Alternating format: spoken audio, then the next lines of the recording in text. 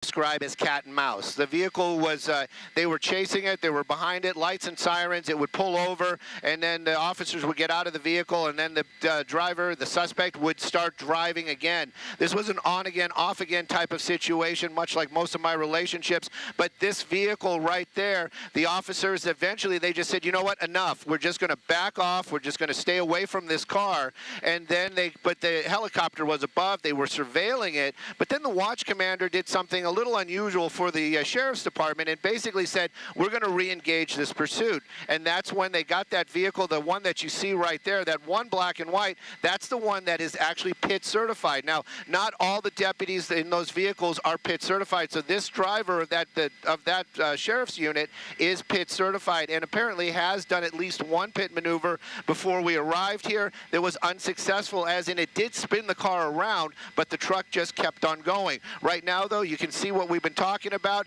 That vehicle stopped at this moment, and you can see that door open right there. One of the deputies' doors is open. You got another officer basically going to stop traffic, keep the public safe, and that's one of the biggest concerns for all these pursuits. We've been talking about this recently. We've seen a lot of civilians being injured. Now, the law enforcement, they're out here in force, and they're working to keep the public safe. Right now, waiting for that light to turn green. I can just imagine what those deputies are feeling right now. They probably just want to get out and get that suspect into custody, but now they have to wait right now till they can either this vehicle goes and they might be able to do a PIT, or they might be able to block them in.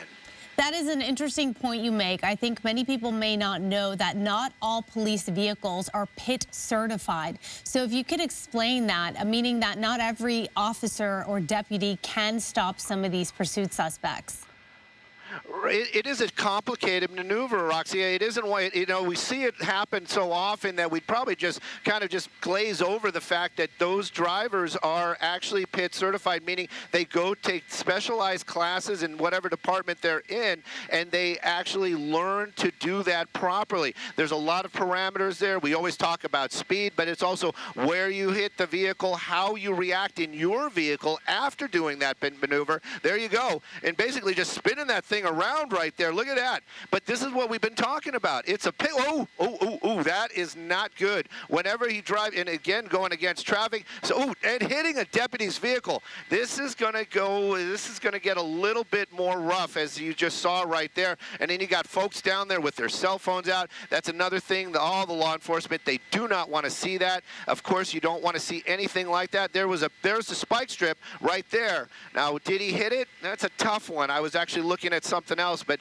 maybe some of our viewers will bet a better view, or maybe you even, Roxy, saw if he hit it. But of course, law enforcement, they want to keep the public safe, and when these folks are running around with their cell phones out, that's always dangerous, especially towards a suspect that is fleeing officers. That driver may not see those people. Right now, though, you can see we're making our way back on Rosecrans. Looks like we're heading, if I'm just looking out the window, I believe we're going eastbound right now on Rosecrans. I'm kind of curious to see if that spike, if that front tire or that rear tire on the driver's side caught that spike strip.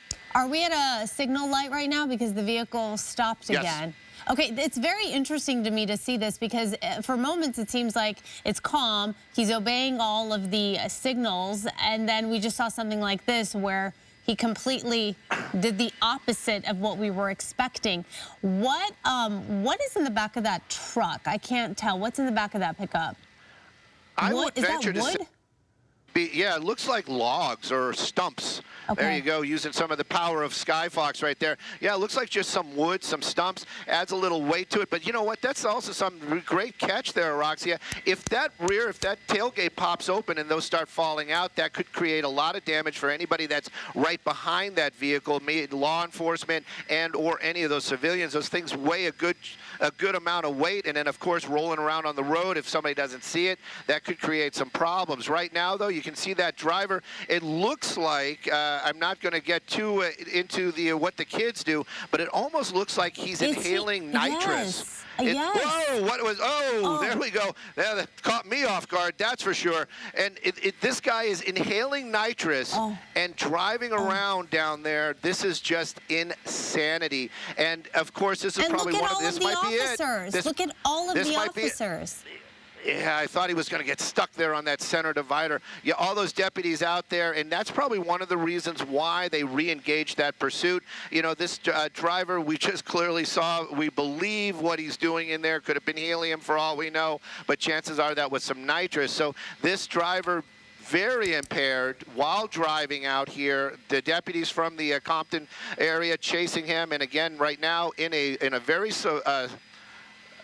I'm just looking at the streets. I was just wondering if this was a neighborhood that I knew. We're in the Compton neighborhoods out here, but you can see that vehicle making his way a little slower now.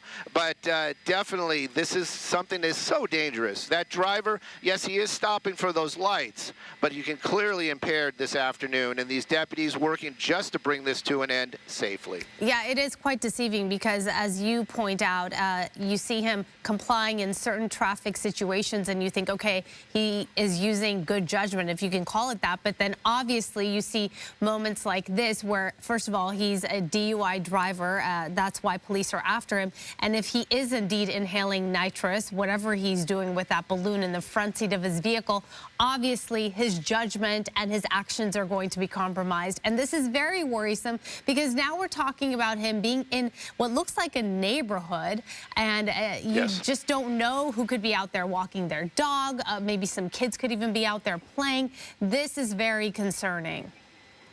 Very concerning indeed, but at least he's driving a little bit slower.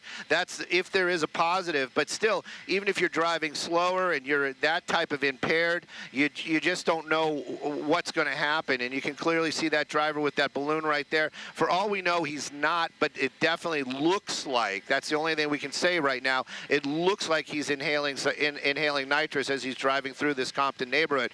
You can see the streets right there, Popular, Oleander, and moving a little bit slower. Maybe I'll bring up the speedometer for folks if they okay that. I'm just going to bring it up so get an idea. But you know what? Even at 20 miles an hour, even at 10 miles an hour, if he strikes a child or a person that might just, like you said, just out for a walk or walk crossing the street, it still could be lethal. So even though he's driving a little bit slower, following some of these some of the law enforcement, street and traffic enforcement, excuse me, I can't get my words out, but you can see it right there. They basically have backed off, or they have not backed off, because my scanner kind of got quiet there for a moment.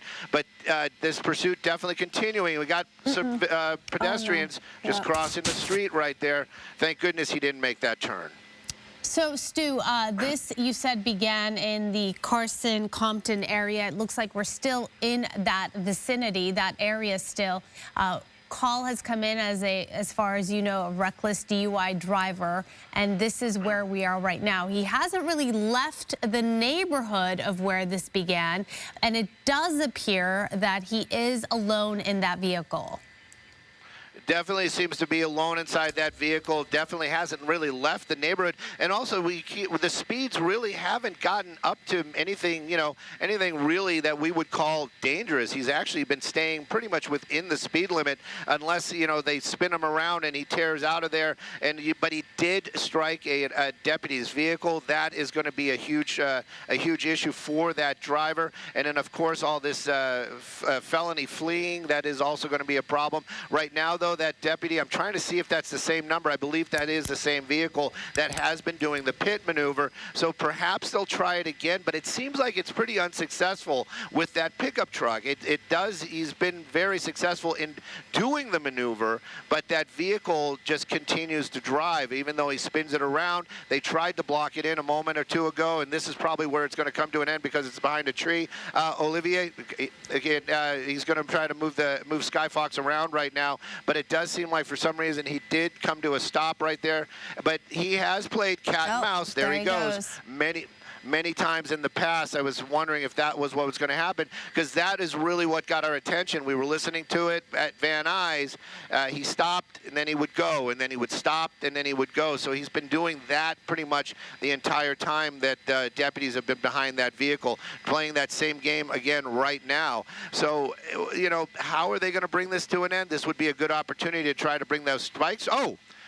It's a dead-end street. I didn't even hear that, but it does seem like some of those pylons are missing So, and it might be a little deceiving right there where if that's a wall or a fence. Oh, that's the wash. So he is kind of stuck right there. He might be able to make his way along that bike path. Hopefully he doesn't. But this is an interesting situation for sure. And again, you know, deputies have their weapons out. They are not here. They're not goofing around. And that driver clearly impaired this this afternoon, but right now really doesn't have much of a choice of where he can go.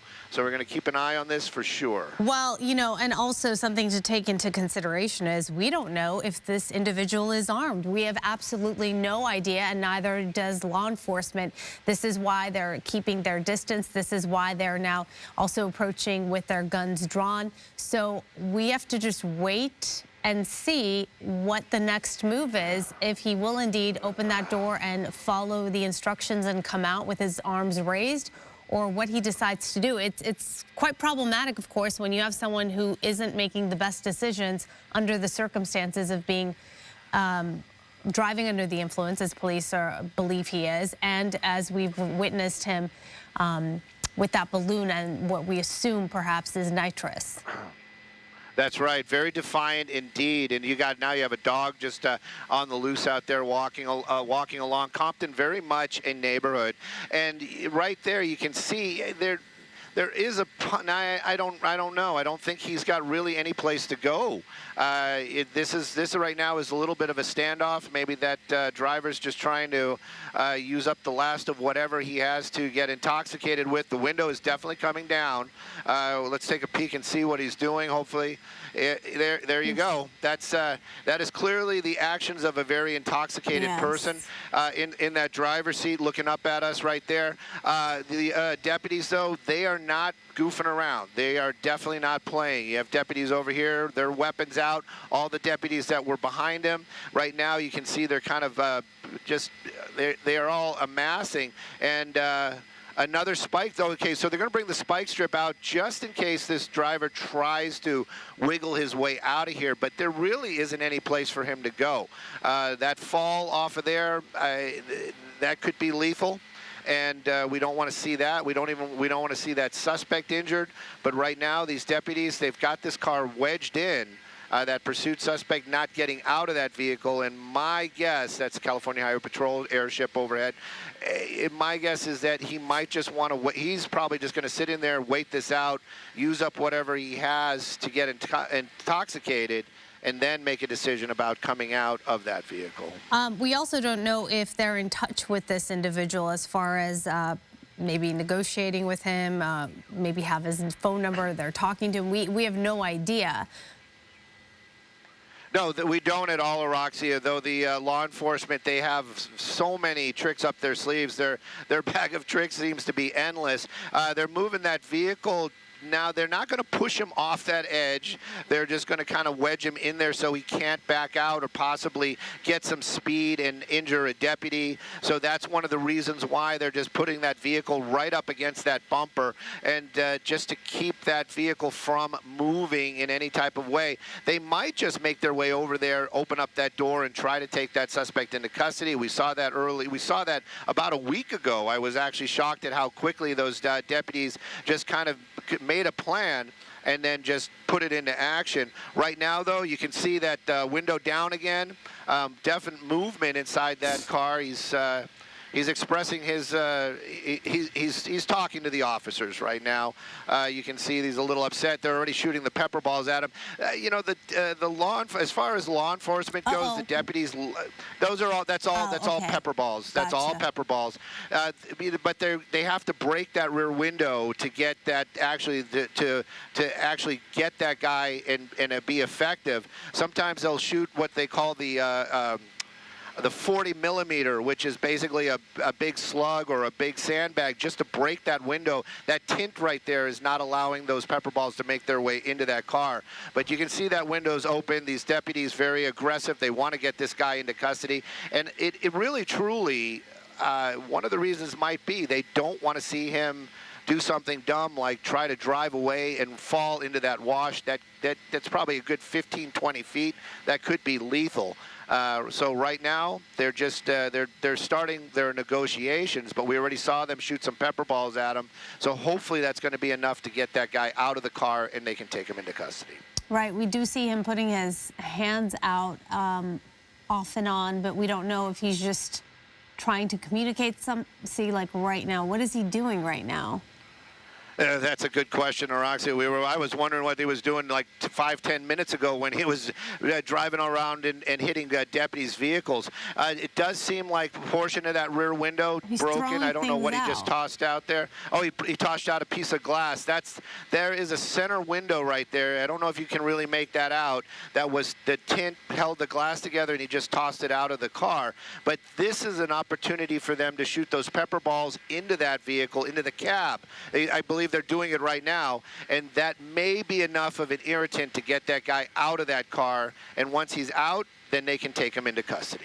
And just to be clear, Stu, this is not a stolen vehicle. This may be very well his own vehicle. All we know is this was a pursuit that began because of a reckless DUI driver. That's the same information we're getting up here, Roxy, 100%. And that driver, you know, they did do a couple of pit maneuvers. That pickup truck spun around. I thought for sure it was going to get stuck on that center divider. But I have to really hand it to these deputies out here. You know, they're not, and I think one of the reasons why they're not basically playing that waiting game with that suspect is because they are afraid that he is going to injure himself. By trying to move forward at some point. We don't know how intoxicated that driver is. It does look like he put up that side window, which may be a big plus for the deputies, because if they start shooting some more of those pepper balls, now that gas is going to stay inside that vehicle. Now clearly smoking something in there. So this driver trying to use up whatever he has inside that vehicle to get intoxicated, probably before he goes into custody, because he's probably going to be in custody for some time. And it looks like, Stu, we are at in a neighborhood, right? These are homes surrounding this vehicle. Definitely. Yes. This is going to be in the Compton neighborhood. Poplar and Wilmington is the major. The Wilmington is probably going to be on the right side of the screen right there. And you can see the number of deputies that made their way behind that vehicle. And it is. He ran out of roadway right there. And there's no place for that car to go. And I have a feeling that suspect is just going to be in that vehicle for the next couple of minutes, getting intoxicated, and then hopefully just going to be letting himself out of that truck and then going into custody. But I have to wonder if they are just waiting to get some more of those pepper balls, as it would be, to shoot through that hole they have now in the window, and that might be effective now because he has the side windows up, so that gas will stay in, that powder will stay inside that cab. So you've covered so many of these, but just for people watching this and wondering, well, why don't they just approach the vehicle and end this? Why just stand around and wait for what happens next? Why give him the option of when he decides he feels like coming out of the vehicle? What's your explanation for that? Well, the explanation for that is always the same. It's safety. It is all about safety. Like you said, we don't know if that suspect is armed. He still is in control of that vehicle, which could be a deadly weapon. In this case, he's actually right at the edge of a wash with about a 20-foot drop. And the suspect's safety is also a concern for all law enforcement. So right now, if they would approach that vehicle, let's say they would just kind of run up, open up that door, one of the scenarios could easily be him panicking, hitting the gas and going over the side, maybe even injuring a deputy in the process, but definitely injuring himself. So that's the reason. It's all about safety. It's all about being safe. And law enforcement, they have those rules. They have those parameters that they have to abide by. And right now, that suspect, he's sitting there, and he's just basically taking his time until he decides that he wants to go into custody. But of course, you know, the deputies down there, they're coming up with some other plans as well. We might see some other action here in just a few moments. You know, speaking of action, we do have some of that video from earlier before things came to a standstill with that pit maneuver. We're going to show people right here. He was at a light. He started to move. The officer behind him, who is certified to do a pit maneuver, did so. He was able to turn around, weave his way through those police cruisers, cross over the barrier, go in the opposite direction. You will see in a moment as he is driving, it appeared, Stu, this is where we were thinking, oh, maybe he went over those spike strips, which had been set up, but it looks like he was able to avoid that, and it looks like, judging by his vehicle, he did not hit any of that, and he kept going. That is when we also got a shot from the side mirror of him inhaling the nitrous. They attempted a second pit maneuver that we saw on camera. He turned around, again, weaved his way through. We thought for a moment he might get stuck on the center divider, but he did not. He was able to cross over, and then he went into this neighborhood, and shortly you will see him come to the point that he's at right now, where he was able to weave his way into a neighborhood and then came to a dead end, which is interesting because, Stu, sometimes when we talk about these pursuits, suspects often end up trying to go to areas where they are familiar with the surrounding neighborhood or the territory. It appears as though in this case, whether or not he had a choice, he ended up coming somewhere where he got stuck. Perhaps he didn't know where he was going. You know, it definitely, this seems, you know, I was thinking the same thing, Araxia, that he's obviously from the Compton area. He stayed in the Compton area. I mean, we did kind of move over to Dominguez Hills. You know, it's very, very close by, but he was in Compton, made his way back to Compton, and you're right. This was one of those ones where, you know, he clearly got himself into a spot where he was not familiar with what was going on, coming to an end right there, and those barriers missing right there at the end of the roadway. That's kind of interesting in itself. I wonder if they're going to get somebody out here from the city to replace those even afterwards. But that vehicle could have easily, if he wasn't paying attention, could have gone into the wash. Right now, though, you can see some of these deputies, they're putting on some gas masks. So that makes me kind of wonder if you can see them right there. I'm trying to hold that shot in the center. So that makes me wonder if those deputies are part of what they would call the arrest team. They might be making their way over to the vehicle, and the reason why they're wearing that, not so much for the nitrous or anything else, but more for that irritant in those balls that are filled with the pepper, that so that they're not affected when they get inside that pickup truck. Right now, though, you can see it's more of a waiting game. He was playing that cat and mouse. Well, this mouse is in a trap right now, and the cats are about ready to do something and take that guy into custody, I'm sure. Those masks. Thank you for explaining why they're doing that, because people might not have a full understanding. They're moving ahead now with those shields up. You do see them with their guns drawn and the shield up. You know, and this is something, too, that's just the discipline involved. Oh, that's what they're doing. The different type of CS gas, they just kind of threw a container in there. It's interesting that he can put up with that. Right. I thought for sure they were going to make their way in just to get that guy out, but clearly now being a little bit agitated, rolling down the window, and just kind of sticking his head out there. But, you know, I have never been sprayed by that stuff, never want to be sprayed by that stuff. Don't even want to know. I don't want to be in the same room. So, but you know that is very irritating. There you go. You can see him kind of rubbing his eyes, and that might actually be making it worse. We've heard that in the past, that you get that stuff on your hands and then you rub your eyes because your eyes are irritated and you're just making it worse. But I just wonder how long you can just put up with that in there. But you can clearly see something is starting to take effect, and that driver, that suspect, he's still smoking. He's still smoking. Yeah, he broke out some kind of vape device there, and it's just so bizarre to see that he can put up with that. But what's the alternative? Well, you're going to spend some time in cuffs and away from anything that's going to get you high. That's for sure. Well, clearly he's not 100%. He's not using judgment at all. Most people who get caught up in a pursuit are not, but he has a lot of things going on, from the DUI, from the nitrous, which we assume is what he was sucking up from that balloon, from whatever it is that he's smoking. His judgment is not at 100% in any way.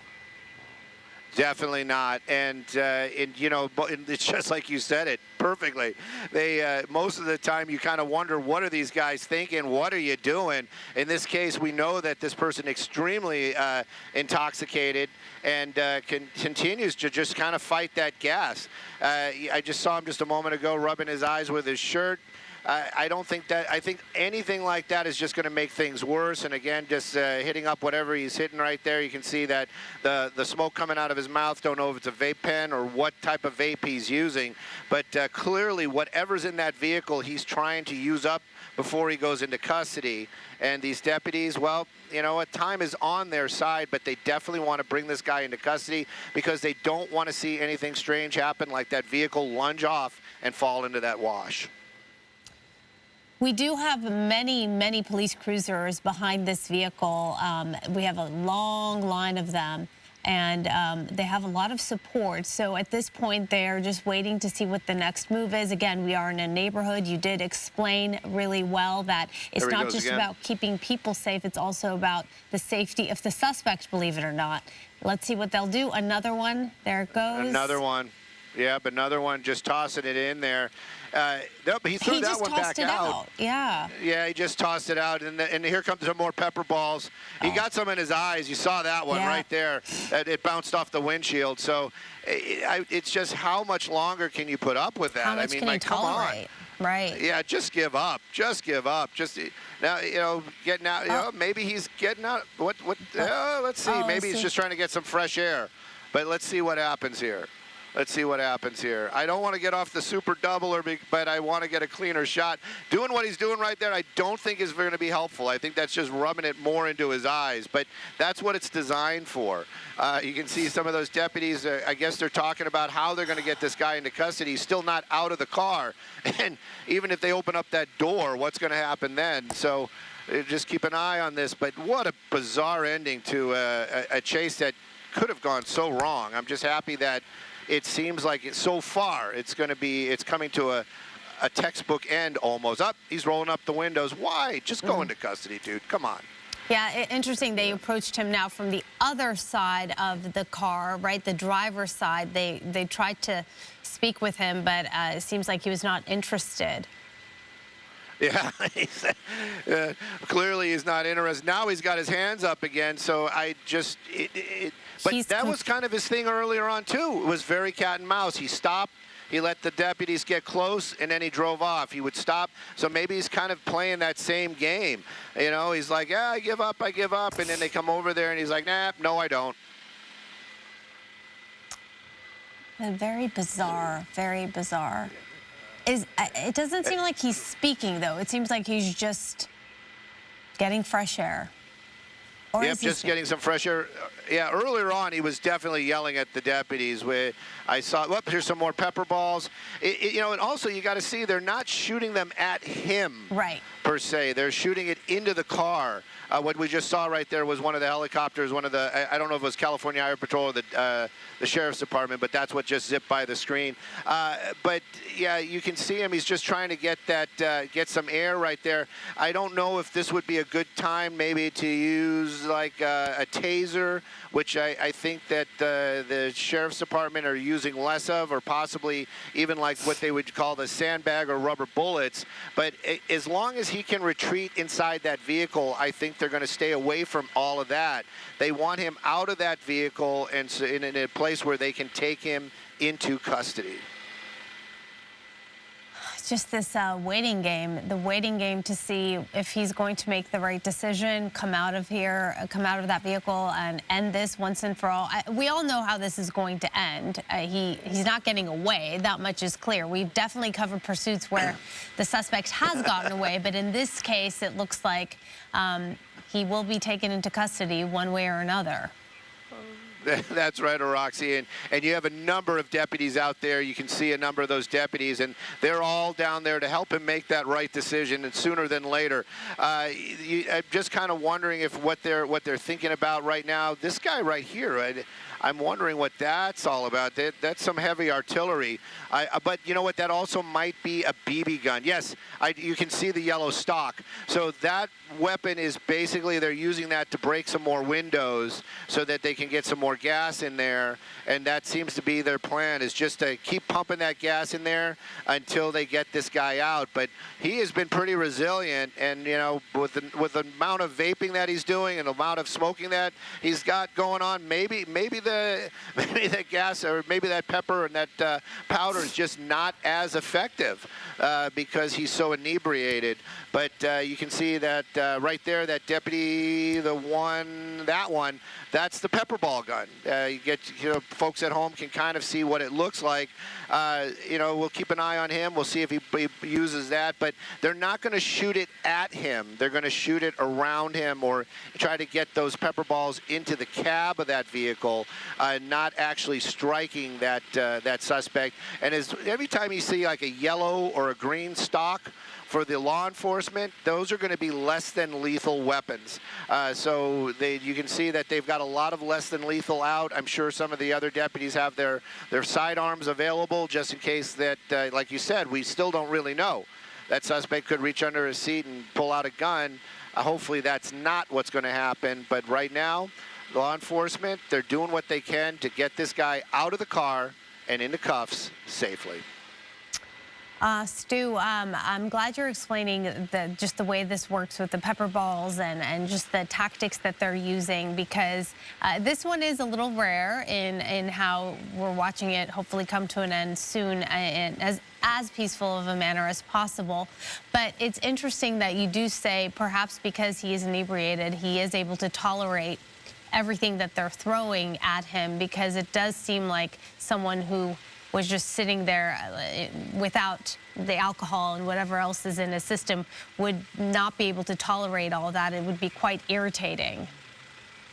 That stuff is supposedly extremely irritable, and we've seen it in the past where they've launched a couple of those pepper balls into a car, and you see see that suspect jump out like they sent in a jar full of bees. But a lot of other and this is the thing too. Every time they seem to approach, especially on the driver's side, he starts to roll up that window. I wonder if what their plan is to try to break that window. Next time he rolls it up so that he won't be able to roll it back up again. You can see the deputies making their approach, trying to get the shot where you can see that suspect as well. But there he goes. He's rolling up that window. Yeah, that's old school. You see it right there. Yeah. That's not electric. He's got a crank. So, this is what they're worried about. This is it. This is what they've been so worried about. And his behavior right now is not what we want to see at all. This is. What are you doing, dude? What are you doing? Just got his foot on the gas there. We got that thing, and that tire will blow after a little bit. It's going to put out a lot of smoke, and then it's just gonna pop, and that could create some problems as well. If that rubber starts flying, a deputy might get injured. But it kind of shows you though how solid the cruisers are. But if this guy puts this thing in drive, this could end very, very poorly. Yep, that's what it looks like. That's what he's trying to do. He's trying to push his way back. Not much success at this point. Nope. And look at the deputies are doubling it up. They got another cruiser. They got another cruiser. So they got two cars right behind that Ford pickup truck right there. So it's not going to go anywhere. Those tires are going to start getting hot. And like I said, that thing could pop. I know it. I've seen it in the past. But it does seem like he's kind of just, he's realizing it's not going anywhere, just making a lot of noise, being just being a knucklehead. That's all he's doing right now. He's creating more problems when he could just easily just go into custody. I'm just worried that he might be so inebriated he just pops that thing into drive and launches himself into the wash. I just don't want to see that happen. I mean, he could also, it looks like he could maybe go to the right. I don't know how far he would get. He would probably get stuck right there. Interesting, he hasn't attempted to come out of his car and just make a run for it at this point. You know, running is it almost falls under exercise, and this gentleman right here doesn't seem like he gets much exercise, so I think that's off his list of things to do. He just was going to kind of hang out there again with some sort of vape. You can see him pointing to the officers, so we're just going to keep an eye on what's going on. And again, at least he stopped hitting the gas. That as long as we see those reverse lights on, you know that that vehicle's still in gear. And clearly he still has the keys. So all these things, these are definitely, there you go, you just put it back into park. These are things that the deputies are aware of, they have to deal with. These are parts of the fluid situation, as it would be, that where they're going to have to make these decisions on how they're going to handle this suspect and get him into custody without injury. And that was an unusual turn of events, but it kind of shows you how aggressive this guy is. Now tossing more stuff out. He seems to be running out of things to inhale inside that vehicle. So possibly, you know, maybe he'll make that decision here shortly, but that aggressive move is definitely going to change the plans that any of these deputies had to take that guy into custody. Right, you do see that they have backed off. It seemed for a moment that they were maybe going to approach the vehicle and act upon something, some kind of plan they had, but it looks like because of his behavior now they're trying to figure out what to do next. You know, watching him, you're thinking the longer this takes, the more things you attempt to do, the worse it's going to be for you, because everything is adding up on that rap sheet. You know, definitely, and we've heard other law enforcement say that, you know, they just go for the big ones. But a lot of times it is exactly what you say, Araxia. There is somebody that literally is like, oh, and then he did this, and oh, and then he did that, and they write all this stuff down, and it does add up. And depending upon what this suspect has already against him, if he has anything against him already, you know, that's going to add to it when he has his moment in front of a judge in court. Right now, though, that's kind of, there's some more pepper balls, there are more of them coming, and he just keeps leaning out of the car. That seems to be a smart move. I wonder if the deputies could get there quick enough, and then maybe as he like leans out, help him out the window a little bit. But right now, it seems like they still just want to let him make that decision on his own. And you can see he's trying to get some fresh air right there. But you know, these deputies, yeah, if they bring the dog, that things might change pretty quick, I would guess. Yeah, that's a good point. When do they make that call? Do we know? They may have already made that call. You know, the canine units are not always right nearby. There might have to, that canine might have to make his way from a different division or a different area, as it would be for the deputies. So that might be part of it. But this is probably something that is on their list. And if this goes on much, much longer, they might get SEB in here, the Special Tactics units, you know, their version of SWAT. And they might come up with something very quickly and just get this guy into custody. But right now, you just got a stubborn guy, won't get out of the truck, and he's got no place to go. But the deputies want him to, they have a place for him to go, but we just have to get him there. That's the problem. For those who are maybe just joining and wondering what is going on, the time is 1:33, and we did cut into regular scheduled programming to bring you this. This was a reckless DUI driver pursuit. We've been on this since, I would say, 12:55, but it began a little bit before that. So basically, this driver in Compton, it began in Compton and stayed in the Compton area, refused to stop. It was relatively a slow pursuit, but he was driving recklessly, at times obeying the signal lights, at times not. Several pit maneuvers were made. Two of them we witnessed on the air. One of them, Stu said, had happened prior to us bringing this coverage to you. So at least 3 pit maneuvers, which failed. And he did get away, but ended up coming into this neighborhood and getting stuck right there where he doesn't have much option unless he wants to get out of the vehicle and just end this. But this is where we are. They've shot several rounds of pepper balls into the vehicle. They have attempted to, I think, speak with him from afar, of course. He's refusing to come out. We did witness him inhaling what we're assuming may be nitrous from a balloon as he was behind that vehicle. And even when he came to a stop, he seems to be smoking some kind of a vaping device, perhaps. Just doing everything possible not to exit the vehicle, sticking his head out of that window. There you see him smoking right there, as I say. Sticking his head out that window for fresh air because that car is filling up with that gas. You see the deputies once again, it looks like, trying to approach him, and as they do that, he's once again trying to back up. Stu, this is the second time he's tried to do this, but those police cruisers are pretty steady. They're not moving. Yeah, those police cruisers are not going to be going anywhere, and I think he's just kind of doing that to keep those deputies away from the vehicle.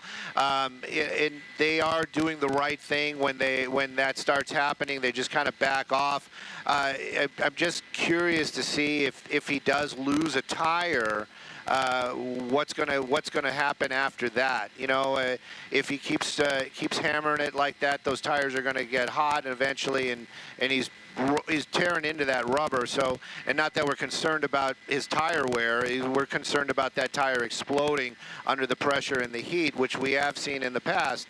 So right now, the deputies, they're going to stay there. Every time they seem to approach, he puts that thing in reverse, and that kind of pushes them back, which is sad in itself. But you know, again, the law enforcement, they have to work within a certain parameter, and safety is the biggest one. And they have to keep their deputies safe, and they have to keep that suspect safe as well. The waiting continues, Stu. The wait continues. What time did this pursuit begin? I know we came on the air about 12:55 or so, but it happened a little bit after 12:30. Is that right? Stu's probably getting some information right now. We'll let him get that information before he continues to fill us in on what's going on. But there you see all of the deputies, the number of police cruisers there behind this vehicle, trying to decide what to do next. I got you guys. Yeah, they are definitely trying to figure out what they're going to do next down there, and they are making plans. These deputies aren't just biding their time down there, and we've actually seen them being very aggressive to try to get that suspect out of that vehicle in a safe way. They still have some pepper balls. They still have some CS gas. Now it is just the how are they going to get that deliver that into the cab of that truck in a safe manner. So you know, they can't just walk up to it, because it seems like every time they try to do that now, he puts it in reverse, starts revving that engine, and you know, again, safety. They have to be safe. So now they're kind of at an arm's length, as it would be. But at some point, this suspect is going to have to give up. He's going to go into cuffs. There's really very little that can happen. You can see some of those deputies, they've got those spike strips. I don't know if that's their plan. Maybe they're thinking to throw those spike strips under that tire to help flatten it. They're making their move again. I'm going to stay a little wider, not that it's for the suspects, but it's just because every time we seem to go in tight like that, the picture gets a little degraded, and then we have those other issues. But maybe that's what they were doing. Maybe they just wanted to toss those spike strips there just in case that vehicle pushes those cruisers out of the way. I haven't even seen those cars move, Roxy, have you? No, I haven't. I've been watching, but no, I haven't. I was just thinking about the other parked vehicles there on that street, thinking about if I'm the owner of one of those vehicles. I'm watching this thing closely as well, and really regretting parking where I've parked. Yeah, that would be something to see if you see some of these homeowners making their way out to their cars and being like, "Excuse me, I'm going to take my car out of here." Yeah. I don't think that's gonna. I don't think that's gonna happen right now. But it is really curious. These deputies, they're just they are relentless, and you've really got to give them their gold star and their one-ups for this, because look at that, now making that approach again, and you know. This time, not worried about any of that. Right up to the window. Right through, and there he goes. You just kind of tossed it out the other side. But you saw also those deputies they threw those spike strips down. Yes. So they are concerned that this guy might be able to get free. So we'll see what happens now in the next minute or two if those spike strips get sucked underneath the tire, and if they make those tires go flat. Sorry about that again. But you can see that, you know, these guys, they've they've got a plan. They're trying to get this guy just to give up. Right now, I'd like to see him give up as well, but it seems to continue on. He's now trying to get some more fresh air. But you got to wonder, if you spray that stuff like right on him when they throw those containers in there, if some of that got like onto his shirt or onto his face, that has just got to be beyond irritable. And we can't really see it. But I wonder if he's starting to water up, if his eyes are starting to burn. They've got to be. I mean, my gosh, my eyes are almost burning just watching what's going on up here. Yeah, he's able to tolerate quite an awful lot. It seems like no matter what they do, he just keeps going. He's very stubborn. But you know what I noticed in this most recent approach by the officers? Do you see how they came at a wider angle? They actually kind of went around the other car and made their way over rather than right up against the police cruiser up to the truck? Definitely, and I think that was probably maybe to get his attention or try to draw his attention to them so those other deputies could put those spike strips underneath the wheel. That might have been the plan right there, or it might have just been the safest way to approach that vehicle. Like I said, if he's flooring it and those tires are spinning, you just don't want that tire to explode, and it could really cause some injury. And again, it's all about safety. I can't say it enough. But you can see him out there, trying to make conversation with some of these deputies. In the end, he's going to go into custody. It's just a matter of when. And right now, it's like, how are you going to get? He's probably thinking, hey, I got the one up on these guys. I'm just not going to come out of my car. But he's got to at some point. I mean, they've got, I don't want to say they've got all the time in the world, but at this point, they'll wait for him to get out of the car or be forced out of that car. He's not going anywhere. It's pretty clear he's not getting away.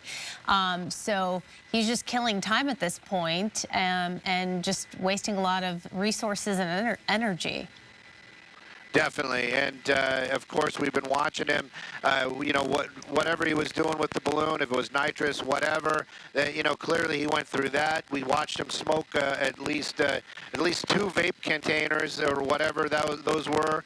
And it does seem like he might be. Just as soon as I said it, there's another one. So he still has something going on down there. But you can see him definitely talking to the deputies. That's at least something. I wonder if the deputies are communicating back, basically probably just saying, just give it up, just come out of the car. This is over. But right now, he's just kind of just sitting there, just being stubborn about going into custody. And just still smoking, whatever that is. Maybe it's a vape pen or whatever, but it's just amazing how casually he's approaching the situation. But again, we have to keep in mind that he's not 100% there, in the sense that he's a wanted DUI driver, and whatever else he may be on, we don't know. And again, it doesn't seem, we can't assume anything. We haven't seen him display a weapon, but we have no idea, and neither do these officers. So you always have to be extra cautious and extra careful. You have no idea what this person has inside of that vehicle and what they're capable of. And also, when it comes to a point where they have nothing to lose, that is the most dangerous of them all. That's right. And a lot of times I talk to folks about, pursuits, and they say things. It's like, why don't they just go up to the car and get him out of there? Why are they standing around? And, my answer is always like, that's easy to say when you're at home or, wherever you are watching this on your mobile device or in a comfortable living room. It's not you're not going to lose anything. And if it was you, would you do it? And a lot of times that really just kind of shuts them down. A lot of folks would be like, yeah, well, maybe not. And that's the same thing. It's these deputies, nobody wants to get hurt. And of course, they're looking at it like that too. We don't know what this guy's got going on. We don't know if he's got a weapon in there. We also don't, and it could be a knife. It doesn't even have to be a gun. So they want to take him into custody the way they're trained to, the way it is the safest for everybody involved. That's the way they want to do it. And how they do that is with that suspect out of the vehicle and his hands in the places where we can see them or they can see them, and they can take him into custody without any incidents. Is that another balloon in his hand? Is that a blue balloon? Is that what I'm seeing? I don't know. I hope it's not. That's all I got to say. It might be a water bottle or a balloon. And yeah, it's just getting more and more bizarre. And just, it really is getting to the point where I'm sure the deputies or the watch commander is probably making some phone calls. Maybe they're going to get SEB over here. Not to say that the deputies that are here aren't doing a fantastic job, but clearly that suspect's still inside the vehicle, and maybe they need people that are trained differently that can come in here and take charge of the situation and get this guy into custody. But I still worry that he's sitting in that precarious spot where if he puts that thing in drive, this could go another direction very, very quickly. I don't know why these deputies are backing off a little bit. You just saw them all kind of move backwards. So maybe they've got some other plans working right there, but the only thing we can do right now is watch and wait. They're not really talking that much on the scanners, on their radios, because most of these guys are here. So as we're watching this, we're just waiting to see what happens next, because as these officers have attempted several times to approach the vehicle, they've had some success of firing those pepper bullets into the car, as well as throwing some of these gas canister inside the vehicle. But as you may have witnessed, the driver, the man right there, just picks it right up and throws it right out the window and doesn't seem to be all too concerned with anything. And it's very hard to get him irritated enough, agitated enough to end this and come out of the vehicle and comply with the officer's orders. Quite stubborn, I guess you could say, or someone who just doesn't care, or is maybe not really all there to be listening or following orders or taking the time to really think about what they're doing. Obviously, they've come to this point. But Stu, as we watch right now, you mentioned, they may bring in a canine. That might be something they do. Maybe that may be their best bet to get this guy's attention and really get some action. It's something that we're waiting to see if that happens. You said that perhaps the canine unit has been called, but it takes a while to get there. It might not be something they're interested in using, although sometimes it's the most effective thing to do. Definitely, and that's the thing. The sheriff's department, they've got a big bag of tricks to find some way to get this guy out of there. You were talking about irritating that driver enough to get him out of there. I'm starting to get irritated enough where I'm thinking we should try to do something to get him out. But right now, he's just kind of he's having his moment in the sun, as it would be. That thing is running, but we're watching him rolling up and down the windows. I wonder if it has air conditioning. But it's definitely warm down there. You can see him constantly rubbing his eyes. So, hopefully it's just going to get to the point where they want, he's going to want to get out of that car. But how are they going to get that to that point? That's the tough one. And right now he's just sitting there. He's biding his time. The deputies, they'll have the opportunity to try something else, but right now it's a lot of waiting, and that waiting is just going to kind of go on until that suspect makes that decision, or these deputies can convince him to get out of that vehicle. I haven't heard anything about a crisis negotiator, which sometimes they bring out to one of these, where that somebody will start talking to that suspect and maybe be able just to coax him out of there, say the right things, figure out what he wants. I mean, right now a bottle of water probably would get me out of there. It's got to be pretty hot inside that truck, and with all that irritant in there and on his face and stuff, you just got to wonder, why is he just sitting in there? Just come out. Just come out, bring this thing to an end. And as far as the dog goes, I'm hopeful. I'm hopeful that the dog is on its way, but right now I keep looking and checking, and there has been no other vehicles added to the street out here, so I'm not sure if that's in their plan right now. Hopefully it is. Hopefully it is. I'm glad we're not seeing people come out of their homes, or anyone kind of coming in to see what's going on. People these days, everyone comes out with their cell phone. So I'm glad to see that that is not happening in this case. And in a way, as I'm watching this, Stu, I'm thinking, sounds silly to say, but it's the best case scenario, because when you have someone like this who obviously has no interest in complying or giving up, he could have been still out on the street driving around and putting a lot of people in danger. At least at this point, he's just boxed in. You know, Roxia, that's right, and his safety is not as paramount as an innocent person that he may hit with that vehicle, but you're definitely correct with that. At least he is not out driving around. Getting information from our station that what he's sucking on down there is an actual nitrous tank. So he is he's basically getting hits right off of the bottle. You know, I'll just call it like it is. I really have no idea how dangerous that is, but we have covered fatalities in the past where people have been inside of a vehicle where they've been basically sucking the CO2 gas right out of that tank, and we have covered fatalities like that. So I just wonder, you know, if this guy really knows what he's doing, if he is taking those, you know, he's taking a lot of chances. He clearly has been all afternoon, but to really just, you know, take those hits right off the bottle like that, I'm, you know, again, not 1,000% on all of that, but like I said, we have covered fatalities where people have died from doing exactly what he's doing right there. So, you know, we've got the first responders here if something like that happens. But again, I don't want to see anybody get hurt. I just want to see this guy go into custody and bring this thing to an end. So the nitrous tank, the nitrous balloons, you have him smoking, appears to be vaping. You have the DUI, which is what this whole thing started, why we started following this pursuit, why officers started going after him was his reckless driving, and he's a wanted DUI driver. So all of these things taken into consideration. And again, although we haven't seen it, doesn't mean it's not a possibility. We don't know. There could be some kind of a knife, some kind of a gun. Who knows what this person's capable of.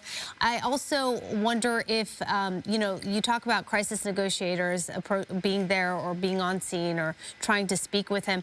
Would they be able to also call him on the phone? I haven't seen him use his cell phone. I don't even know if he has one, but they do sometimes contact some of these suspects in these circumstances and try to at least come into communication with them over the phone. That's right, and yeah, he hasn't. We haven't seen him have a cell phone at all. A lot of times we'll see these suspects take that cell phone out and kind of show it around. Maybe they're, you know, on some sort of live social media or whatever, but we've watched them do that. You're right, I have not seen any kind of social media or any kind of cell phone in this guy's hand the entire time that he's been here. The only thing we've been watching him do is consume things that will get him high. That's really the only thing we've been watching the entire time. I'm trying to get that cleaner shot of that nitrous container. When he just now when he put his head inside, you can clearly see that is exactly what it is. He has that sitting on his lap down there, and he's just continuing to hit that bottle. How long that's going to last, how much is in there, what it's going to do to him, you know, we're gonna find out. That's basically the only thing I can say right now. These deputies, they're out of all their less than lethal ideas, and now they're basically just doing this stop and wait, and that's all they can do. Maybe they're hoping that he'll run out of that nitrous, and then just, you know, give up then. But as it stands, he's sitting in there and just kind of getting high while these officers, these deputies, are waiting and for that moment or that opportunity that they can take him into custody safely. Upon one of the approaches, when they did approach the vehicle, we did see them throw what appeared to be spike strips underneath that car. So we assume those spike strips are, in fact, underneath that truck. Definitely, and I can... yeah, we can see, we're getting information that maybe we should move Skyfox around, but if we move Skyfox around, we'll lose this spot. But we can move around a little bit. I'm going to give that to Olivier. If you want to move us around, we can. and Olivia's at the tiller today of Skyfox, so we'll move around just a little bit, see if we can get a different angle. We've been sitting here the entire time, but you know, you can just see him in there, you know, hitting that bottle, and it is dangerous. It is dangerous. There's some misnomer of it being explosive. The gas itself is not explosive. It has to be combined with something to get that kind of explosion, like when you see it used in movies or racing. It combines with the gasoline. Nitrous itself, as I understand it, not even flammable. So that's not part of the problem, but you can really kind of see the bottle right now in his arms, and that's basically what he's doing. He's hitting that vape, and then he's hitting that bottle, and then he's hitting that vape, and then he's hitting that bottle. And the deputies, they're kind of at a spot where all they can do is sit and wait this out. And right in here, Olivia, I think is probably a good spot. Look, he's starting up again. He's trying to reverse once again, push against those police cruisers. He's been unsuccessful thus far, but he's not giving up. Yeah, he's not giving up, and I wish he would. I wish this would just come to an end. Peacefully, but right now he's really revving that engine up, and he's just trying to back it up. It's amazing those tires haven't given up already. Just stopped it, and ooh, I just hope he doesn't try to move forward any farther. That's my big concern right now.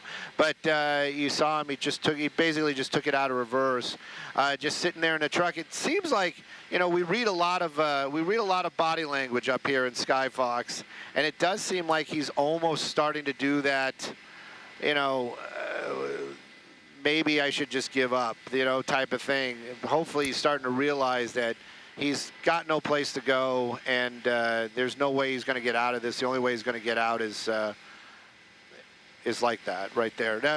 Is basically getting out of that vehicle and just getting himself into custody.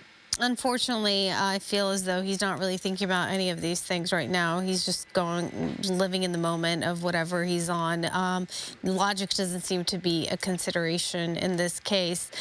But again, Stu, you know, someone like this who doesn't really seem concerned about others' safety or his own. The good news is he's not on the street driving around and police cruisers and us following this that could have really put a lot of people in danger. So, you know, the best case scenario, I suppose. You know, Roxy, that is definitely the silver lining here. There's no doubt about it, and thank you for pointing that out for anybody, to me, and also everybody that's listening right now.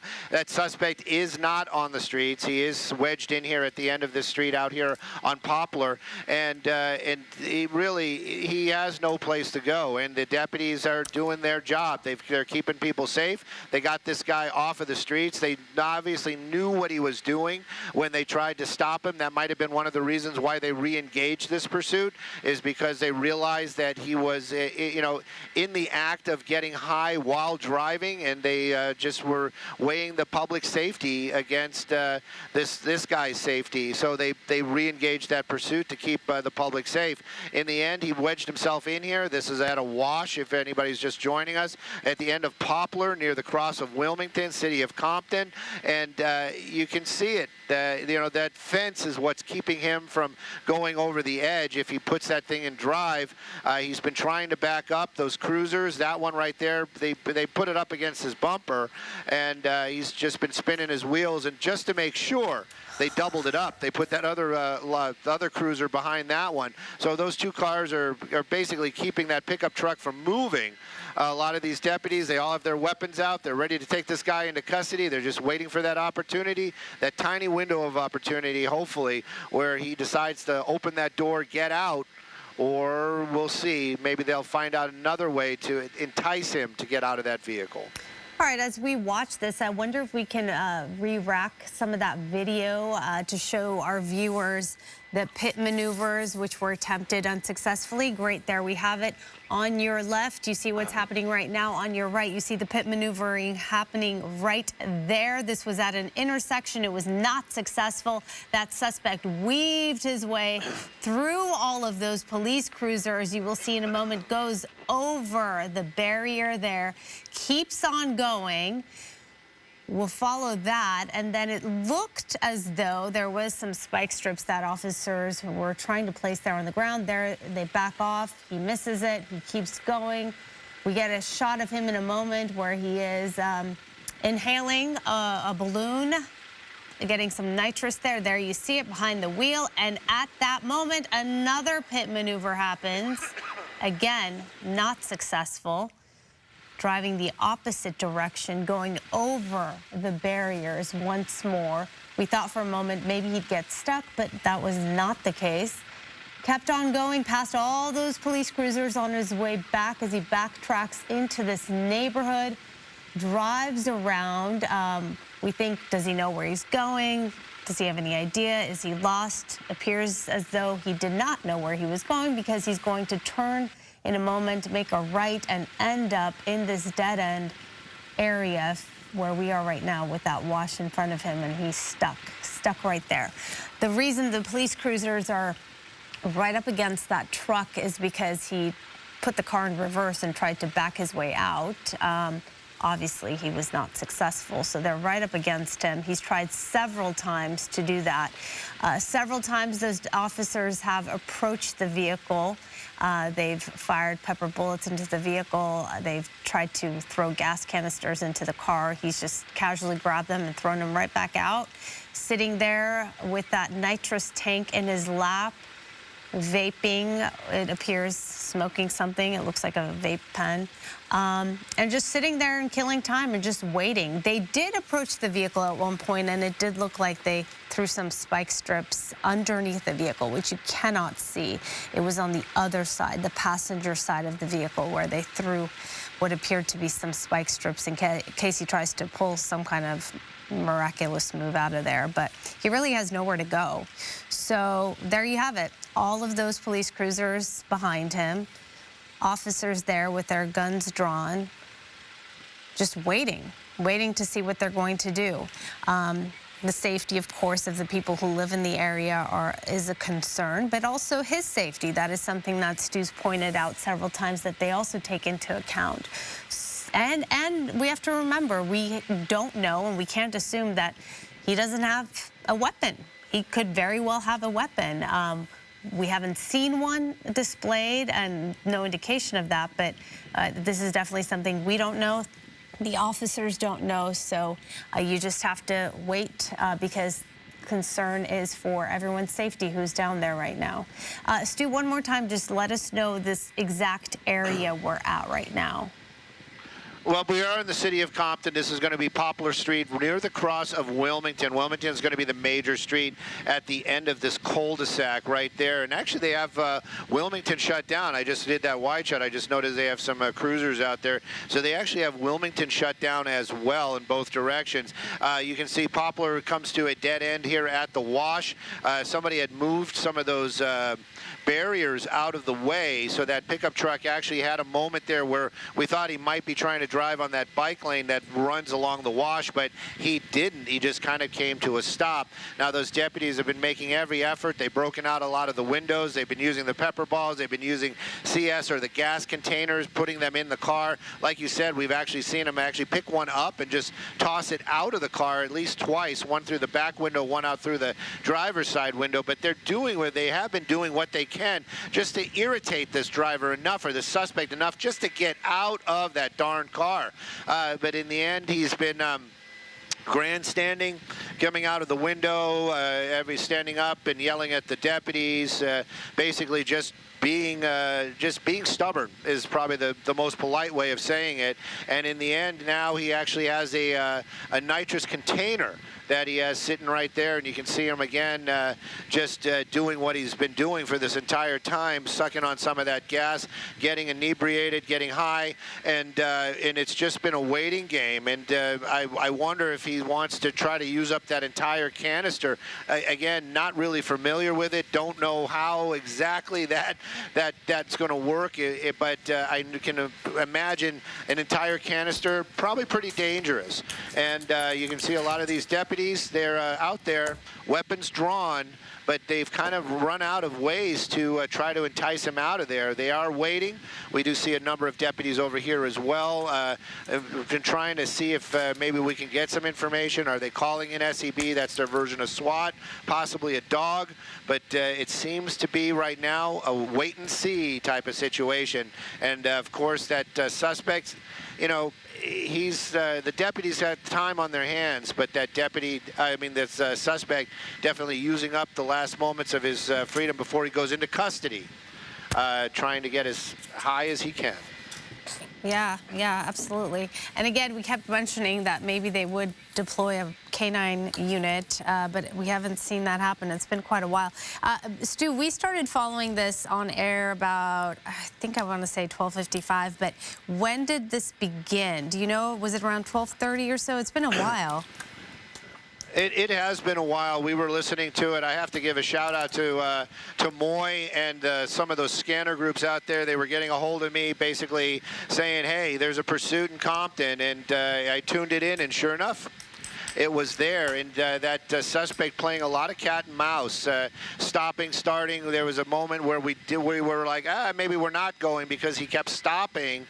But at one point we realized that he was just doing that stop and go thing. So we got in the helicopter and we got here as quickly as possible. We picked it up. It was, I believe it was on Rosecrans or Wilmington. I think it was on Wilmington. It was definitely on Wilmington when we first saw it, and he made that turn onto Rosecrans. So he stayed in the Carson-Compton area for the entire time of that chase. And like you said, kind of led us to believe that possibly he's from here. Maybe he is, and he just doesn't know this area. But made that wrong turn, came to this dead end, and this is where we've been sitting ever since. Those deputies running out of ideas on how to get him out of that car. But right now, time is on their side, but that suspect definitely using it up as quickly as possible. Yeah, it's been a while. We've been watching this, and not much has happened in the sense that, you know, the suspect's refusing to come out, and everyone's just waiting to see what the next move will be.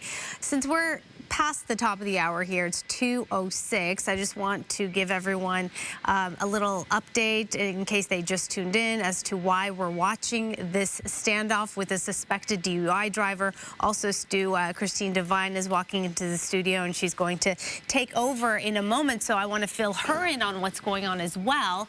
So if you are just joining us, and Christine, as we watch this DUI driver wanted for driving recklessly, Compton Carson area. So Compton Carson area is where it started, and pretty much that's where it stayed. It stayed in this area.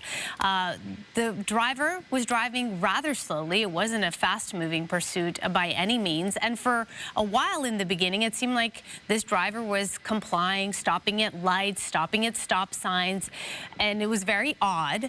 But then things started to change, and you know what, as we watch this, if we can pull up the pit maneuver video so that people can see what led up to this moment, things started to change. There you see on your right, this is when they attempted a pit maneuver.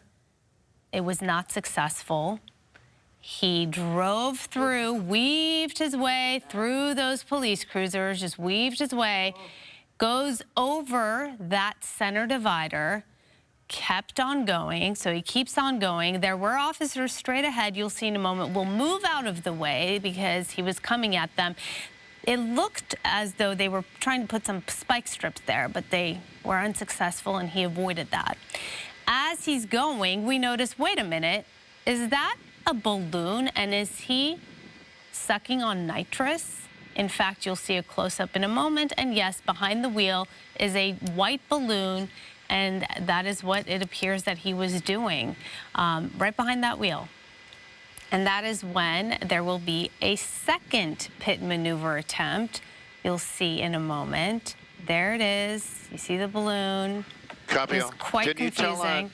And there it goes. That's that second pit maneuver. Again, He just drives right on by those police cruisers, weaves his way, goes over that center divider.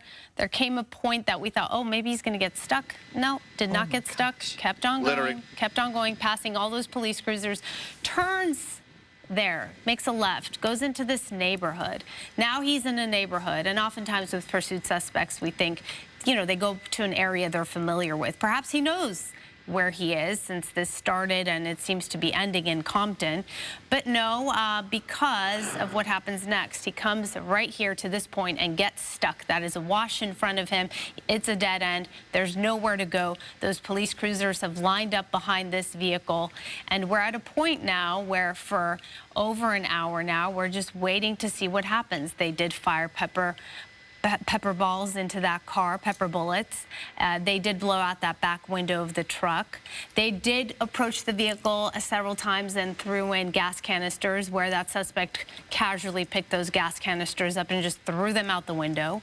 Then we saw him, it appeared to be vaping or smoking, just hanging out from the window there, getting fresh air, because obviously it's irritable with everything they've thrown into that car, which doesn't seem to bother him a whole lot because he's still there. And then there's a nitrous tank on his lap, a blue nitrous tank, which he's using in addition to what appears to be a vape or some kind of device he's smoking. They approached his vehicle from the side. No luck. They threw some spike strips actually underneath the car while it was parked, just in case he tries to make a getaway somehow, which doesn't seem like a possibility. He has put the car in reverse several times. He has attempted to back up, but the police cruiser has just been there. There you see him. There you see him, just taking a hit. Wow. The police cruiser is right up against his vehicle, so every time he tries to back up, he doesn't get very far. So there are two police cruisers now that's not allowing him to go anywhere. So this is where we are, Christine. Very good wrap up there. Yeah, you know, I'm trying to get you caught up to speed. Yes, absolutely. At this point, we're just here waiting to see what happens next, and that's where we're at. Well, I know you've been here since Good Day LA, so we'll let you clear out and carry on with your day. I'm going to take it over here with your brilliantly done recap there. We have Stu up in Skyfox still. Thank you, Stu, for staying with us here, which could be a very long afternoon as we continue to sit here. Stu, this guy, how long do you think this guy can wait this out? You know what? I don't even want to guess, because you know what? Maybe I should guess, because whenever I guess something, the opposite happens. He's going to be here till 8 o'clock tonight, Christine. Great, so maybe he'll just get out of the car right now. It has been very frustrating, and I mean, frustrating for us is one thing, but these deputies that have been here since the beginning, following that vehicle, that one that you see right there, I believe the one that actually is right behind it actually has some damage. That was the one that was doing the pit maneuvers earlier on, and so that that deputy really just was, in it for the win and wanted to take that suspect into custody. In the end, you saw it. He made his way right here. They are still concerned that he could injure himself by driving into the wash. That's one of the reasons why they're not being overly aggressive and just making that attempt to take that suspect into custody on purpose, on accident, whatever could happen. That vehicle still runs, and that driver still has the keys. We've seen it in the past. He'll put it in reverse when the deputies get too close and just floor it and spin those tires. But if he accidentally puts it into drive, this is what could happen right there. They don't want to see that either. And they're also concerned, we saw while we were doing that swap right there, and Roxy was doing that wonderful recap, this house right here, the deputies were actually evacuating a family. We did see what we believe, a male, a female, and some small children making their way out of that home. So they are concerned that this still could have some end that may not be as favorable as they would hope. So right now it is a wait and see. Is there a possibility that they're going to bring in the dog? Possibly, but you'd think that dog would have been here by now. Maybe they're going to call in SEB. That's their version of SWAT. But at any rate, it is a lot of waiting right now as we're watching that suspect just refusing to get out of that pickup. Yeah, there really is no scientific method to determine when this is going to end. I tried to put you on the spot there. You gave it a good guess. So here we are watching this standoff. Deputies there with their guns drawn. You have to wonder about the state of mind of this driver here, who's just sitting there with obviously nowhere to go in that vehicle.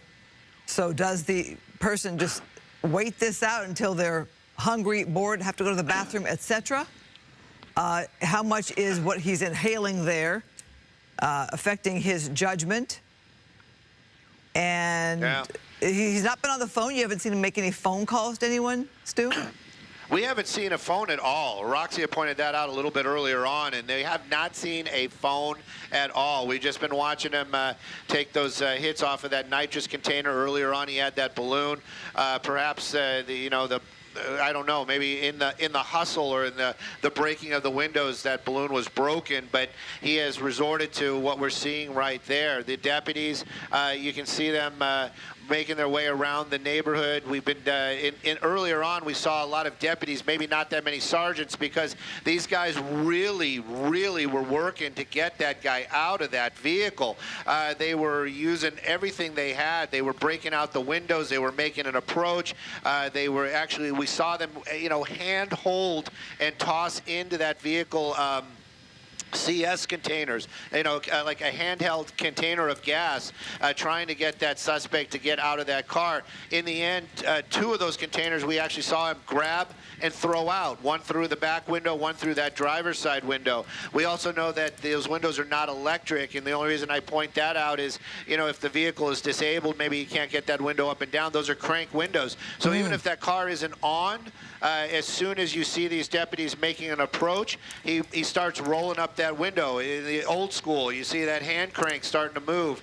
But there is some communication. What it is, I can't really say. Maybe it's just profanity. Maybe it's something other than. But in the end, everybody just hopes that this guy gets out of the car, brings this thing to an end. These deputies are down there. Clearly they have reached out to their supervisors. Hopefully there are some plans in the works. Maybe something bigger and better might come out here, and they can really deploy some CS gas or that gas, that irritant, into that vehicle. But until that happens, it is a lot of waiting. And you can even see that we can't hear what's going on down there. So we watch body language, and that body language right there is vaguely, I'm really starting to get bored. And maybe that will be the catalyst to just make him make that decision to, like, okay, this is over, let me get out of the car. But nothing has happened to really point in that direction at all. We've watched this guy play cat and mouse with these deputies all afternoon already. Yeah, taking a swig off that tank there, that nitrous tank. Look, I'm not a nitrous expert. I don't know how that works. I don't know what that does to the brain necessarily when it comes to your judgment in a situation like this. Yes. Obviously, with nowhere to go except into a wash. The driver's not moving that vehicle anywhere, completely boxed in by law enforcement there. You all had said it, time is on the side of law enforcement right now because you don't have people endangered, you don't have pedestrians in the way, you don't have other motorists in the way. Obviously, there are homeowners there to the back, but they can stay to the back of all of this. So I'm reading that pepper balls were fired into the cab of the vehicle, breaking the portion of the rear window. So if people are watching and they're thinking, why isn't law enforcement doing something? Well, they have done that move already. We did show earlier with Roxy on coverage here of the 2 pit maneuvers, attempts at that. That didn't stop him. Look at the people there. It looks like somebody from the community walking away there, perhaps residents there trying to get out of harm's way and go about their day, whatever business they have to handle. Keep in mind, it is about 2:17 now here in Los Angeles. We know we have a lot of people who watch from other states, even overseas, when we're online, on the web, on Fox 11. And people are wondering what's going on here in Southern California. Okay, so this started in the Compton, Carson area, and here we are with this standoff. Stu, you've been on since around close to 1 o'clock, following this since around 12:30, and here we now coming up close to 2:30, where school is going to let out. Families will start coming home from work, who work those traditional 9 to 5 type of hours, and people are going to want to get into their homes in that neighborhood. I'm wondering how far backed up, how far blocked off is this street? Oh, there you go right there. Okay, a whole neighborhood right there affected with the street blocked off. All of those homeowners, all of those residents having issues perhaps getting into their neighborhood with their cars, on foot. Are they locked into their homes, sheltering in place there? Are they wanting to come or go and they just can't? It's a problem if you live in those homes right there. Well, you know, Christine, what you saw right there was they're doing evacuations. They're actually, deputies are going in and door knocking some of these homes and asking these folks to exit their homes. And that's what we saw. We saw when some people from this greenhouse just moments ago, you pointed them out. And just before that, we saw a family leave this house right here. Also, what we've been noticing just from Skyfox is, you know, you see a lot of these deputies, they're all in their greens. They got their uniforms on down there, but all of a sudden now we have this officer that's not in a uniform, so that would venture to say that that is a sergeant or somebody with a higher rank, somebody making some decisions. I've been watching him and hand motions, basically talking with and getting a briefing from the deputies that have been here, doing an amazing job trying to get that guy out of that vehicle. So perhaps he's been on the phone, he's been on his radio, so maybe they are making a plan. Maybe they are coming up with something to get SEB out here or some other means to get that person out of the car. We keep hoping that he will just make that decision on his own, but I really don't think that's going to happen just because of the fact that he's been cat and mousing these deputies the entire time. We've been aware of this pursuit. Earlier on when we were listening, that's what we were hearing. We heard him, oh, he stopped, the door's open, oh, now he's going again. He stopped, you know, and that's what they were seeing earlier on. As far as what that does to you, I also was saying the same thing. I'm not that familiar. I know that we've covered fatalities in the past from nitrous oxide, especially being ingested inside of a vehicle, inside of a closed area. This one is not a closed area anymore. That rear window's been broken out. You can clearly see he's got that with, you know, the driver's side window down. So, you know, how is this going to end? Well, it's going to end with that suspect in cuffs. But when is it going to end? That seems to be the big question. Are we going to have to wait till he runs out of things to inebriate him? Or are the deputies going to, you know, basically bring his party to an end? We just don't know right now, but we can clearly see a lot of motion down there. These poor deputies have been out there with their weapons out probably for about 30, 40 minutes now. And you know, it's got to be stressful for them as well. These deputies with what I would believe to be a sergeant or better. You can see that sergeant clearly on his phone, probably communicating with other you know, of his supervisors on how far, what they can do, what's the plan. And as far as, you know, you mentioned that, Christina, about folks at home saying, well, why don't you just go over there and take him out of the car? What are you doing? Just open the door and yank that guy out. My answer to that always is, would you do it? You know, and that usually shuts people down because we just don't know. You know, he still has, that car still runs. You could put it in drive. You could drag him and maybe a deputy over the side. He might have a knife in there. He might have a gun. So it's better to keep everybody safe and just wait it out. And that's what's happening right now. Well, okay, you got to feel for those residents who live in that neighborhood. For them, their day completely disrupted. I don't know about you, Stu, but I feel like I'm always on the go and always in a rush. One thing that throws off my game really disrupts my day, so I can't imagine being a parent waiting for your kids to come home from school or having to go to work in the afternoon or trying to go to the grocery store or the post office or something like that, and you can't because this is happening in your neighborhood. And as we look at this driver here, this DUI driver, DUI suspect here, you know, I can't help but hurt as well for this driver because I'm thinking this is somebody's perhaps brother, father, uncle, son. And if they are from here, are their relatives watching this, wondering what's happening to their loved one, why they're doing this, what's going wrong here? And there you go. That's that nitrous tank, we believe, some kind of tank that this person seems to be sucking on, which we got to know affects the brain some way. But again, this is somebody's loved one, and you hate to see their day go like this as well. You have to wonder what's going on in their life that their day ended up like this at 2:23 on a Thursday in Los Angeles. Law enforcement there, the patience law enforcement has to have there with their guns drawn, sitting there at the ready, making sure they are safe. Obviously, we know we had a bad incident last night involving the LAPD, where 3 LAPD officers were shot when they were trying to deal with somebody who was barricaded.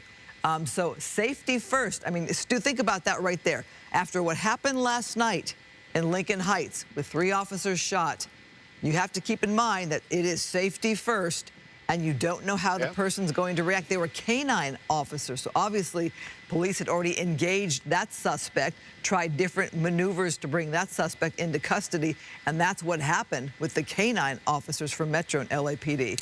Safety first here. Well, definitely, and we've been talking about that for most of the afternoon. It is all about safety.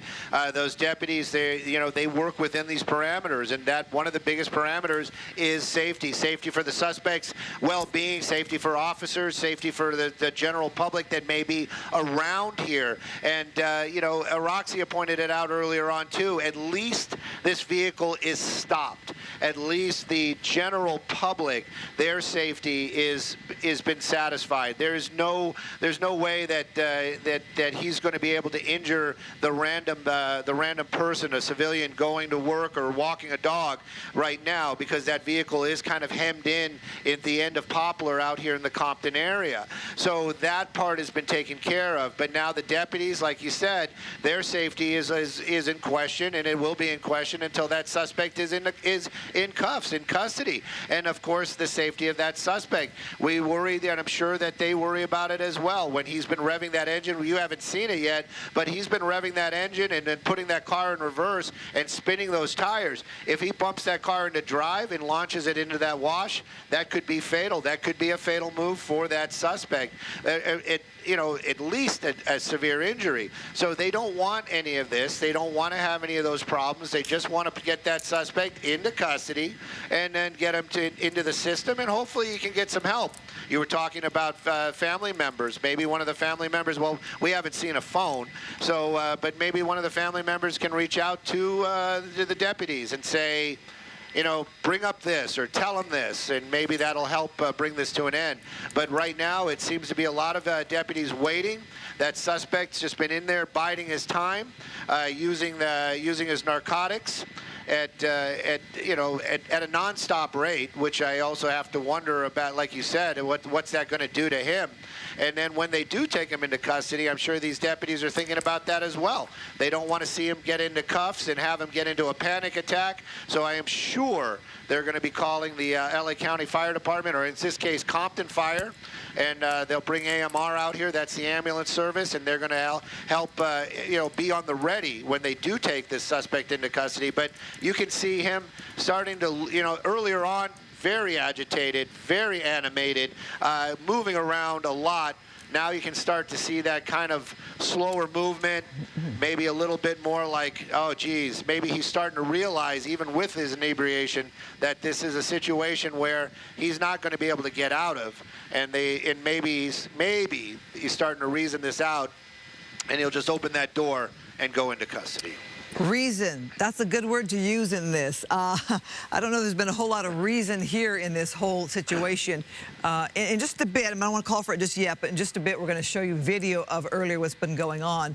But again, we don't know this guy's mental health state, his state of mind, what he could be on substance-wise that affects your ability to reason. I got to think eventually you got to go to the bathroom. You're hungry. You think about your family. It's going to get colder and darker at night. Obviously, a beautiful sunny day here in SoCal. But eventually in the evening, it's going to get colder. We do know part of the back window has been shot out with those pepper balls. And as you were saying, that's a crank window that he's not put the window up. Perhaps it's hot in there as well, because the sun can beat down on you on a day like today and gets kind of warm in the vehicle. But again, he's not driving forward. He's not driving backward. That's not going to happen. I suppose he could take a run for it. But let's just get some perspective of what it's like to be a deputy there on the scene. Joining us now is former Assistant Sheriff with the LA County Sheriff's Department, James Hemmold. Jim, thanks for stepping up on probably a nice day for you. And we appreciate you helping us fill the time here with this coverage and trying to bring viewers a little insight. What's it like to be a deputy there on the ground?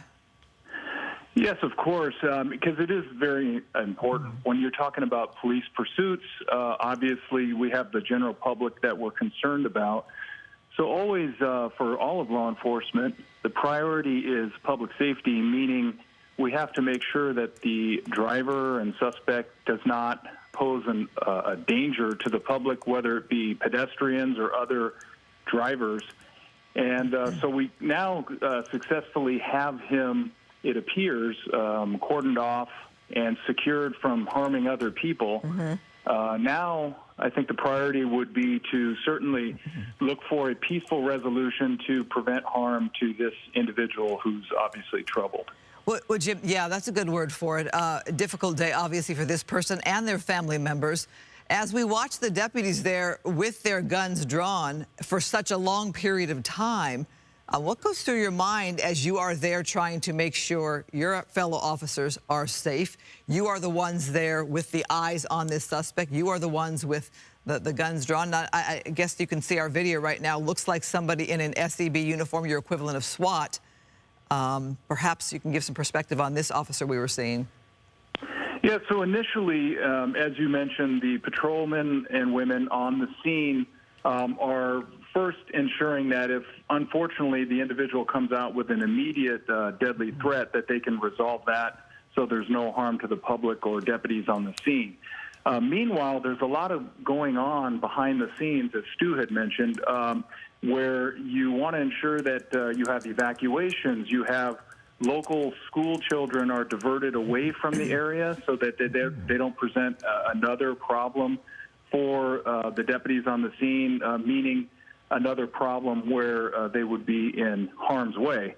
All the while, you're also bringing tactical equipment, and that would be our Special Enforcement Bureau, centered on essentially keeping the person at bay and then trying to de-escalate utilizing different forms of equipment, whether it's stun bags, a canine, OC spray, but of course just de-escalation tactics, trying to talk the individual down from doing anything desperate. He does seem to be in a desperate position in the sense of fleeing from law enforcement when it's evident that he's not going to get away. You know, Jim, I see that one deputy vehicle backing up. I don't know if that person is changing shifts or moving out of the way for something like the Bearcat type vehicle, which can be quite intimidating. Often that is used to block someone in or to make sure they're not going anywhere. We've seen them be blocked in from both sides. You talk about the de-escalation tactics. When somebody's on perhaps a substance, we see him inhaling something, looks like a blue nitrous tank or perhaps something else. I don't know the substances well enough to know. That's got to affect your ability to reason with them if they're on something. Great point. So the Armored Rescue Vehicle, also known as ARVs, will provide that level of protection for deputies to get closer to perhaps convince him to de-escalate the situation while also keeping that vehicle from leaving again, because those vehicles can be used as weapons themselves. And so those kinds of considerations are being made right now, I'm sure. Also, with regards to the chemical substance that's there, it does appear to be some form of nitrous or some form of an intoxicant. Obviously, we don't know from here what it is, but that euphoria that puts people in a state of mind where oftentimes they're trying to ignore what's in front of them, and that can present a danger because it puts them in desperate situations with less fear often, and fear of harming themselves, fear of harming others. So that's where our deputies really need to, and it appears they are, take every precaution to obviously protect themselves and protect the public, and it appears they've done a great job of doing that. And it looks to me like I'm looking at those SEB, again, your version of SWAT there, with those green uniforms there. You know, given what happened with LAPD last night, where you had 3 officers shot, luckily they're all going to be okay and that they were not life-threatening injuries. Again, they were canine officers, meaning other officers had worked already on that matter to try to diffuse that situation. And you have that happen. So obviously that's fresh in the mind of everybody in law enforcement. I know you have your roll call meetings, you discuss what's been happening. And safety first, when you think of something like that in a whole different way, it's like we really don't know what people are going to do or be like. That's a good point, because oftentimes our first priority, or law enforcement's first priority, is the public safety and obviously protecting the deputies and police officers on scene. As you saw with the LAPD situation, oftentimes the vulnerability comes by actually creating that safety layer for other individuals, including the suspect. I mean, certainly we could take a further approach or be more distant, which would move law enforcement from harm's way, but then it puts the public in more jeopardy, because the person could flee with a weapon, flee with the vehicle again. So oftentimes those types of shootings where we saw 3 LAPD officers, and our thoughts and prayers are with each of them, oftentimes that's because they're putting themselves in harm's way, ironically, to de-escalate a situation with a desperate suspect, as we saw last night, and also in this case as well. Yeah, our thoughts with them, indeed. Quick healing, we hope. Let's just talk about your credentials for a minute, because you have seen every scenario on the planet, I believe. Retired Chief of Sheriff's Special Operations. You currently work as a senior advisor for the United States Department of Justice. You've trained people overseas as well. How have you seen the tactics change over the eras, and in the way you're seeing things being handled right now today? Well, there's such an emphasis on de-escalation and a safe resolve, which often includes the suspect themselves. And Los Angeles has really been on the front line of that, I think, with a lot of pressure from excellent leaders in our community to try to take and really have the best of our tactics be utilized by our frontline officers at all times, to have consistent excellence when we serve the community is the goal. And so sometimes we see situations where that's not used, and I think we're striving to constantly do that.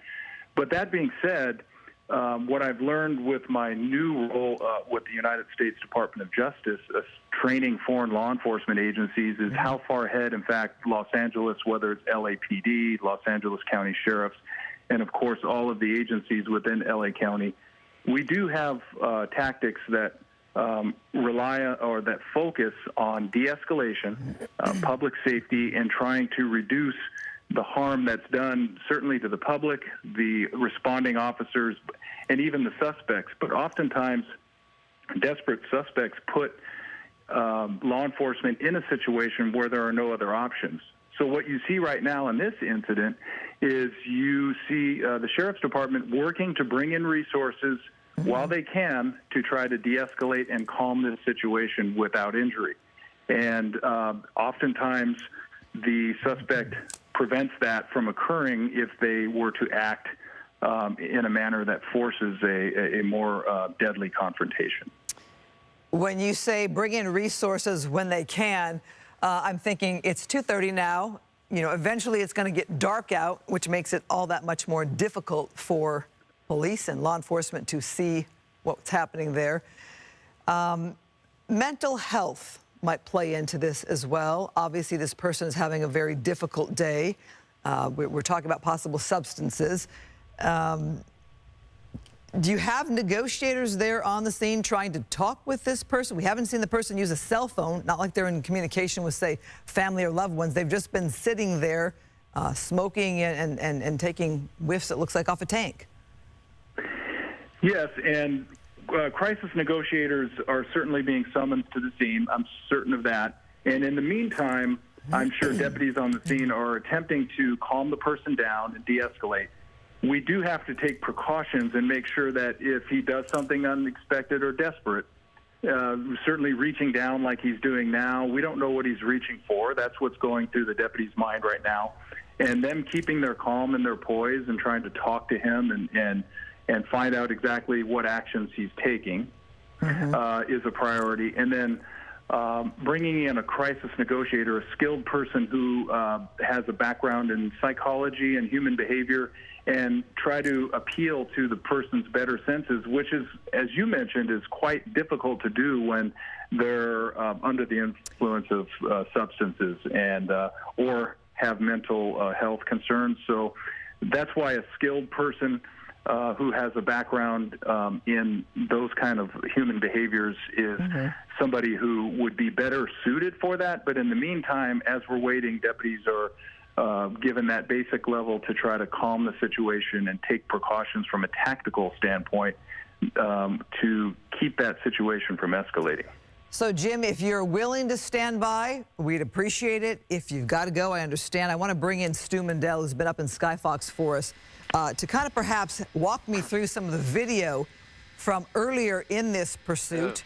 It started around 12:55. Let's go ahead and roll a clip. And, Stu, if you can see it, great. If not, I can paint the picture. And well, you're going to have to paint the picture. Okay. Yeah, definitely, because we can't see it up here in Skyfox. Gotcha. Okay, so what I'm going to do when I call for that video is I'll paint the picture and you can weigh in on it. But basically, you took this over around 12:55, give or take. Overall, how would you describe how this pursuit has gone up to this point? Well, you know, I have to say that the deputies were using a lot of restraint. They were, at first it was, like I said, a cat and mouse type of situation where they would stop and they would go, and they would stop and they would go. But then later on, it turned into a situation where they turned it back into a pursuit. And they were doing the pit maneuver, and we saw two solid pit maneuvers where that pickup truck just spun around. It didn't bring it to an end. It just spun that truck around. Whoever that deputy was behind the wheel of that cruiser that actually is right behind it was doing an amazing job, and would do it. Did it twice, but it wasn't enough to get that driver to stop.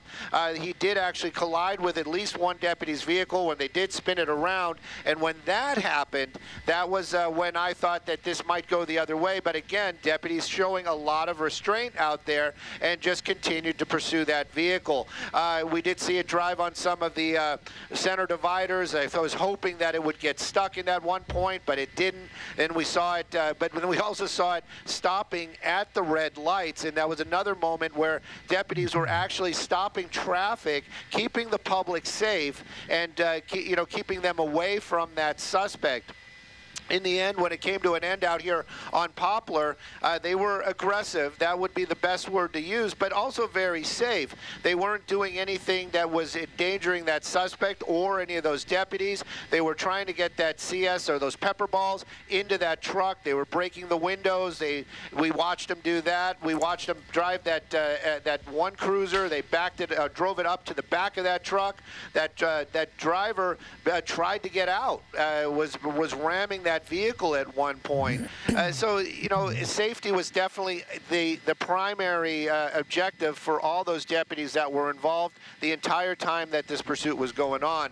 That suspect, defiant. That's the best word to use. Pig-headed might be, maybe we don't want to do name calling, but definitely very defiant. And he continues to be defiant down there, knowing that he has that upper edge. The deputies have to work within a parameter of safety, and of that suspect and everybody around him. That suspect, he gets to do whatever he wants right now. But again, you pointed it out. This is not something to make light of. That suspect clearly has issues. And one of those issues is is clearly substance abuse, and he continues to abuse himself down there while the deputies, the only thing they can do right now is watch. I wonder if he consumes enough of that, if he would just pass out, and that would give those deputies the opportunity to make their way over there. But that neighborhood, we saw a couple of those homes evacuated. We do see those SEB officers here on scene. I have yet to see the armored vehicle. It may be around the block, but how are they going to get that in there? These deputies have a lot of problem solving to do to get that suspect out of there safely, and right now it is really just a huge waiting game, huh? I'm wondering, Stu, could you perhaps give us that wider shot again to show the neighborhood? How much of the neighborhood is affected here? The whole street there. We're at Poplar Street in Wilmington, and then you see that greater neighborhood with the Sheriff's Department blocking off that road there. Imagine if you are the residents. You're trying to come home, your kids are trying to come home after school, you're trying to go somewhere, run some errands, and now you're blocked off because you have this very, very long standoff. Stu, you covered a lot there. For anybody who didn't see what happened here with the two attempts at a pit maneuver, the pepper ball sprayed, the blocked-in vehicle there, where if he drives forward, he goes into a wash. Like you said, a lot of action's been taken to try to stop this, and some viewers might think, not enough. Why couldn't they stop him during the pit maneuver? Well, you know, if anybody was watching, they saw it happening live. At one point, one of the pit maneuvers where he was at that intersection, they did the pit maneuver, and then other deputies were using their vehicles to block him in or try to block him in. He wove through there. He collided at least with one of those vehicles. So, you know, it wasn't on lack of effort. It was the idea of safety. It was idea, and when I say that, the safety was actually that suspect. They didn't want to injure that suspect, and that suspect clearly has no concern for himself and or anybody around him, even though he was stopping at the red lights, which was interesting to see in itself. But right now, he continues to abuse himself down there with that nitrous gas. We watched him earlier on. I mean, the vape pens, they might be THC, they might not be, but we did see him smoking something earlier on. I would venture to say that was marijuana. But, you know, literally, my hope is that he's just going to exhaust himself. He's going to pass out, and then these deputies can just kind of make their way over there and take him into custody. But if that doesn't happen, how are they going to do it? That's really difficult. And again, that's one of those situations where, you know, I'm glad I'm the guy in the helicopter watching and talking about it and not having to make those decisions down there, how they're going to get him out. I've talked to people in the past where they've said, well, why don't the deputies just walk up over there and open the door and yank that guy out? Well, would you do it? That's my simple question. You know, you just don't know. You don't know what that guy's got in the car or the truck, and you also don't know how desperate he is.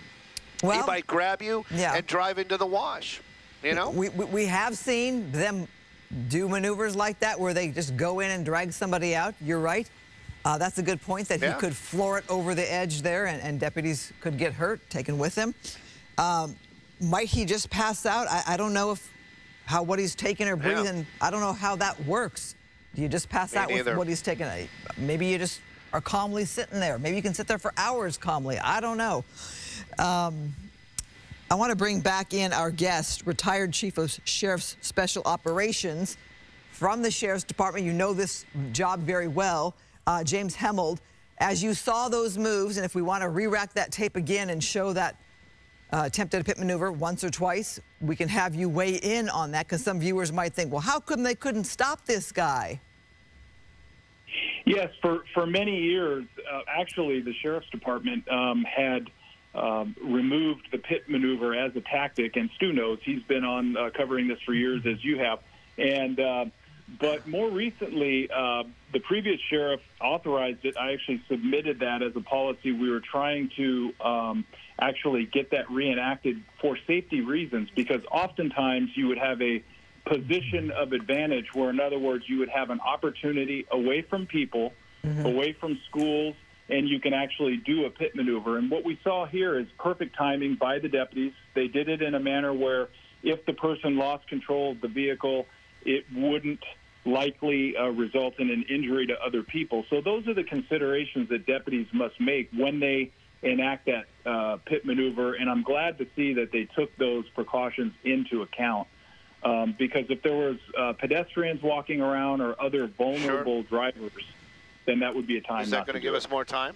And yeah, I saw in one of the shots there were some pedestrians, some women on the sidewalk there. And also, I know we're concerned, Jim, also about the suspect trying to carjack somebody. We've seen the attempt at that a number of times. Now, you know, Stu had made the point, might this guy just pass out? I don't know what calming substances he has taken that he is able to just sit there like that calmly. And I'm thinking with negotiators, Jim, do you perhaps try to talk to him about family, children, spouse, loved ones who care about this person coming home safely? Well, that's certainly a consideration, to have the crisis negotiators focus on whatever is driving his desperate behavior and trying to talk reason to this individual. But unfortunately, all too often what we see are individuals who are not making sense. And it can be from mental illness, as you mentioned earlier, or the intoxication, whatever that substance is. if in fact it is nitrous oxide or something to that effect, that provides a euphoric sort of feeling, which would really make a lot of this feel like a bad dream to this individual rather than reality. So even speaking to that is going to be a consideration that the crisis negotiators will have to introduce into their equation. Right. Yeah. So a rational discussion with someone like that might have no effect whatsoever. Well, we could be here, I guess, a long time. Looking now at the neighborhood there, Sky Fox giving us that wider shot. And now we're here on the closer look here. Jim, as we're watching this, Stu used the word restraint. Deputies using restraint. Is that what you feel you're seeing here? And how long do we wait this out? It's going to be coming up soon on, you know, dinner hour for people. It's been that would be all afternoon if we hit 5 o'clock. What I'm watching here is commendable restraint by our sheriff's deputies, and it should be a reminder to many people that we can always strive to do better, and I believe the sheriff's department is in that category, even when mistakes are made. But it should serve as a reminder that reverence for human life is at the top of the priority, and it's evidenced by what we're watching here, because certainly if we were not acting as a professional organization, or if the sheriff's department was not, there are other measures that could be taken to end the situation. And sometimes, unfortunately, the suspect drives that through more desperate actions. But what we're seeing here are precautions being taken, resources being brought in, proper timing being taken into account as far as the pit maneuver and other actions. What you're seeing there is Air 5, and that will transport some of our Special Enforcement Bureau to include paramedics, likely even a crisis negotiator to be on scene in a more rapid manner, and that's likely what's driving the Air 5 to be in a position to assist as well. Okay, we did see that helicopter there. We could also note that you brought up law enforcement always working to do better. We do know there are people and communities who have some painful thoughts about their encounters with law enforcement and the tactics of law enforcement, and that is something that you know, plays out in certain scenarios that are very difficult to watch on TV, very difficult to watch in person, very difficult to have been your loved one's encounter. You see there some more activity there happening there on the scene. I have to wonder if they're going to try to make some kind of move at some point. You mentioned the air support, the helicopter. What role is the air support in this? Well, air support provides more intelligence, essentially, to the deputies on the ground. Are there other people in harm's way? Are there other avenues of escape? If you're talking about Air 5, which there was a quick picture of, then that's more bringing resources in, whether it's a SWAT team or being prepared with paramedics should something untold happen. And so having every precaution at the ready is exactly what's occurring, and it's worth using these valuable resources for the public. I have many family and friends in Compton, what I call adopted family there, that many people having served from the opening of Compton Sheriff Station in 2000 and working at the Compton Salvation Army and things of that nature. And so the Sheriff's Department is very close with the community there in the Compton and surrounding area. And so I really feel the respect is being given right now, and you're seeing that with every resource being brought in to ensure that there's no harm to the Compton or residents of that general area that they're in, to ensure that there's a peaceful resolve. So right now it appears to be isolated to this individual. They've taken precautions to make sure that he could not escape and, again, present a dangerous situation through the pursuit operations. And now it's a matter of trying to resolve in a safe manner for this individual, even though he's shown disregard for safety of others. Well, I can't help but think of all the expense going into this standoff when it comes to our tax dollars, all the law enforcement that was part of this pursuit, all the law enforcement that is there at this standoff. We saw the helicopter there. It comes to air support, SEB / version of SWAT, and then the management that is, you know, also thinking about this from your management positions that are perhaps not there on the scene. It's a cost that we live with, as human beings, as citizens of Southern California, that when we have encounters like this, law enforcement, we trust to do their job, even though it's going to be a costly, perhaps, afternoon for us as taxpayers. You bring up a great point, because utilizing them in this manner, I don't think anyone would have any concern with, because we care about the community that we're in right now. And it emboldens even more the level of trust that we have to uphold with the community by not violating certain trusts during all police incidents. And this is an example of an incident where I think the Sheriff's Department is certainly honoring that trust that the community provides, and public trust is so important in ensuring that the community continues to follow and work with law enforcement when needed, and certainly in this situation it's needed. Well, we appreciate your compassion and your concern and your care, and I know there are a lot of people who are, working in law enforcement with the thought of being progressive in policing. There are people in the community and activists who have their own version of what they want from law enforcement, or and some don't want law enforcement at all. We know that's a current issue as we look at how history is played out with law enforcement. But right now, today, on this day, on this Thursday, coming up at 3 o'clock, we have a standoff in the Compton area. The street is Poplar Street in Wilmington. Did you want to jump in, Jim? Okay, let me continue on here. All right, so Poplar Street and Wilmington, we're in a neighborhood here. We can see this is a very old truck. The back window has been shot out with those pepper balls. Has had no effect on the driver. He was able to open his window. From that shot there, you can see if he goes forward, he goes into a wash. He goes backward, he goes into a Sheriff's Department car. He could make a run for it, but there's a neighborhood there. There are residents right there. And you have law enforcement with their guns drawn, and they've had them drawn for, we started the pursuit around 12:55. And they've been there at the ready should anything go awry. We've had people evacuated, escorted out of their properties, people who live in the neighborhood. Law enforcement has had to bring them out.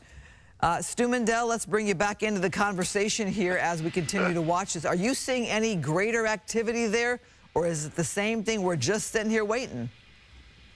Well, I've been watching some of the off-airs on some of the other station, on our station. We're actually headed back to base, just letting the viewers know. So the other helicopter is up right now, so we're getting a picture from them. But I did see those SAB guys showing up. We saw the Air Rescue 5 making their way over there. They're probably going to be bringing in supplies, and also some of those deputies that we saw down there. They probably were landing over there at the Compton airport, which is literally a stone throw away from where this ended, and they're making their way over there. They're the guys that are going to bring this to an end. They're going to figure out how to get, they probably had practice scenarios where they've dealt with something like this. But in the end, the best thing that would happen for everybody involved would be just to have that suspect give themselves up. I did listen to you guys talking earlier on, and it was, excellent. It was an excellent thing to talk about and see about the de-escalation, where they were moving, they would move farther back, but still be in the area, so that suspect knew that officers or deputies are still there. But they de-escalated, didn't have as many people around there, possibly letting that suspect have a different mind frame, and hopefully maybe thinking, well, okay, this isn't as bad, I'll just get out of the car. But in the end, it is going to be that suspect going into custody. Hopefully he will not be injured. It is putting a lot of people out today. The school that's nearby, I believe, is Davis Elementary. I was looking that up just moments before we left. But there is a school nearby, and Wilmington is one of the major streets right there. So you've got to wonder, school is let out or is going to be letting out. A lot of these folks, if their family members going to pick up children, they might have to detour around. So it is going to inconvenience a lot of folks, but in the end, it's safety.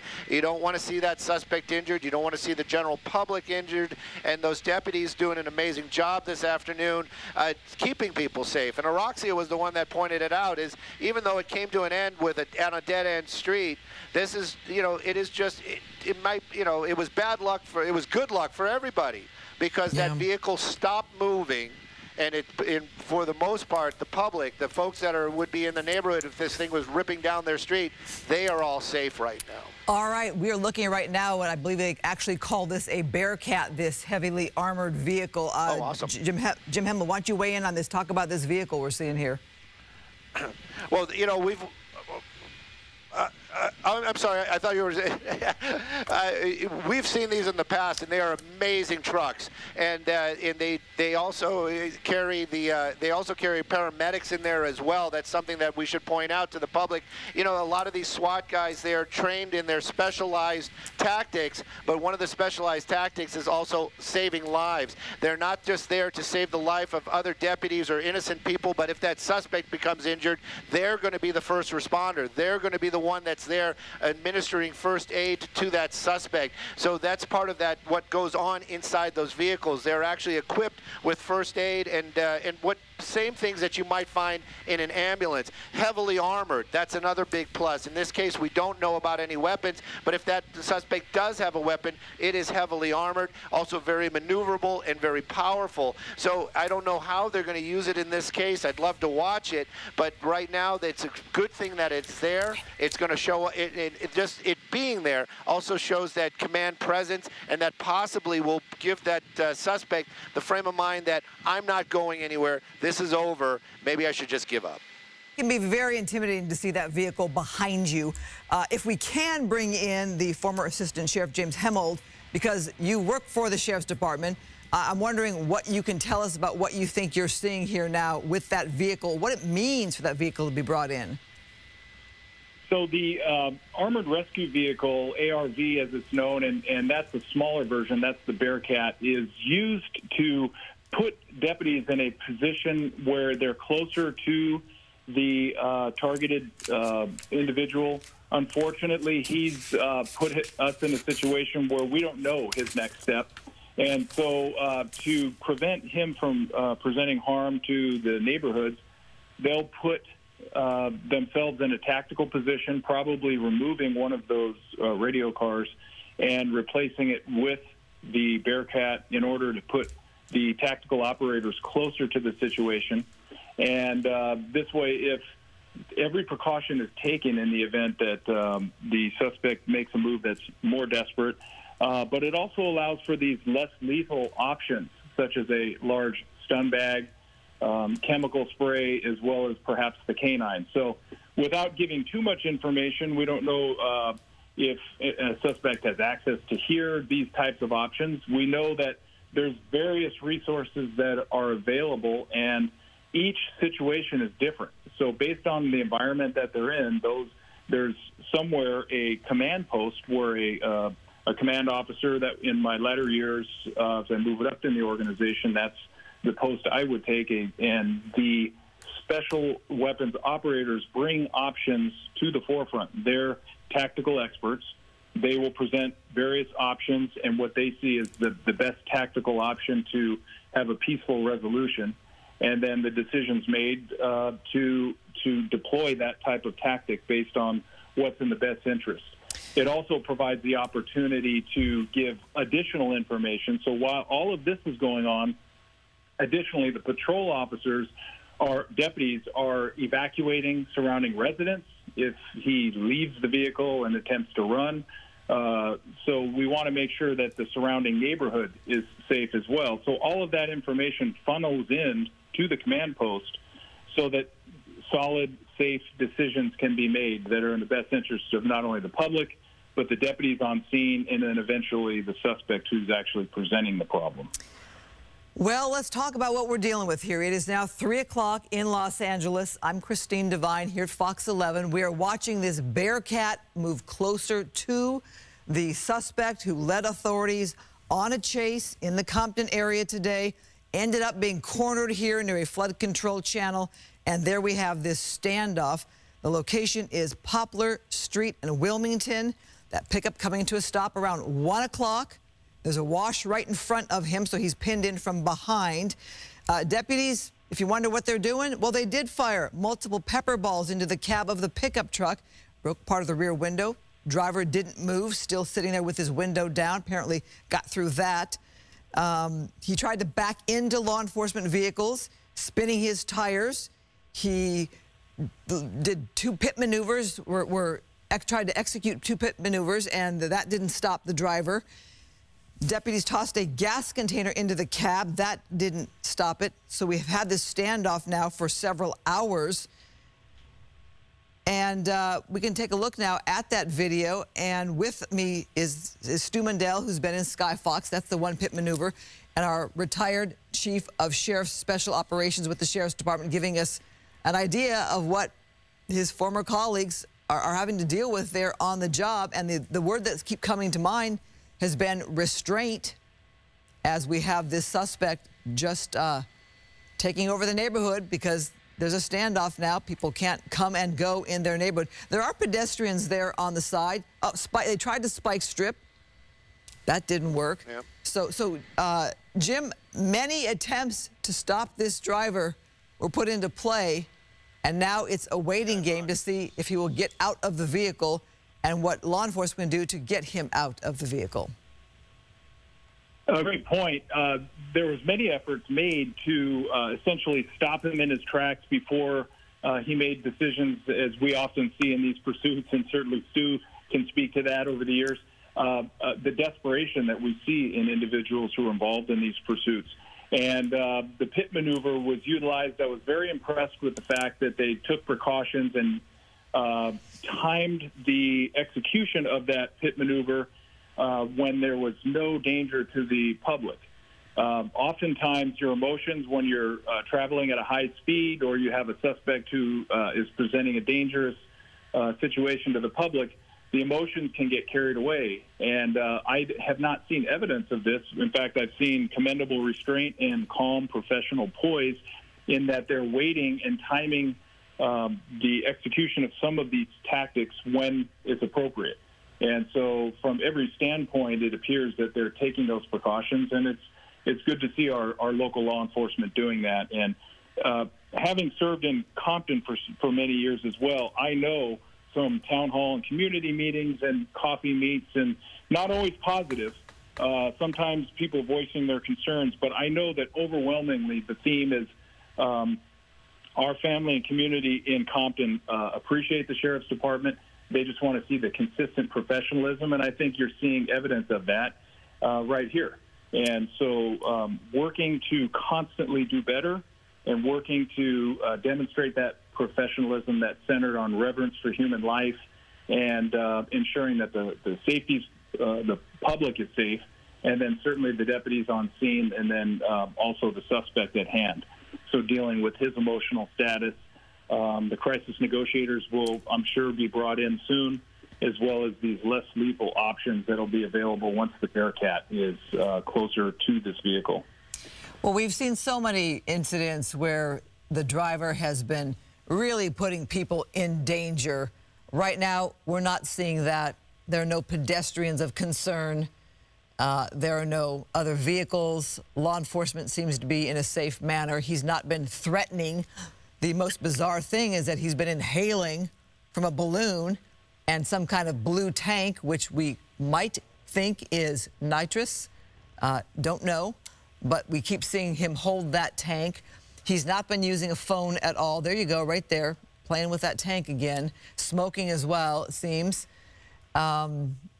Sometimes we have family members try to come to a scene or residents come out. We haven't seen that, Jim, except for people trying to leave their home to get out of the neighborhood, and they've been escorted out.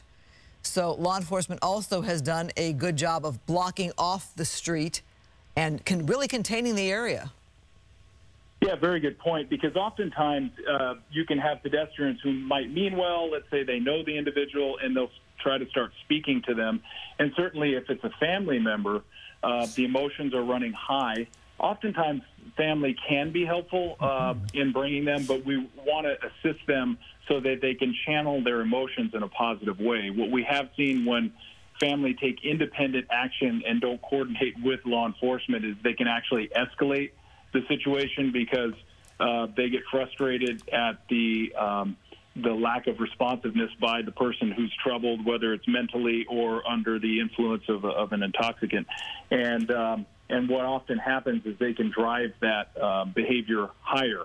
So when we interact with family to try to resolve the situation, it's best to do it in a coordinated manner with professionals, crisis negotiators. And so you bring up a good point about onlookers, pedestrians, and quite frankly, most of the time, people are concerned and want to assist.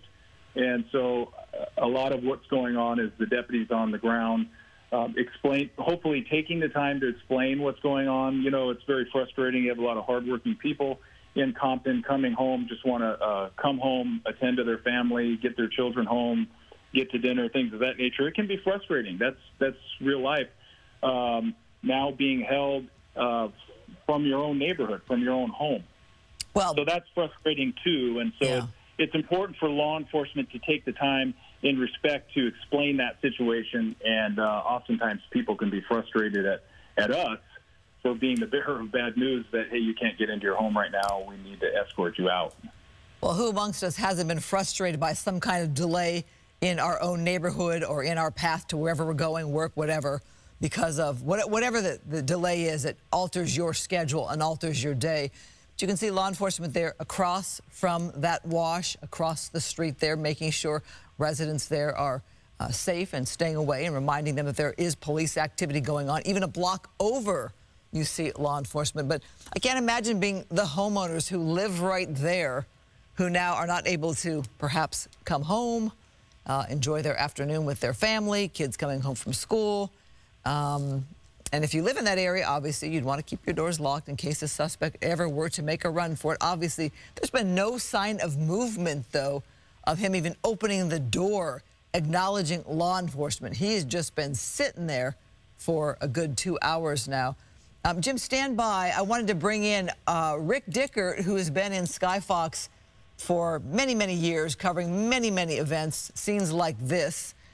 Rick Dickert, as you are coming into our coverage here, what is your take on what you're seeing here? Essentially, you could see that pickup truck ran into that dead end. That's Compton Creek there. It's just to the west of Wilmington Avenue, and we are on West Poplar Street. What we're concerned with just a block away is General Benjamin Davis Jr. Middle School, and Stu alluded to this, that school is likely letting out at this time, and we're trying to ascertain if that school is on lockdown, if parents can come and pick up their children, because as we widen out in Sky Fox, you'll be able to see that middle school is just a stone's throw from where this standoff is occurring. You can see the Bearcat there making some movement. And when we talk about SEB, what the acronym for that is, it's the Special Enforcement Bureau of the Los Angeles County Sheriff's Department, and they handle high-risk tactical operations involving things like barricades, like this one, hostage situations, or high-risk warrant situations. They have plenty of manpower and women power there on the scene. They have this gentleman surrounded, and they're just going to wait this out. This is a very erratic individual that's under the influence, but yes, protecting the residents of this Compton neighborhood is paramount to these deputies, and they are trying to get everybody out of harm's way. We saw a similar situation last night in which an individual was barricaded after firing on 3 LAPD canine officers. You can see they've got the yellow tape up there. They're surrounding the area, that perimeter, that line. You see the street sign there saying Poplar Street. That was Poplar Street and Wilmington Avenue, which Wilmington is a major north-south thoroughfare which borders General Benjamin Davis Jr. Middle School. Again, trying to get information there, but that Bearcat there is making a move, getting closer to where that sheriff's patrol car is, that SUV. This individual clearly under the influence. We could see him using there in that pickup truck. He's the only one inside the cab, clearly there. He is communicating at times with those deputies, Christine, but he just doesn't want to give up, and we haven't seen the Sheriff's Department make a move towards that cab yet, but they have that manpower in play. They have that Bearcat there, and now it's just a wait and see. And so as we think, Rick, of someone not wanting to give up, I want to bring Jim back into the conversation. So why doesn't the person want to give up? As we said, are they under the influence? But I also wonder, do they have some kind of criminal record or some reason why going into custody is a bigger problem for them? Perhaps they have been in the system before. Perhaps they don't want to go back to jail. Perhaps they're going to just wait out their day because they don't want to go to jail, period. But, Jim, you have to factor, if you're the deputies there on the ground, you factor all of that into account here as to why this suspect is not making a move, knowing they can't go anywhere. That's certainly a good point. All too often, people take desperate actions when they know they're returning to prison for a substantial amount of time. Now, not knowing anything about this individual, that certainly doesn't look at like this behavior, not knowing, because oftentimes with individuals who don't want to be taken, they take more desperate actions, forcing law enforcement into, unfortunately, more deadly confrontations or certainly more hostile confrontations. But that being said, finding as much information as we can to de-escalate the situation, speak to the trouble maybe that he's experiencing right now, whether it's within the family or, like you mentioned, criminal troubles that he believes he has pending, or it could be a mental health situation or even being intoxicated. Those are the types of things that are important for a crisis negotiator to certainly know, so they can speak to this person's troubles and convince them to take a more desperate action is really not in their best interest nor the people around them. But all of this is made much harder, as we spoke about earlier, when the person's in a euphoric state, and certainly if they're using the nitrous oxide, that is something that puts you in a more euphoric or dream or nightmare state because it's not as if it's actually occurring. So sometimes the fears that we would all associate with a hostile confrontation or fleeing from police are removed, and that places law enforcement in a desperate situation or a more tenuous situation, because our efforts are centered around a peaceful resolve. So we're trying to deal with the unknown factor, all centered on ensuring that the public's safe, the deputies on scene are safe, and then, of course, the suspect. And so all of those factors are taken into consideration. I like hearing your perspective that it doesn't seem to you like this is a person who perhaps has a record in the system trying to avoid going to jail again. We may or may not know that. But you're right. I think of some of the more desperate actions we have seen with people that are very frightening, very dangerous. This person is just sitting there.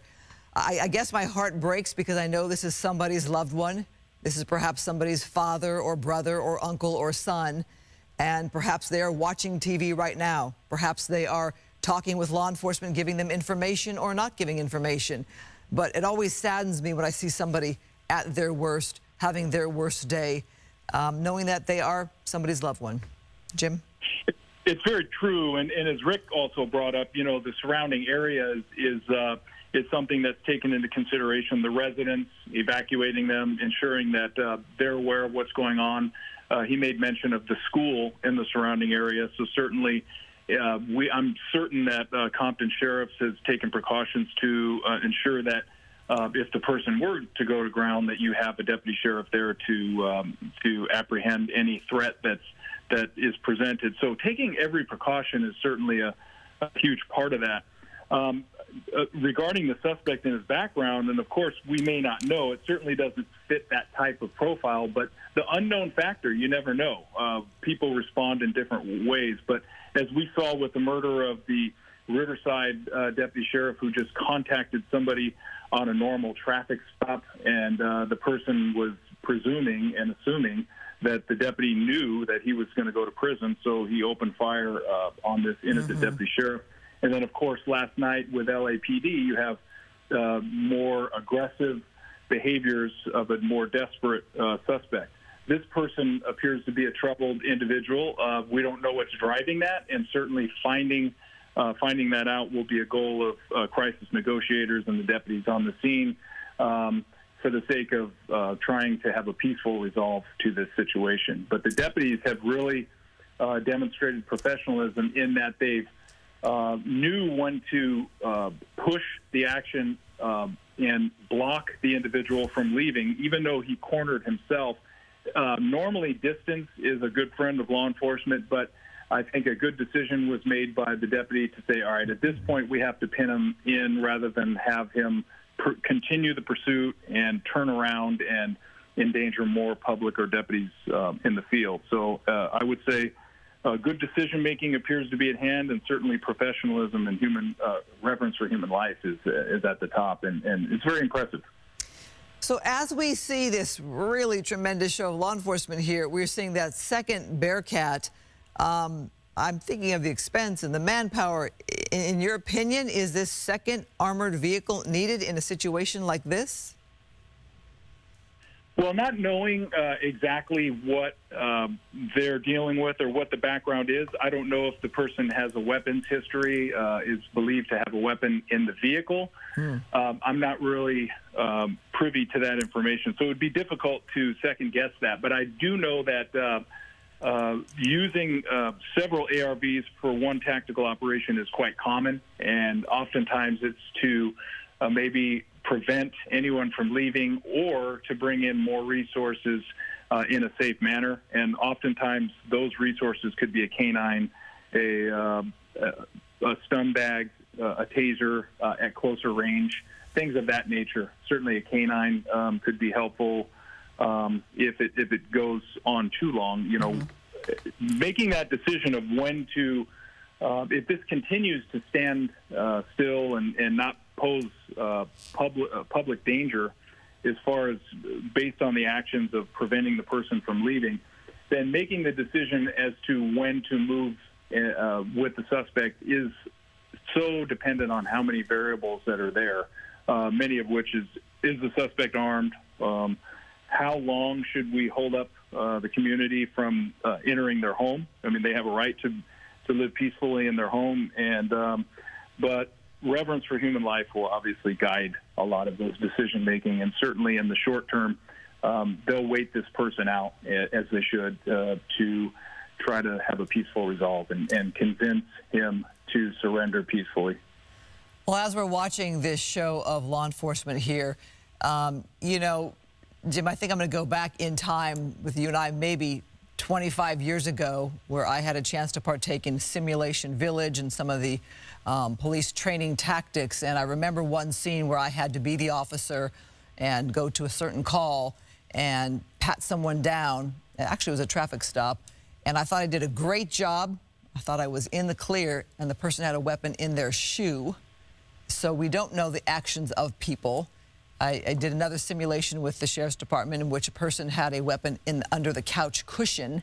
So when you think visibly everything looks clear and the person seems to be perhaps not a threat, we know there can be different behaviors with people who are in distress.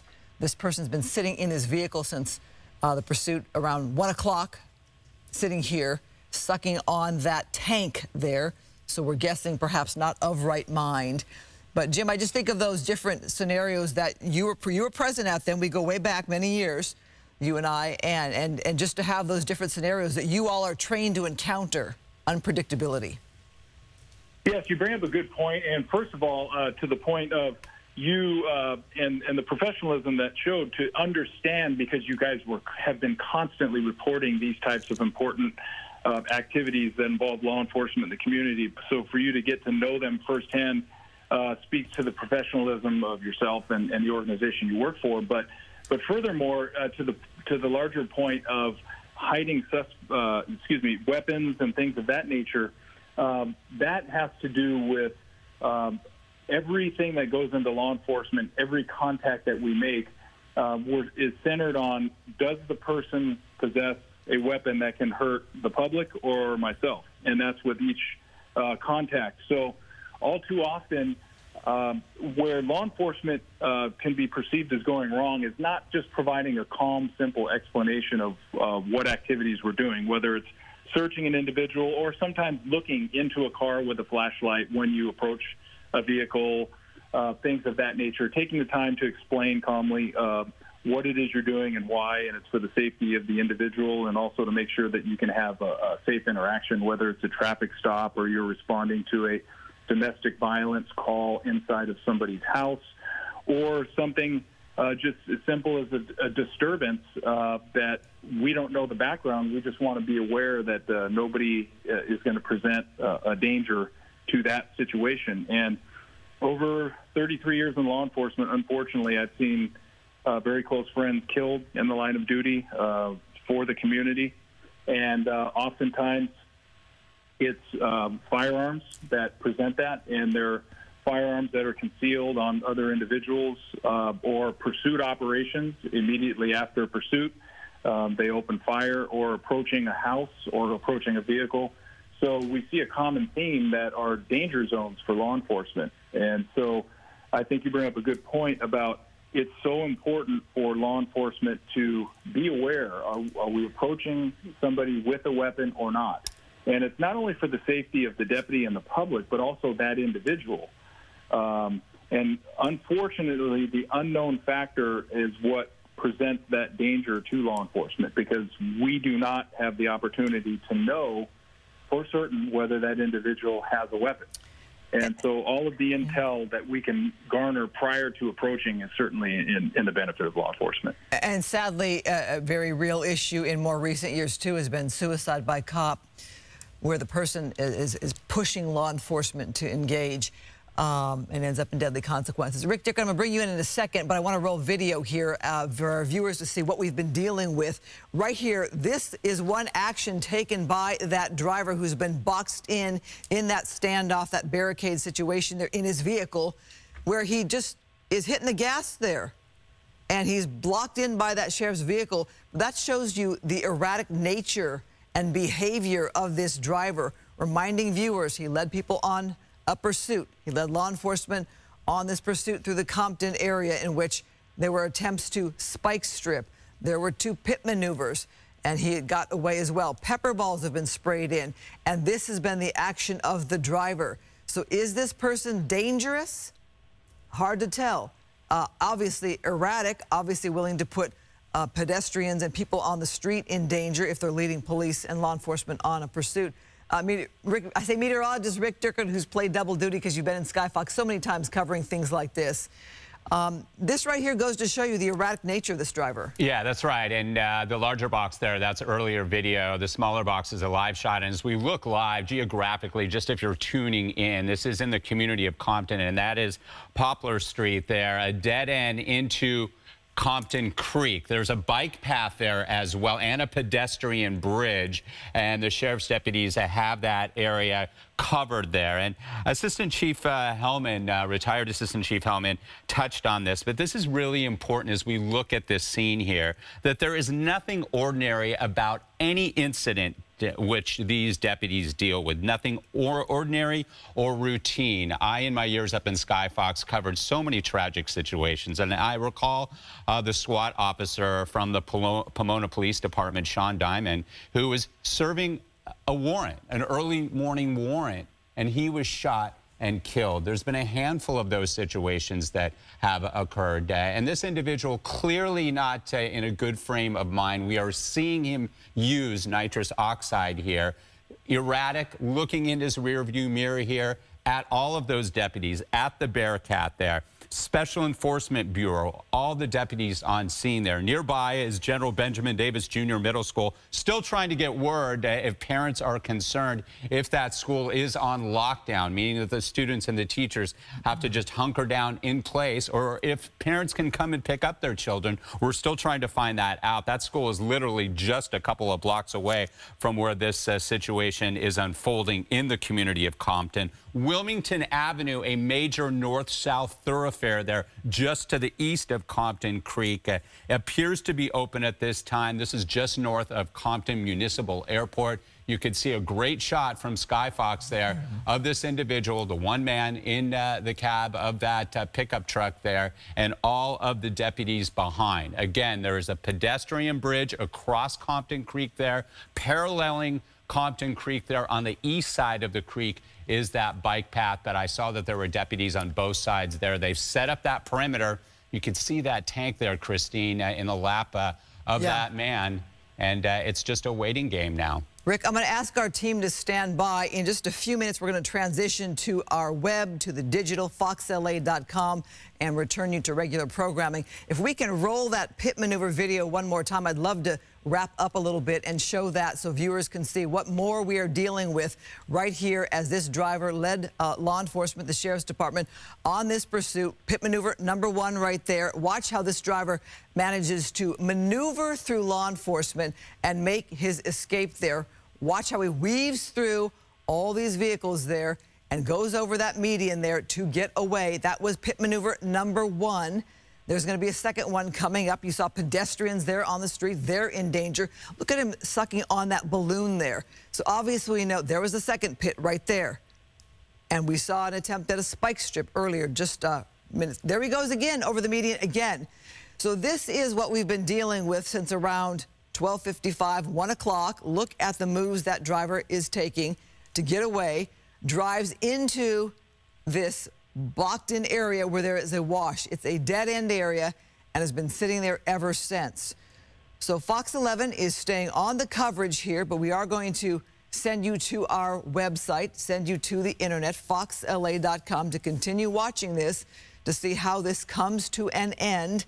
My team's going to stay with me, Rick Dickert, and if we have Assistant Sheriff James Hemmel willing to stick around, giving up his Thursday to give perspective, we'd like to see how this comes to an end. We do know there's been greater activity with those armored rescue vehicles, those Bearcats brought into play there. We don't know if at some point law enforcement's going to say, we're going to move in here. We've got 2 Bearcats and many dozens of sheriffs that are just formulating a plan at this point, and at some point they're going to go in. We'll see if they use any more gas canisters or if eventually they're just going to go forward and yank this person out. But the situation continues to drag on here in Compton.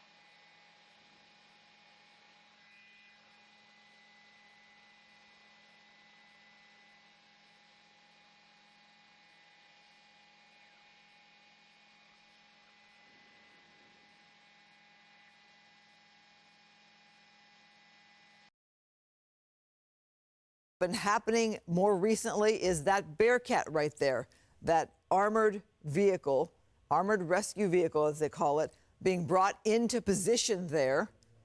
This is the equivalent of SWAT. It's the Sheriff's SEB unit there. There are 2 of those vehicles there. As you see, we've got a driver who can't go anywhere, can't go forward because there's a wash, has been taking whiffs, inhaling from this tank here. Often a tank like that has nitrous oxide in it. He's been smoking on something. He's been inhaling from a balloon while he was driving the vehicle. And basically, we're looking at a neighborhood here that is watching it. Well, as we're moving away here, it's 3:30 in the afternoon. There you go, different shot there. There's that tank. I mean, eventually, you got to wonder if that tank runs out. Okay, this is something I haven't really seen. Rick Dickert, are you watching this here with his arms out of the vehicle there? Yeah, whether or not that's just his reaction to feeling how he's feeling as he continues to suck into that tank, or if he's actually trying to show deputies that, okay, here's my arms, but I think it is clearly just him being a bit lethargic there and under the influence of what he's been sucking on that out of that tank there. Again, Poplar Street here. If you're just joining us online, thank you very much. This is in the community of Compton. A standoff here. When we mention SEB from the LA County Sheriff's Department, that's the acronym for the Special Enforcement Bureau. And they are special because they handle high-risk tactical operations involving things like this: barricades, hostage situations, high-risk warrant situations here. This Poplar Street is a dead end into Compton Creek. Compton Creek runs north-south. There's a bike path on the east side of that creek there. They've essentially set up a containment. The deputies have surrounded the area, keeping everybody out of harm's way. There's a pedestrian bridge crossing over that creek, but the road dead ends right there, and that's where this pursuit did create that situation in which it did end there. Nearby, and we're still trying to get information about General Benjamin Davis Jr. Middle School, just a block to the east of this location, off of Wilmington and Poplar. If that school is on lockdown, or if those students have been able to leave the campus there for parents to come pick them up, typically that's not the case. Just for safety, they keep those kids locked down with their teachers until these situations come to an end. They have to expect the worst always, Christine, with situations like this, and they're playing it safely here. All the units are on scene here. Yes, SWAT is there. We have the 2 Bearcat units here, but we have a man who's acting very erratically. There's the tank. He continues to suck into that tank, clearly under the influence at this time, acting erratically here. The bottom line is they want to bring this to a safe conclusion. Yeah, the question is when. You know, we've been talking about restraint. We've been talking about actions we've seen in the past when it comes to law enforcement bringing something to a close. And right now it's been waiting this out. Sorry, homeowners, you've been disrupted. Sorry, residents, obviously your neighborhood has been disrupted. But right now they've been just waiting this out, hoping this man would come out peacefully. I mentioned early on, but there's been no sign of him needing the bathroom or a lunch break or any reason to get out, to bring this to a close. Where does this person think he's going? Is the person just resisting going to jail, going to sit it out until somebody brings it to a close? And they'll bring in crisis negotiators if they have not already. They've obviously tried to communicate with this individual. We haven't seen him on a cell phone, at least from our vantage point, if he has one with him or if it's charged even at this point so that he can communicate with someone. If people, you mentioned this earlier, Christine, you know, this is a man who's having an awful day, and he's in a very dark place right now, and he's acting out accordingly. And if somebody at home, a friend, a relative, is seeing this and providing intel to the LA County Sheriff's Department there at this Compton scene so that they have a better understanding of where he's coming from and why he's at this place right now. The bottom line is they're doing whatever they can to bring this to a peaceful resolution, to keep the residents safe, to make sure that all these homes in and around Poplar Street and Wilmington Avenue running north-south there on the east side of Compton Creek, Poplar Street there, a very small residential east-west street that dead ends into the Compton Creek, keeping everybody safe, setting up that perimeter, the line around this situation, and bringing this to a safe conclusion. And the time is on the deputy's side, as we always say, Christine. They want to make sure they have enough manpower in place so that they can bring this to an end and nobody else gets hurt, including any deputies and this man. Yeah, I can't help but think if this is somebody's relative and loved one who is sitting in this vehicle and knowing that they will be going to jail at the end of the day. It's got to be a painful situation for family and friends of this man who clearly is, I'm guessing, not of right mind, being what he's inhaling and what that does to the brain and to the thoughts. And I want to bring in Jim again with the retired from the LA County Sheriff's Department as a chief and assistant sheriff. I want to bring you back in. You talked about how somebody inhaling a substance of some sort does affect the ability to reason. So with crisis negotiators, that discussion might not even come into play as a reasonable discussion. Jim, your thoughts? You bring up a great point, as did Rick, when he mentioned about what the crisis negotiators will do as far as get some background from the family as what might be troubling this individual. And that certainly goes into play. But if the person's in a state of euphoria or not rational behavior, either through the chemical or mental unstableness or both, then it does change the tactics of crisis negotiators as far as trying to reason or catch the attention of the individual, all centered on having a peaceful resolution to it. You know, interestingly, I'm seeing on the live shot, we're talking about this nitrous oxide, and I noticed that he has a cigarette, which presents a whole nother danger if the two connect, if there's an open flame that would connect to a live source, depending on what's generating that nitrous oxide. So oftentimes that can lead in an explosive type situation. So that can also, little nuances like that can also drive why the Special Enforcement Bureau is waiting and taking every precaution before stepping in and taking the person into custody, knowing exactly what's in the vehicle. But I can see on a couple occasions he's had a cigarette, and you see the smoke coming out. So. Well, gosh, given that thought, does that perhaps give law enforcement extra concern? I mean, that's a whole different kind of danger there. It does. It's every precaution is taken, and oftentimes in the practice days at Special Enforcement Bureau, having served there both on the line and then eventually as the commanding officer for Special Operations Division, I know that these experts deal with training constantly. In between the hundreds of incidents that we actually have, whether it's warrant operations or barricaded suspects or hostage negotiations or things of that nature, there's constantly something going on, and in between the actual deployments is training. And what you introduce into each of the training equations is new activity that any possibility of what could occur.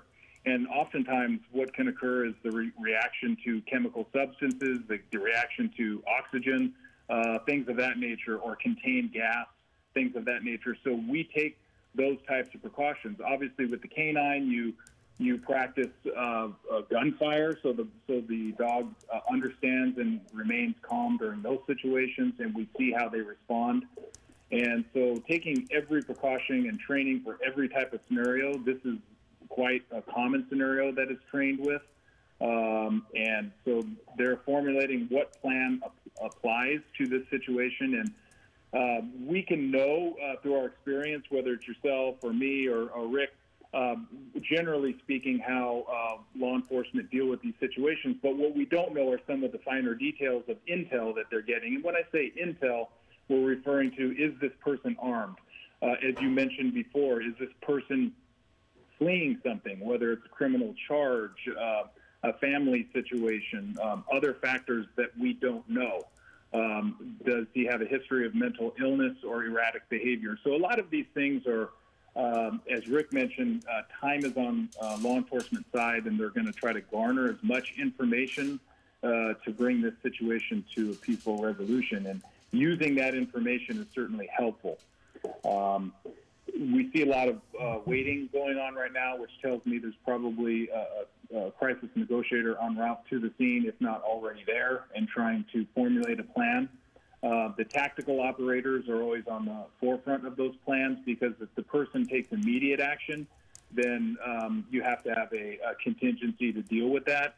Unfortunately, that often includes the use of force, hopefully at the lowest level, but the suspects oftentimes don't provide that opportunity for law enforcement, as we saw with LAPD's situation last night when the 3 canine officers were fired upon. So hopefully this situation remains at a lower level, which the deputies have successfully done here. Yeah, and not just fired on, they were actually shot, taken to the hospital. Luckily, we were told they were in stable condition. I believe 2 are leaving the hospital today. Non-life-threatening injuries, but still wounds that can affect you for an entire lifetime. We're hoping for their quick recovery.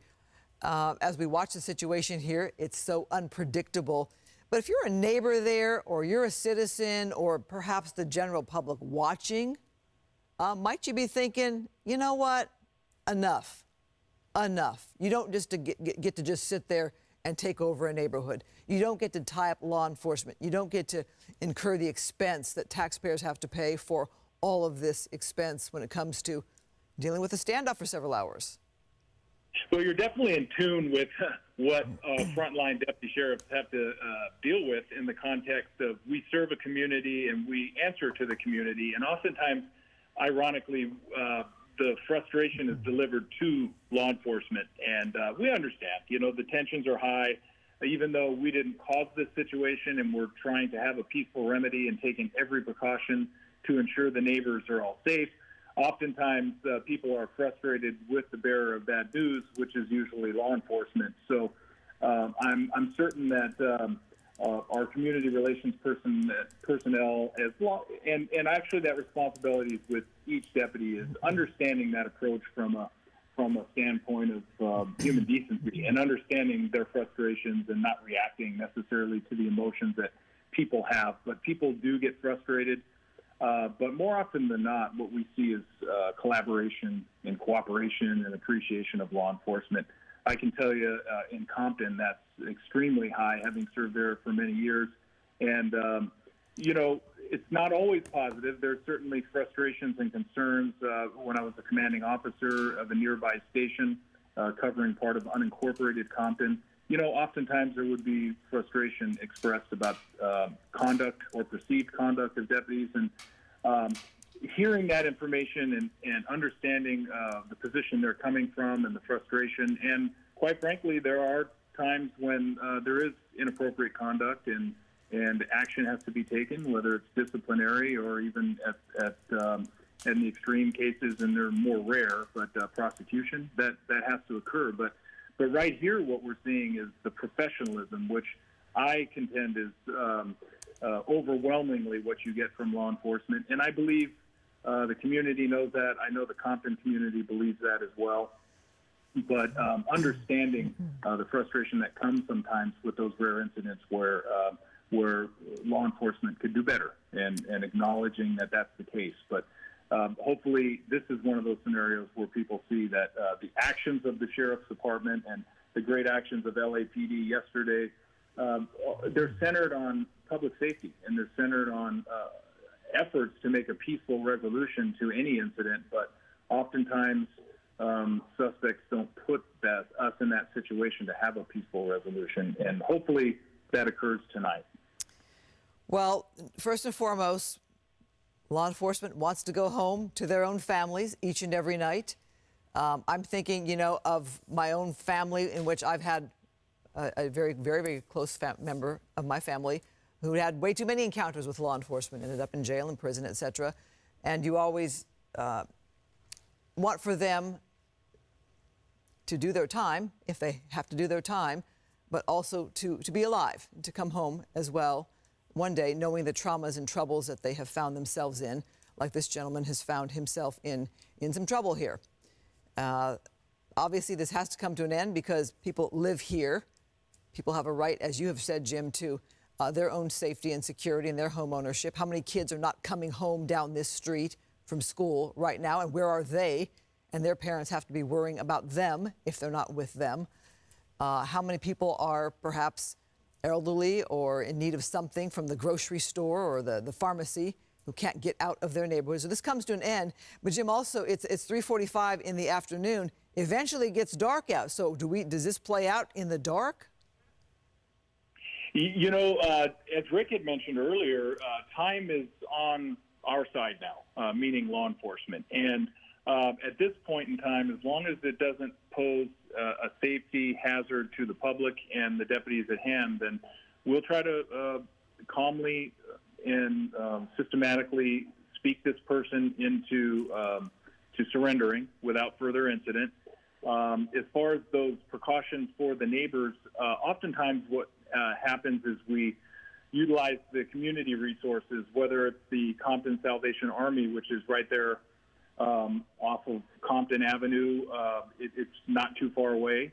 And then also there's a great church. We know Pastor Rafer Owens with Faith Missionary Baptist Church, which is right there. He opens his doors to the community. So oftentimes what they'll do is provide a shelter in place for the residents, which will include food. There's so many wonderful people in Compton that volunteer and are ready and willing and able to help their residents in Compton. And so really what you see here is people coming together. even though the suspect tried to ruin folks' day, you have the sheriff's department who took precaution and used actually professional discretion to not endanger the public.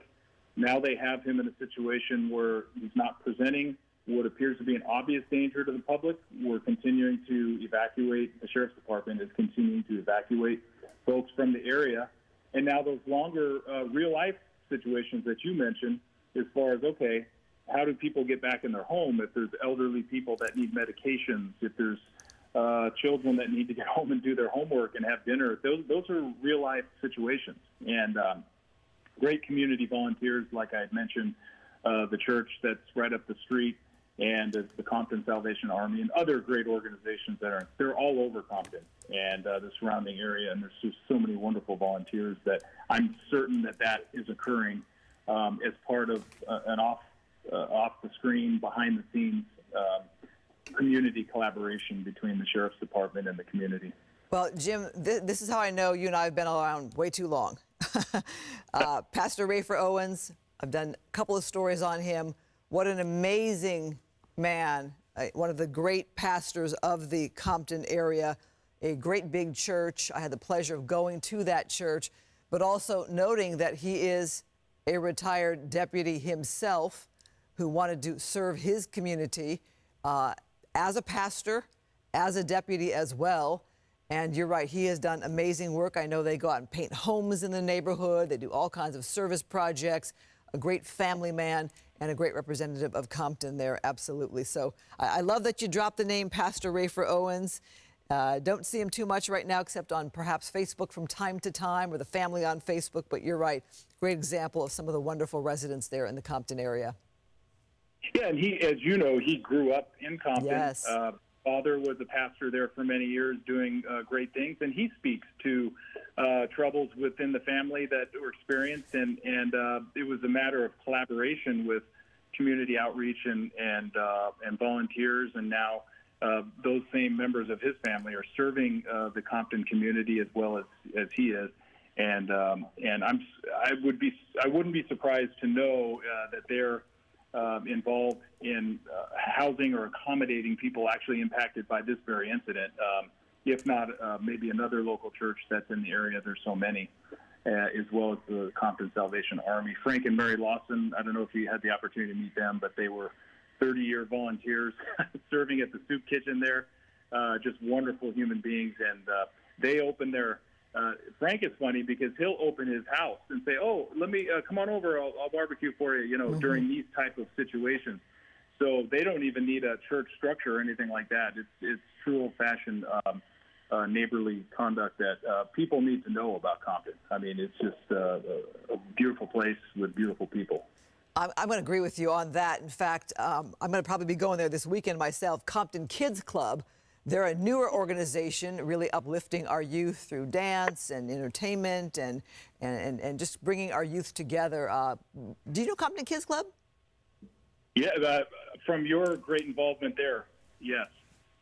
Yeah, another wonderful organization in the Compton area. Well, sadly, we have this situation with a man having a very difficult day here. I don't know how long he's been able to sit in that vehicle since 1 o'clock. Coming up on 4 o'clock here. A whole lot of patience or whatever he is inhaling there must be extremely calming.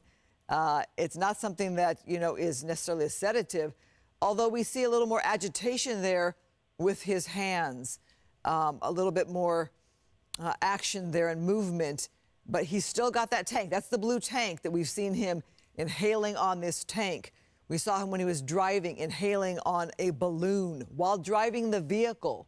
So thank God this has come to an end in an area that nobody is hurt. Can you imagine you look over and somebody's driving and they're inhaling from a balloon as they're driving and leading law enforcement on a pursuit?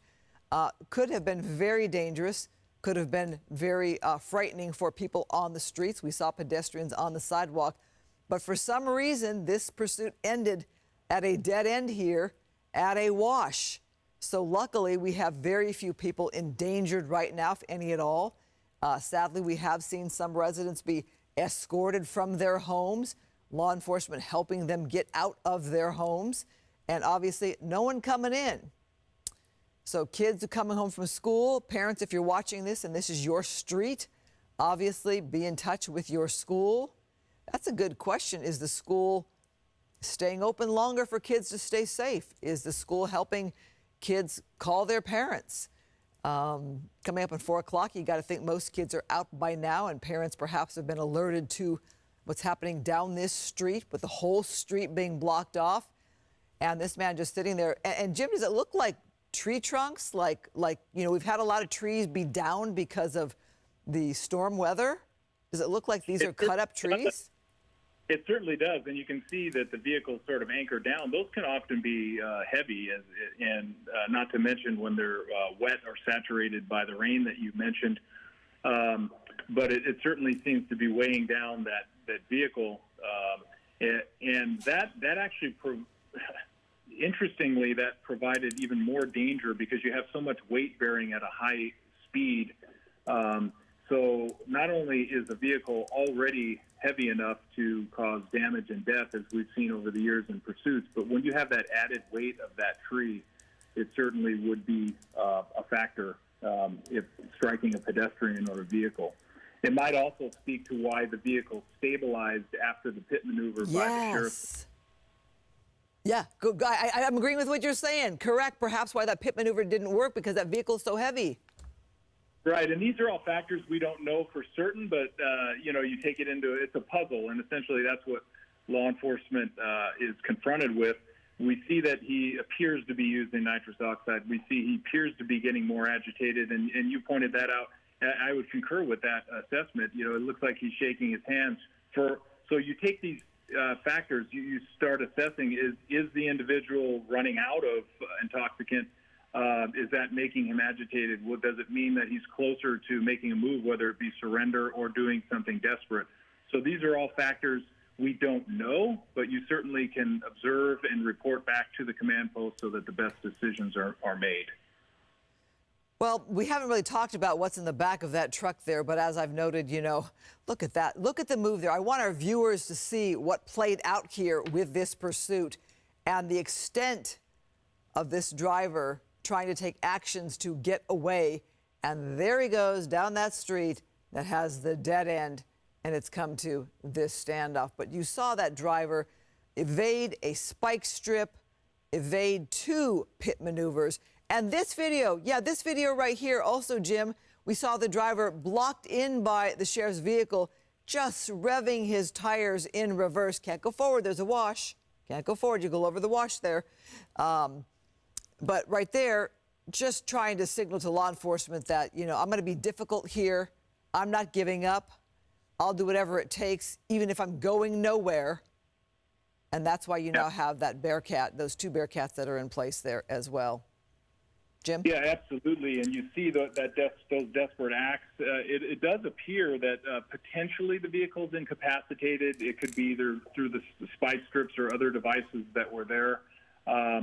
It does tell you about the desperation of the suspect, because you can see if he were to punch through that fence, as it looks like he was attempting to do. In that picture, you see reverse lights on, and the deputy sheriff pinned him there. But in another picture, you see that they're off. And so does that mean he was attempting to move forward over into the wash? So you don't know the level of desperation of this individual. No, you really don't. Well, obviously, they're not wanting to go into custody. That's the problem. Again, amazed that this person can just sit there for hours upon hours. And there you see, that's what it looks like for that driver. That's what he's looking at. Can't go forward. Can't back it up. I don't know, could the driver go left or right? I mean, does that look like some kind of alleyway or walkway or path that the driver could, if they went forward? Jim, do you think? Yeah, and as I'm very familiar with the area, having worked there a lot of times, and a couple things, as Rick can tell you, because he and Stu have seen more of these pursuits probably than a lot of us. But you see a lot of crazy things, and a vehicle could fit in there, believe it or not. It would scratch at some point the side walls of the vehicle, but I've seen pursuit operations where vehicles have gone through narrow ways such as those. And so he certainly could go on foot. But that's where I have confidence, even without looking at a deeper panoramic view, that deputies have the area surrounded through containing. There's inner containment and outer containment that deputies do so well. On a side note, we were talking about community. I noticed the Compton Creek looks pretty good, which is usually community volunteerism working there. You know, some people who don't respect the community often will throw junk and dirt and waste into there. But the overwhelming number of people who do care about the community, we've had volunteer clean pickups and stuff like that. It looks pretty clean, which tells me there's some good things going on. The things you noticed there, I hadn't picked up on that, but you know the history of it there. And yes, we've seen many locations that have been filled with debris. And also there's water there given our storms. Okay, so here we're coming up on almost 4 o'clock. I'm exhausted, not sure how those law enforcement members there aren't equally exhausted. But Jim, look back there, look now. What I'm noticing, the deputies that were there positioned by that black vehicle, not the Bearcat, the pedestrian vehicle there. Yes.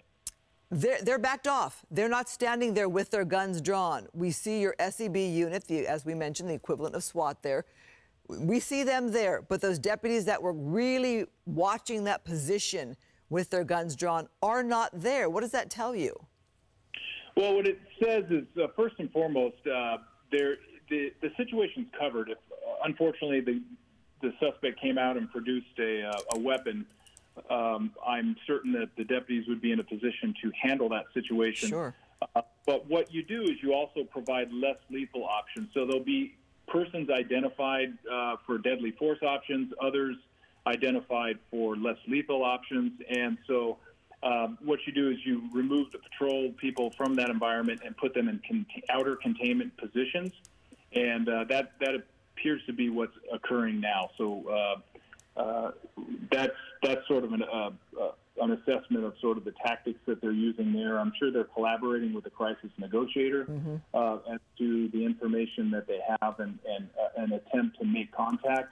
I don't know if they already have a cell phone number and contact with that individual. If not, they'll use whatever means to get him a cell phone so they can establish communications.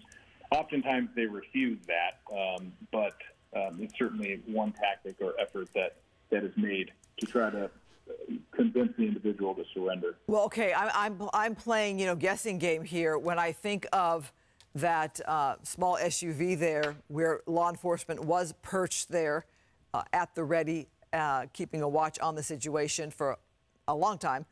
Since they are not in position there, I'm wondering, is SEB looking to make a move?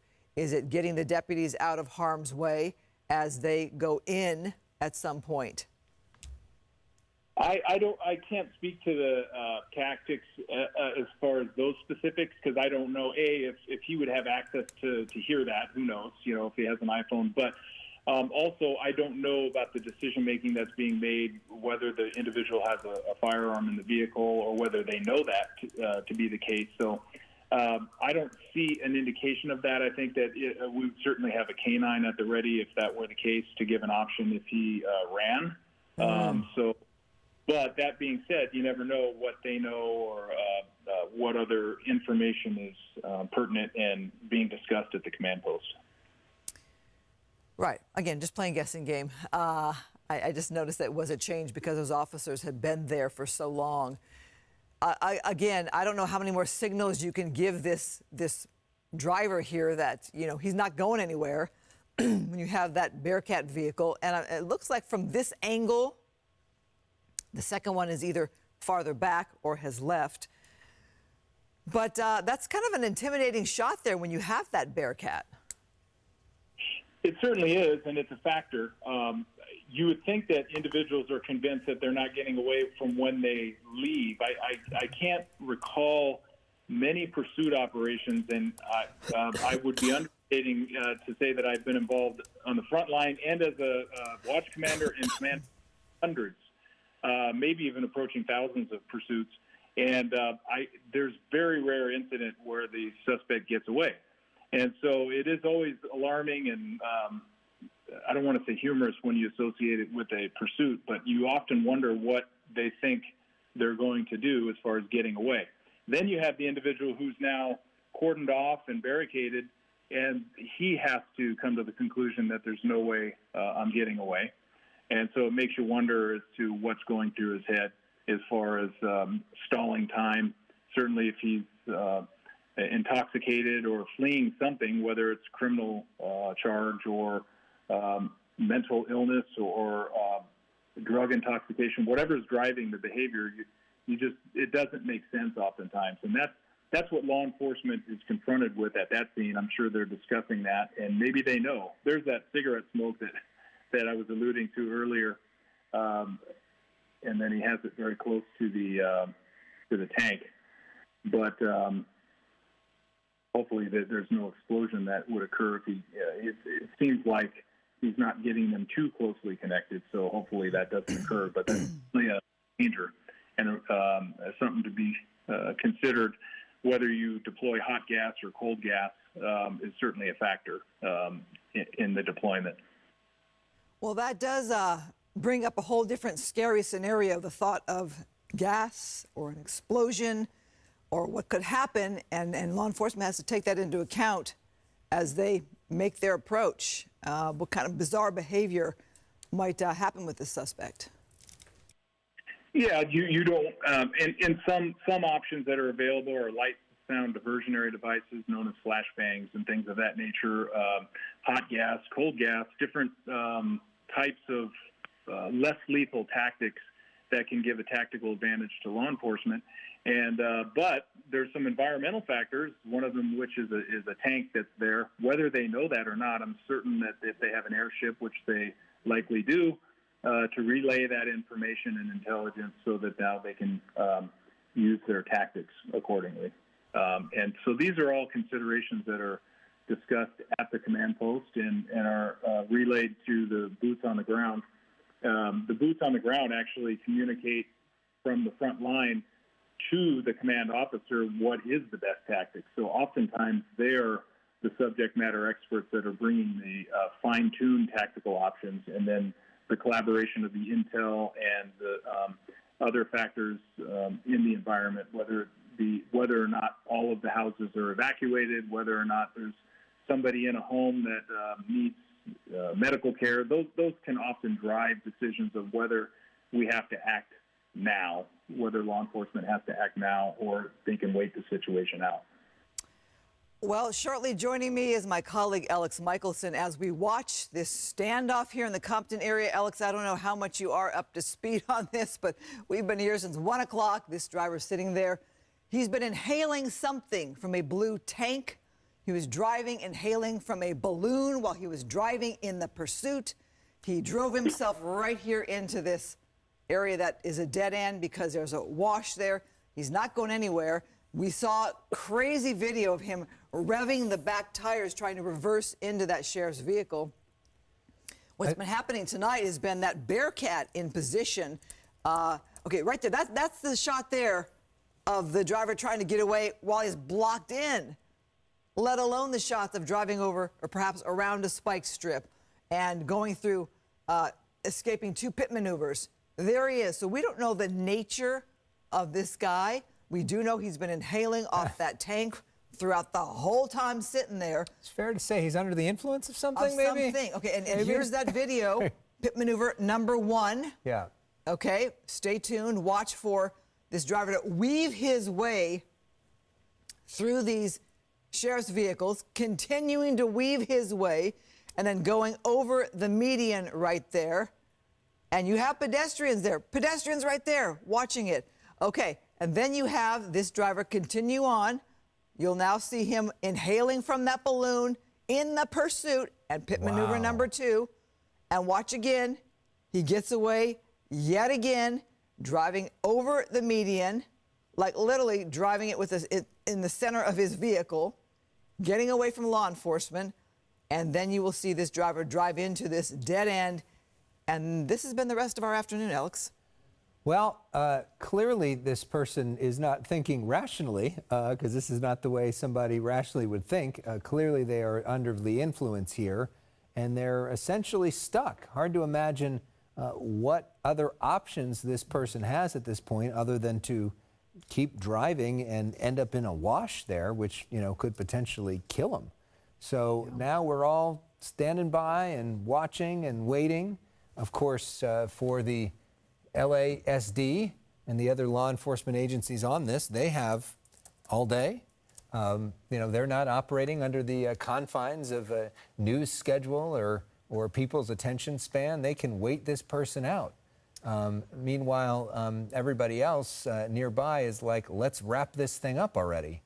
And you see the sheriff's vehicles, the folks there that are gathered behind the Bearcat. And the question is, you know, are they going to take some sort of more aggressive maneuver to get him out? You see some of the folks there, they're so heavily armed, you know, they could move in and rip him out of the vehicle, which is something we've seen in the past. They could deploy a police canine, which at the moment remains legal, although there's discussions about whether that should or not be legal going forward. They could throw gas into his vehicle to try to cause him to come out. Look at the back window. They've already done the pepper spray into the vehicle. That didn't work, and that's perhaps why he's had the window down the whole time to better breathe. Do they believe that he's armed, or? We've seen no sign of that. There's been no indication of that. There's been no formal word of that as well. I mean, there clearly would be enough law enforcement on hand to move in as a group and to try to yank him out of there. So far, they've chosen not to do that. We've had a retired chief of sheriff's special operations from the sheriff's department, Jim Hemmold, who's been with us by phone. And Jim, perhaps you can, okay, is this Bearcat? The second Bearcat is moving in. All right, Jim, we talked about, is that a third one now? That's 3. 1, 2, 3. So Jim, talk about why 3 of these armored vehicles would be there. Well, again, there's an unknown factor not being at the command post, so I don't necessarily have all the intel, but it is not out of the ordinary to utilize every resource available to provide that level of protection for the special weapons operators to get closer. Also, the crisis negotiator to get closer to establish communications. Having that extra vehicle there also allows you to bring in more equipment that's less lethal in nature, such as stun bags, OC spray, hot and cold gas. I think in this case, they would likely opt for cold gas. And then also things such as tasers or a canine, you know, things of that nature. So the more equipment that you have, the better. Not only that, a close proximity allows you to make collaboration with the crisis negotiator. You know, oftentimes residents can get frustrated at law enforcement, just as Alex described, you know, like, hey, when are you going to take action? And so reverence for human life is at the center, and I think most people in the community believe in that as well. But it does reach a point sometimes. For example, we noticed that he seemed to be getting agitated. Who knows? Is he at the end of his toxins there, his substance, whatever he's using, and is he getting agitated? So oftentimes you don't have an indefinite amount of time. You have to take action because people can start becoming more desperate if they're driven by substances. It's particularly when they run out of them and they're feeling pain of withdrawal or desperation, things of that nature. So it's not just a wait and see per se. Oftentimes you do have to make these decisions. It's time to act. Also, if crisis negotiators are noticing erratic changes in behavior or mood swings, that can be indicative of the fact that the individual is becoming more desperate and might take action. Again, the unknown factor being, does the person have a weapon in the vehicle? That's a significant factor that we don't know, because if the person did have a weapon, that would certainly answer for why you would need much more armored protection with the ARVs, which are the Bearcats, and those things, the armored rescue vehicle. So those are just some considerations. It does appear that they're getting closer to a tactical plan, although we don't know the exact time. It could also be introducing a phone so crisis negotiators can have a dialogue with the individual, all on an effort to convince him to surrender peacefully. So, like, the average person watching this and they see all these, heavily armed special, SWAT officers behind this Bearcat, and they see this one guy sitting there in a truck, why can't, at this point, they move in? What are they, waiting for? They got 3 Bearcats there. Why the hold up? Right, understood, and I can understand that perspective. However, also take into consideration, and I've seen it occur also when we approach vehicles, law enforcement approach vehicles, if the vehicle revs up or the person then attempts to make a maneuver with the vehicle that presents a danger to the deputies, and they utilize deadly force or things of that nature, then the critique is, well, why did you have to approach? You had time on your side. There was no danger to anybody. So I think a lot of these considerations, but I understand your point that it does not appear the individual can really go anywhere that's a threat. Although you have a vehicle laden with a lot of weight with that wood, it certainly, if he could get it operational, you can move the first vehicle that's there, the police vehicle. The ARV would be too heavy for movement. And also the consideration of him not harming himself. If he were to jolt forward, then it could be catastrophic for the suspect to move forward. And if you're a family member of this person that's desperate, you might not want to see law enforcement move. Let's bring up a hypothetical that law enforcement does move to resolve this situation, and he puts it in drive and drives over into the wash and commits suicide that way. Then the question certainly that the types of question that law enforcement confront are why did you have to act? We could have waited this situation out. So it's a balance. It's a balance of all of that information, all centered on the safety of first the public, the deputies on the scene, and of course the suspect who's in an obvious desperate situation. Who makes that call on the scene? Who's the one that says, yep, let's go in, or nope, got to keep waiting? Well, since we have the time to talk about it, and you have, as an inquisitive journalist, as you always do, but essentially there's a command post we discussed earlier, and what you have now that the frontline patrol deputies have been moved out of the frontline positions. They did a great job of stabilizing that. They will now be put to containment positions, and all of the SWAT team members will be placed there. There's somebody that's a scout, which is essentially the leader of that SWAT team, who will develop a tactical plan based on the environment, based on all the information that scout has and the information from the scene. They communicate that to the incident commander that is at the command post, and that command post has all of the intel and is trying to get more information, such as criminal history, does the person have mental illness, what's driving this behavior, things of that nature. And then from there, the best tactical plan is deployed. So it's a methodical process that is taken into consideration the whole time, and again, centered on reverence for human life and safety of the public there at hand. And so I guess what's next on this front? I mean, is there, you mentioned a canine. I mean, what else in terms of resources could they even bring in at this point? Well, the crisis negotiator will be instrumental in trying to talk this individual to surrender. That effort will be made if it hasn't already been made. What we don't know, does he have a cell phone? Is it on speakerphone? Are they trying to talk? Is he hanging up repeatedly? We don't know a lot of these factors, and so we can give our best guess, as someone who commanded these types of operations for years. I can provide input based on what I'm seeing, and of course, as a journalist, you've seen a lot of this. But what we don't know is the real-time information, and so those factors are very significant. A lot of those they can be nuanced in nature, but they are significant in the decision-making for each incident. Each incident is different. But what I can tell you is it's likely that crisis negotiators are conferring with family or close loved ones to determine, do we know why he's acting in this manner? And try to establish communications, try to talk the person into a peaceful surrender, and all the while taking precautions if he does something desperate or something that requires immediate action. So these types of precautions are being taken. It looks like they have it in place. So now tactical plans are being devised if there's never a peaceful surrender. Eventually, law enforcement will take that action to bring it to conclusion. But prior to that occurring, I believe that crisis negotiators will take steps to try to convince the person to surrender without incident. We want to show you some video from a short time ago. This is when gas canister, you see it here, fired into the vehicle. Usually this is the kind of thing that would, essentially smoke out somebody.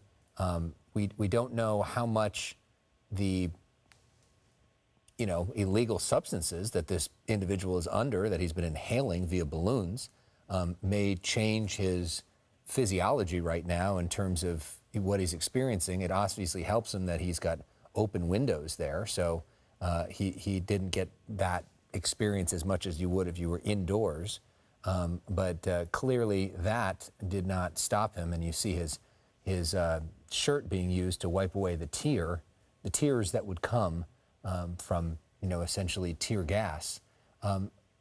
What do you know in terms of, the most likely substance that he may be ingesting via that balloon, and how that, impacts one's thinking?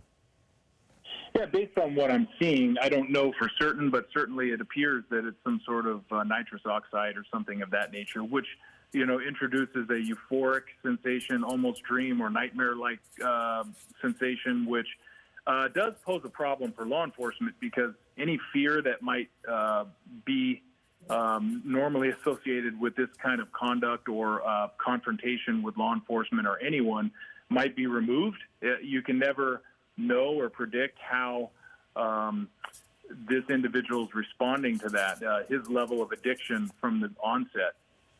So we really don't know, but generally speaking, it appears that that's the chemical, and that it would present a euphoric situation and or a euphoric feeling for him. And it doesn't look like the gas really set in from what I can see due to the open windows. And so it appears that he was able over time to defeat that, which is getting into the tactical planning for law enforcement as they confront the next stage of how they're going to take action to bring this to a conclusion. It looks like he just took a sip of something, or I don't know if that was another hit of the what we believe to be nitrous oxide, but he continues to sit there. Can you talk about how much of a problem that nitrous oxide has become? And I know it's something that probably over your years became a bigger problem. Yeah, and that's more of a current problem that's occurring. You see ebbs and flows in the narcotic or substance of choice of individuals. You've seen heroin make a comeback, and opiate-driven type of chemicals. And nitrous oxide has certainly come and go. Usually it's associated with individuals who are doing essentially like raves or things of that nature. I can't say that I've really seen it in this type of a pursuit operation over the years, so it's kind of curious if that's in fact what we see going on. But it certainly introduces a euphoric feeling, but you have to constantly hit it from what we understand of individuals who use it. So at some point, I think he's going to run out of this chemical, and we don't know if that's going to bring a more desperate feeling to him. At times, he's appeared more agitated with shaking hands and things of that nature, so we didn't know if that represented running out of the chemical for his intoxication. So this is certainly a consideration for the command post as they determine how they're going to address this situation. It looks like he's smoking something. Not clear if that's a cigarette or marijuana or meth or something else, but he's clearly smoking something while he's in there and busy and agitated. I mean, can you take us in the mindset of the deputies that are out there, and just how frustrating this has got to be, waiting out somebody in this situation and your own life on the line, and the neighborhood irritated, and all the taxpayer money being spent on this, and watching somebody go through this? Yes, and as we alluded to earlier with Christine, having served personally in Compton for many years, you know a lot of the residents when you work in the area, and you even know people on the street. You know that their kids are in school. You know what time certain people get home because you build a friendship or a bond with people. And so you're frustrated in the sense that not only for your own safety, but you know that residents are frustrated and are kind of wondering, hey, when are you going to take action to resolve this? I have to get home. I have to, get my kids home doing homework. Oftentimes there's elderly maybe that are in the house that maybe need medications or attention. So a lot of these factors from just for a long-term incident come into play. Oftentimes the community will be a little frustrated with the first person they see that's actually preventing them from entering their home or evacuating them, and that's law enforcement. So taking that and understanding where they're coming from and why they're frustrated, they're not actually mad at us, but at the situation. But from a tactical standpoint, we constantly make relief to ensure that you don't tire an individual and they lose their focus and attention, because, standing at the ready for hours upon hours. I mean, we've had barricaded suspects for armed individuals who've taken hostages and things of that nature or are shooting at law enforcement. They can go on for days. I've been involved in many incidents where they've gone on beyond a day. And so this does not appear to be that type of situation where you would wait that long, but I don't have all of the intel that the command post has. But it can be frustrating, but oftentimes in training scenarios, in between the hundreds of high-risk search warrant operations that SEB does, which is the Sheriff's SWAT Team, Special Enforcement Bureau, in between all of the high-risk situations or barricaded suspects or tactical operations that are done, is training. And so you're constantly doing something. So honestly, the tactical operators are such professionals. They have so much patience that a lot of people on the TV, you watch TV shows and you see the shoot 'em out tactical operations, but the reality of tactical operations is exactly what you see. There's a lot of standing by at the ready, preparing, being ready to de-escalate a situation, and on rare occasion, there's more hostile or deadly confrontations that occur. But for the most part, this is, in fact, the nature of the job when you're dealing with tactics is patience, professionalism, and reverence for human life. And that's what you see here. Essentially you're seeing the patience and the professionalism and the reverence for human life that the deputies on scene in Compton showed by timing when to do that pit maneuver and timing when to barricade the individual versus continue the pursuit was demonstrated all of those factors. Can you talk about the training also in how do you deal with somebody who is clearly under the influence of probably multiple substances at the same time right now, who clearly is not thinking or acting rationally, and the process of trying to communicate with that person, that's got to be very difficult. It can be difficult, and if you're the first deputy responding, so I can walk you through, for example, in this incident. When it first started, you had the patrol deputies that had to talk the individual, prevent him from doing something desperate that would cause immediate, force, or even worst case scenario, deadly force if he produced a firearm or something of that nature. So they appeared to be successful in talking him down and even keeping him in place or surrendering, which he refused to do.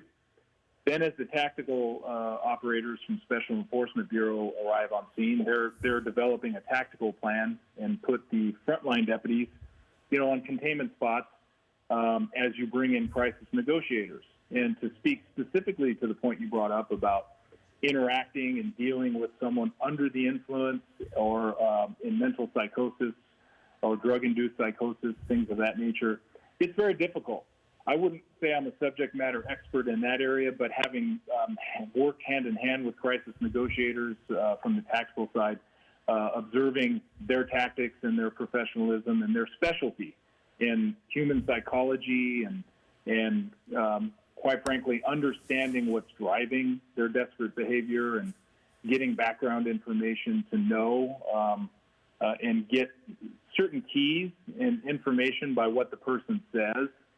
You know, is this person acting desperate? Is this person not making sense at all? And that could possibly be the situation when he takes a hit and is feeling euphoric, and then maybe he comes out of that and you see him now sort of shouting things and yelling things. So, you know, that goes from the euphoria and the high that he feels to now maybe more desperate actions, as you see his hands shaking and things of that nature. So having the crisis negotiators understand the type of individual they're dealing with and getting them to surrender peacefully is an important factor. So it can be frustrating because oftentimes it takes a lot of background information and knowledge and failed efforts. You know, you try to reach them on certain accords, and sometimes they're not responding to certain conversations, and then sometimes you can touch and hit home with them and convince them to surrender. And more often than not, our crisis negotiators do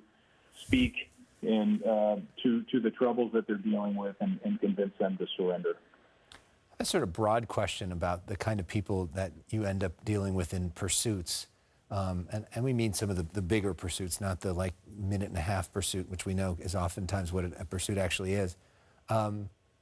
As a percentage, based off of your experience, like how many of them have had interactions with law enforcement before, meaning, you know, been arrested or something like that, in terms of the people that you see running?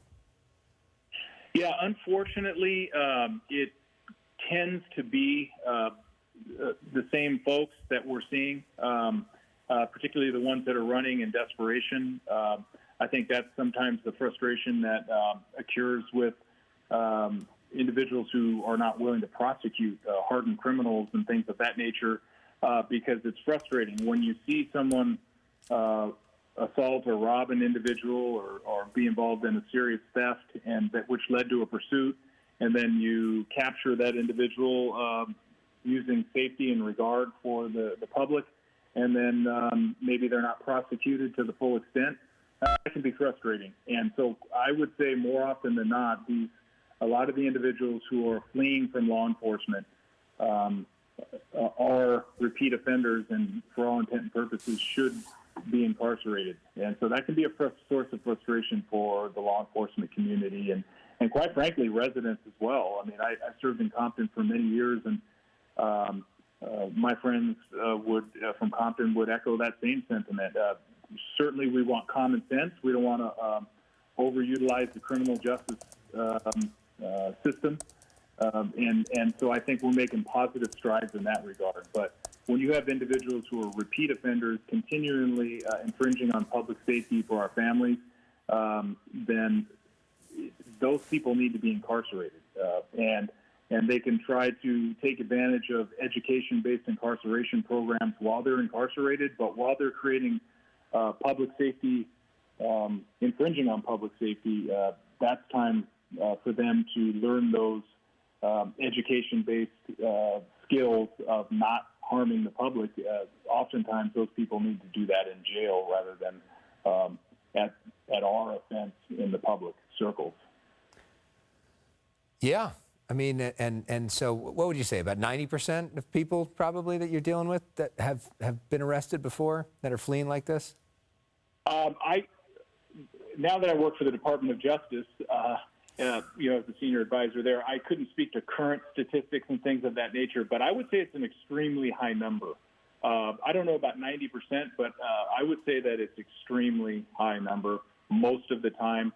I can't think of many pursuits, and we're talking hundreds, either at the line level or the command level, been involved with that were first-time offenders saying, hey, I'm just going to bail and flee law enforcement. That would be a rare circumstance where a first-time offender has the audacity and the disregard for public safety to flee law enforcement.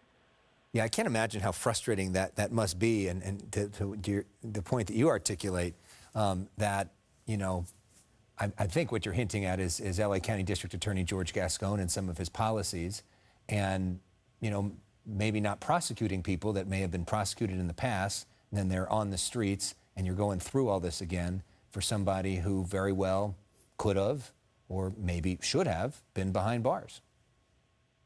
Well, certainly, I know specific incidents that involved dangerous suspects who assaulted members of the community and in law enforcement, and they were not held into custody. They were not given gang enhancements, even though they were operating in a violent gang manner.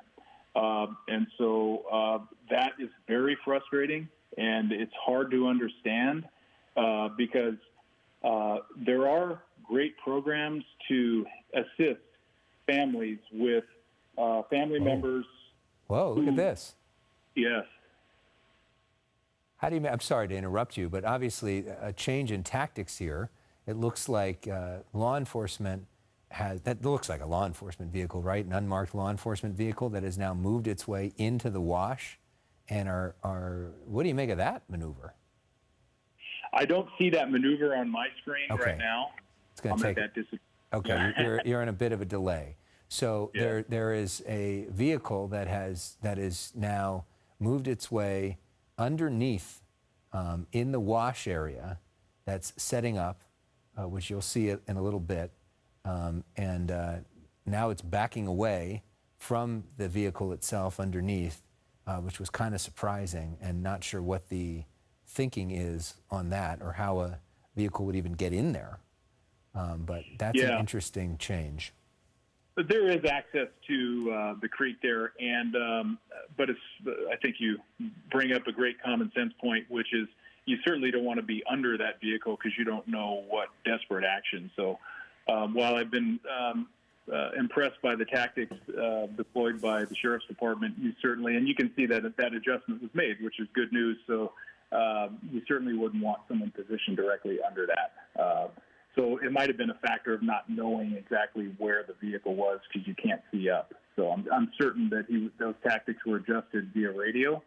And but I know that they would want to have boots on the ground because the possible scenario if the guy ran would be to have somebody there in the wash to take that person into custody. And I know, Alex, you've been involved in and covered many of these as a journalist that you'd be surprised sometimes that vehicles survive jumping into wash and then next thing you know they're driving. I don't think that would be likely, but you have to take every precaution to make sure that every avenue is covered.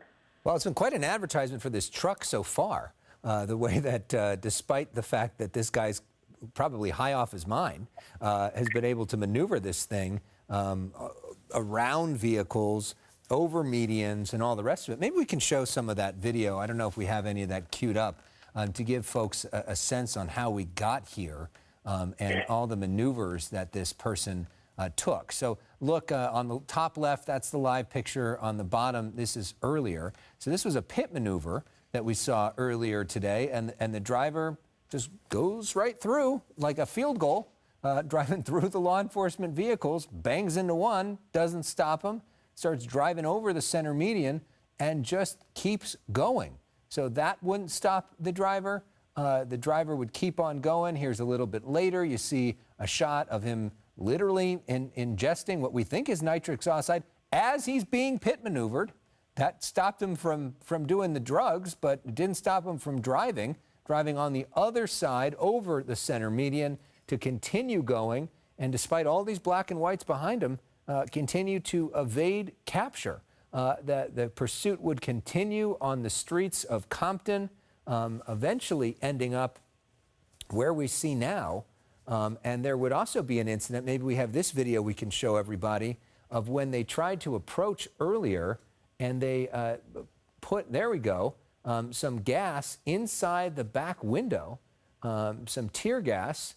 It goes off there. You can see the driver is impacted by it somewhat, gets out of the window there, trying to breathe, tearing up, and even though the sheriff's deputies behind him were close, decided not to give up. And so here we are now, hours later, as we continue to watch what's going to happen next with this whole pursuit situation, including this driver who is, taking his sweet time, as all of Los Angeles and perhaps much of the country watching us online now sort of awaits his next move or awaits the next move of law enforcement.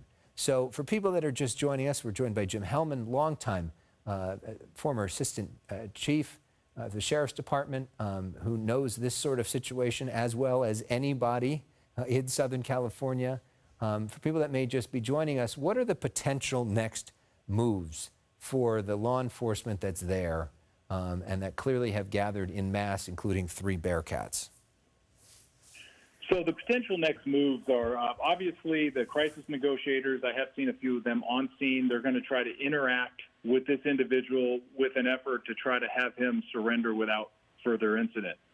All the while, our tacticians from the Special Enforcement Bureau, which is essentially the sheriff's SWAT team, have precautions, which would include the option of deadly force if he produces a deadly weapon.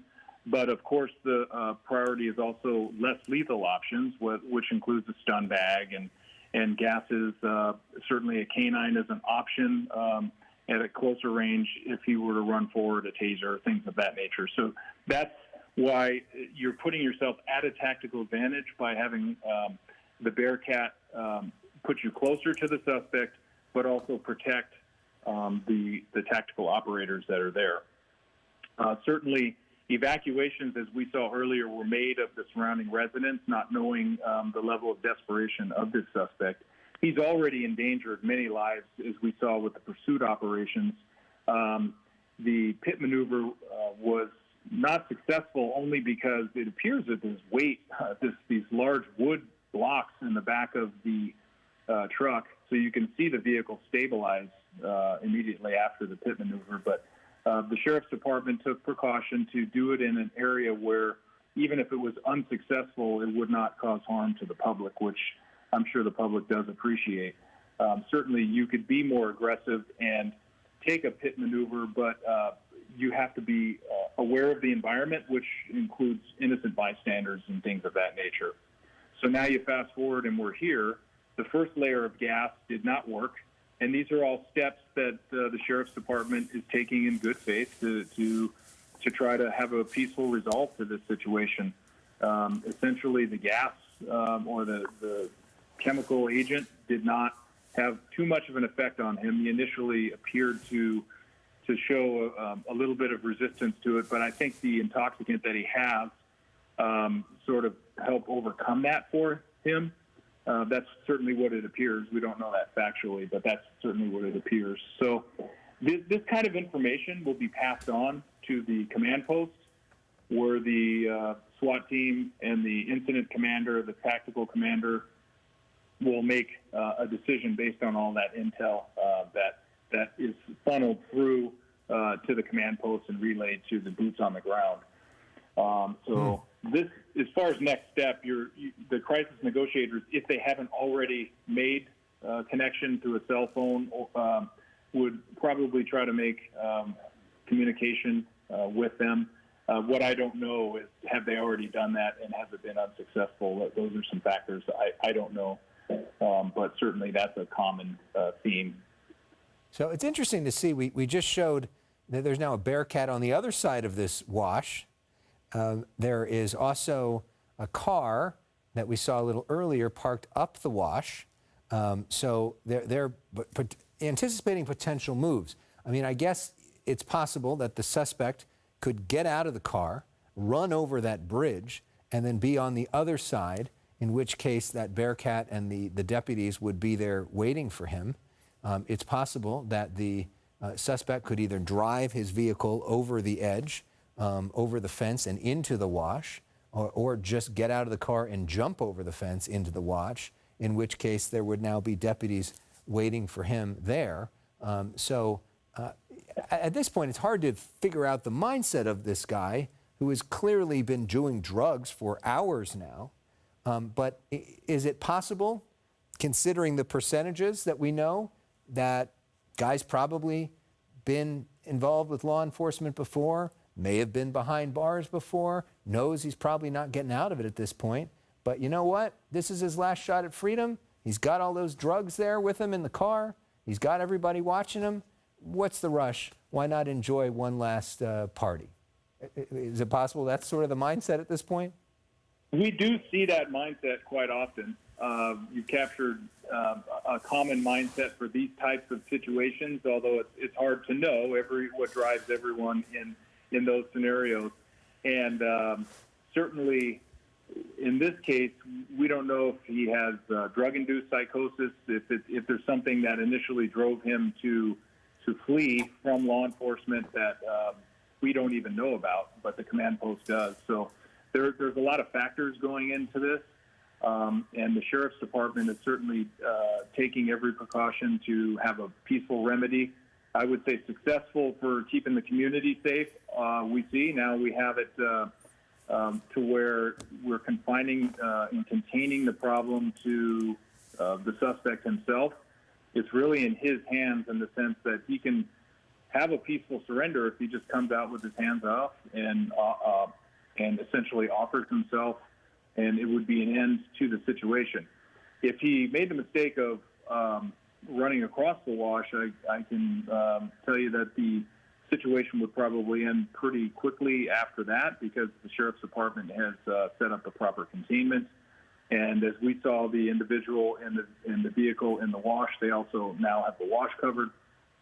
So by no means do I see a scenario where this individual would be able to evade. I think we all see the same thing. And we're just now taking, it appears the Sheriff's Department now is taking every precaution to bring a peaceful conclusion. And the ball's in his court in the sense that he can do that at any given time. But since he's not, there's more assertive efforts being planned, I can tell you that. There are options. It's not just one plan. There are contingencies that are taken. And so it's a matter of the scenario, whether the person's armed, whether he was seen to be armed, whether family has said, yes, he carries a certain firearm, things of that nature. We don't know. Or a criminal history that might reflect that as well. So all of these factors are going into what are the next steps for the tactical team on the ground. And in the meantime, the rest of us wait and await the decisions of this man who continues to, is he drinking? Is he ingesting drugs? It's kind of tough to tell. As we see him a little bit closer, he seems to be maybe grooving to the music, which may be actual music in his car or just the music in his mind after ingesting illicit substances for several hours in a row. He seems to be enjoying looking at the helicopters that are focused on him. And it seems like this guy kind of enjoys the attention at this point, or may not even realize what's happening. And the law enforcement folks still just waiting him out. Would it be typical in this situation? Obviously, you talked about crisis counselors and people trying to call him. But would the sheriff's deputies on the ground there, especially the SWAT guys, would they be yelling out instructions as well? In the initial confrontation, so to speak, with patrol deputies, they were certainly trying to control the situation and giving orders for a peaceful surrender. I'm sure he refused those. He obviously refused those. And then they attempted, while they had a tactical advantage, to bring him out through the deployment of that gas, which he defeated not only to the open air, but also probably with the influence of that chemical that he's utilizing. As the tactical team is on hand, certainly you will constantly remind him that he's available to surrender, so you'll continually make those calls. But it won't be as frequent because you don't necessarily want to give up your position as a tactical operator, but certainly occasionally you would let the person know over PA, or if you're in shouting distance, it's okay to surrender, and try to talk them down. Eventually, they're going to try to have direct communication with the crisis negotiator to try to talk this person into surrendering peacefully, and that can be through the introduction of a phone that we provide, or if they already have a cell phone, they may have already been doing that. It's very difficult to determine. It seems as if maybe they have made communication just based on the fact that crisis negotiators would normally have tried to introduce a phone at this time. I would think, in this time level. So they may have a communication with him, or he may be hanging up or not answering. So we really don't know. There's a lot of unknown factors that we don't know. What, in all your years of doing this, is the longest standoff that you were ever a part of? Can you remember how long it was? Well, there was an incident that was several days in nature, and this was behind a deputy sheriff who was killed in the line of duty, Steve Sorensen, up in the Antelope Valley. And this individual, first of all, there was a tracking down of this individual by the Special Enforcement Bureau and the hardworking men and women of Palmdale and Lancaster stations, eventually finding the individual in a abandoned shack, and then the exchange of gunfire and things of that nature made it clear that not only was this murder,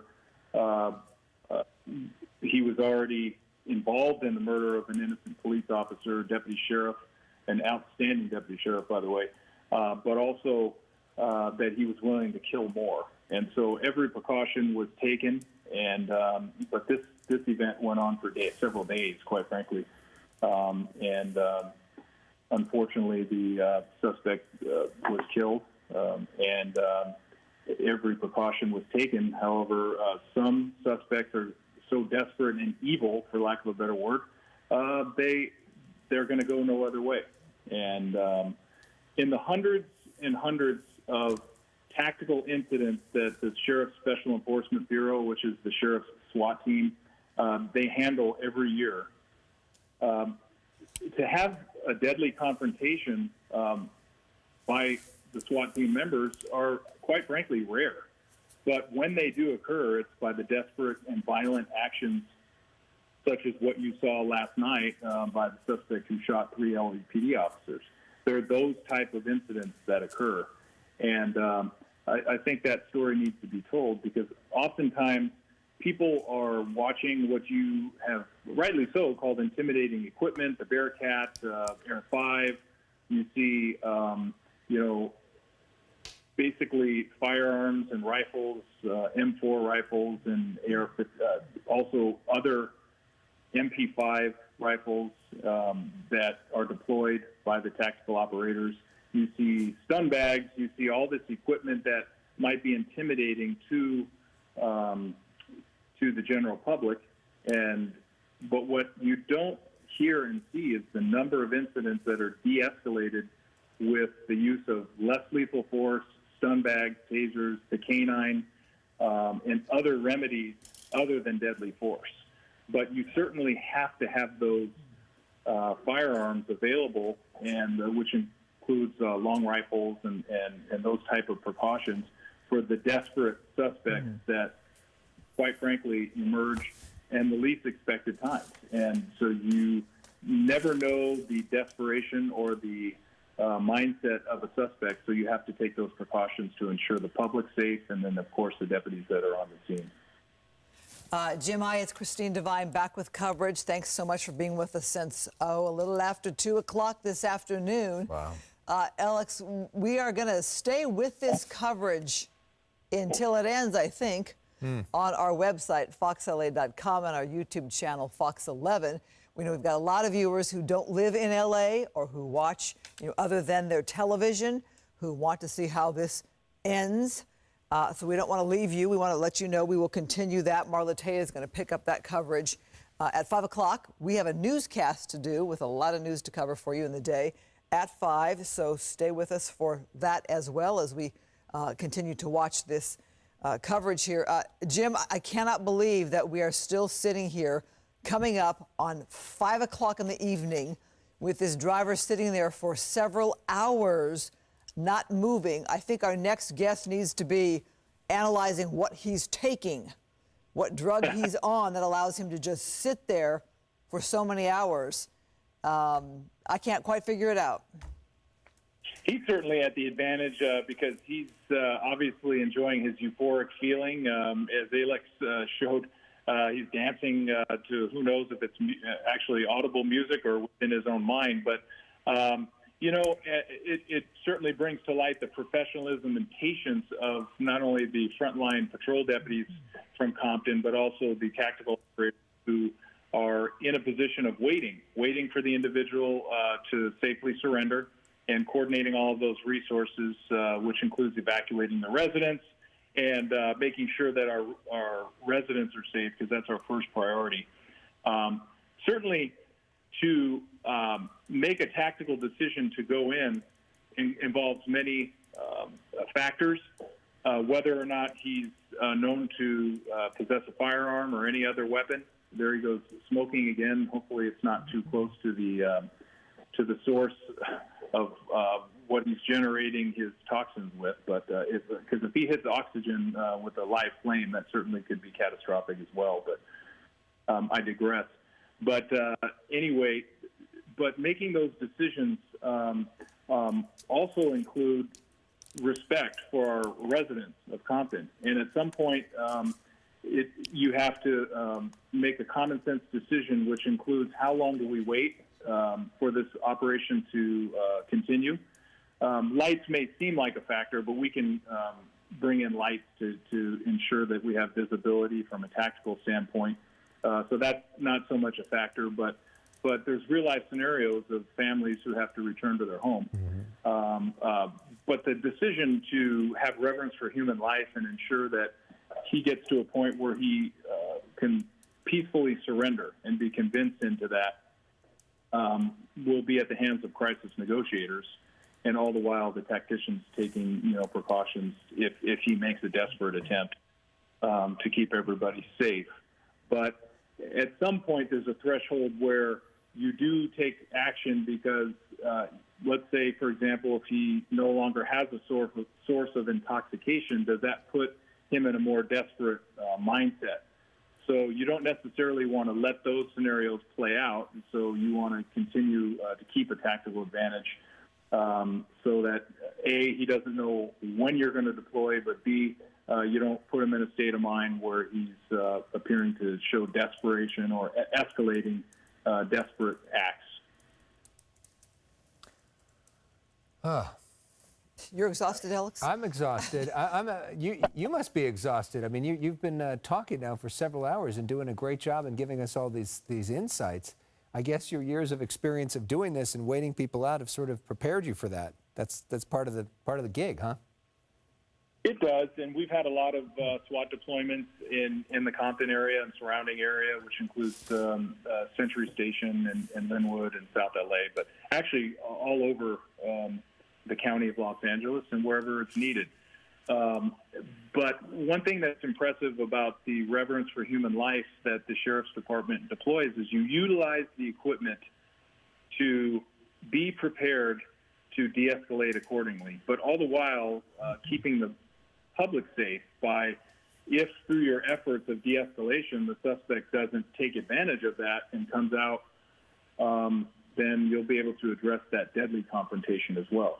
But those incidents are more rare than people think. I think the TV shows and the police shows and movies and things of that nature show a situation where you have a lot more deadly confrontations than actually occurs.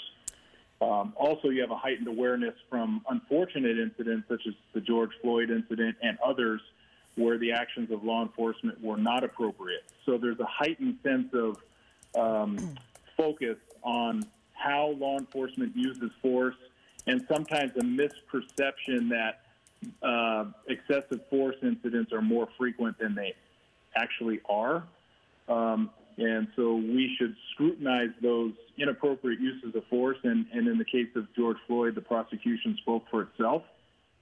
And we've had those types of situations in Los Angeles, as we all know, as well. And so, but these kinds of force or potential force incidents catch the attention of the general public. And in some ways that's healthy because we really don't like violent confrontations. But it's also important for the general public to know, particularly in Los Angeles, where the tactics are centered on reverence for human life and public safety. Well, I can't tell you how much we are grateful for your extended lessons and coverage that we've been willing to have in the discussions we've had since 1 o'clock letting our viewers know that are from LA and not from LA that they are hearing from a retired assistant sheriff from the LA County Sheriff's Department, retired chief of sheriff's special operations, and you now work with the Department of Justice. So many years in law enforcement. We appreciate you sitting on this standoff with us for so many hours. We are expecting a news conference coming up perhaps in the 5 o'clock hour. At 5 o'clock, we are going to start our newscast, but continue also this coverage at foxla.com and our Fox 11 YouTube channel. So everybody watching right now on YouTube and foxla.com, you can stay with us. We're going to still be here for you with Marla Tejas anchoring, but Alex and I will start the 5 o'clock newscast. I was at a great event this morning I want to share with you at 5 o'clock. So we're watching this standoff here. And Jim, you and I were talking earlier on, if we can just kind of, as we sum up our coverage here and we transition to our 5 o'clock in a minute, the issue we're seeing here is a lot of restraint, and you've seen things change over the decades when it comes to standoffs and tactics. And I know you take great pride in LA and LA County and the Sheriff's Department, despite the problems that we all know of and you've discussed as well. But you say this is more of a model program compared to the rest of the country. It certainly is, and working as a senior advisor for the Department of Justice, we train foreign law enforcement agencies, and they look to LA County Sheriff's Department, LAPD, and of course the local police departments, mainly in Southern California, as leaders in law enforcement tactics. And that's often because we have a lot of incidents that we have to confront, but also the great leadership that insists in the community, that insists and demands, professionalism from our law enforcement, which we should. And so that's evolved into what I would say is a great example today of commendable restraint, as we've said, and professionalism and patience. There is a threshold where it reaches where you say, how far do you go before you take assertive enforcement action and bring this to a resolution? And there's certainly a threshold that we rely, in this case, for example, on crisis negotiators to say, hey, we think we are breaking through with this individual or not. And so that's a lot what will go into the decisions of when to deploy. Well, James, go ahead, Alex. I was going to say, thank you so much for all of the insight. You've been one of the best people we've ever had doing this. Highest ranking, too, I think. Yeah, so you're welcome back anytime. We'd love to have you back for more really fascinating insight. So reminder, again, if you're watching this on our YouTube page, foxla.com/YouTube, we're going to transition over. Our colleague Marla Tejas is going to pick up the coverage.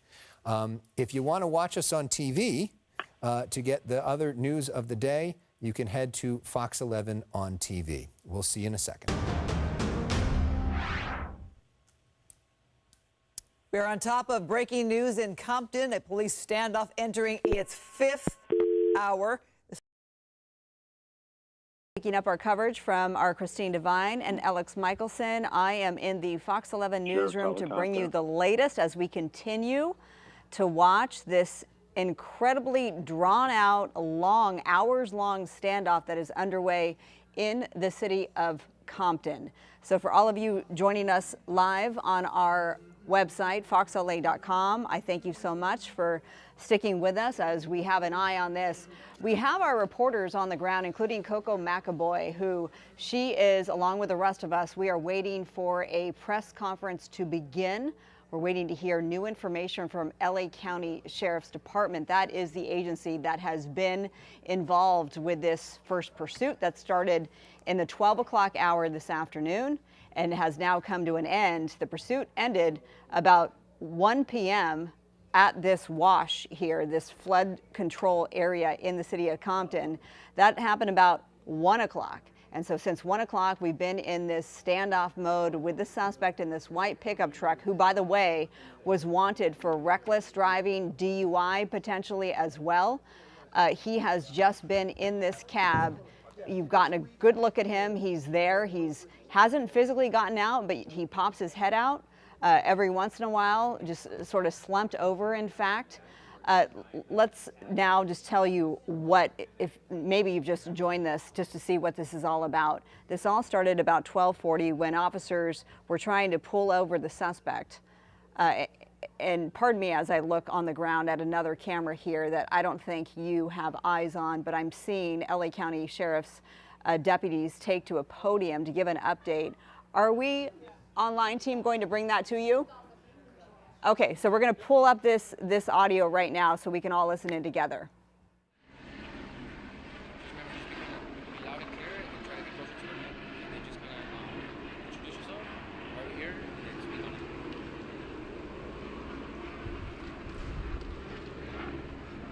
Hi, I'm Deputy Michael Chen, CHEN. I'm with the Los Angeles County Sheriff's Department, Sheriff's Information Bureau.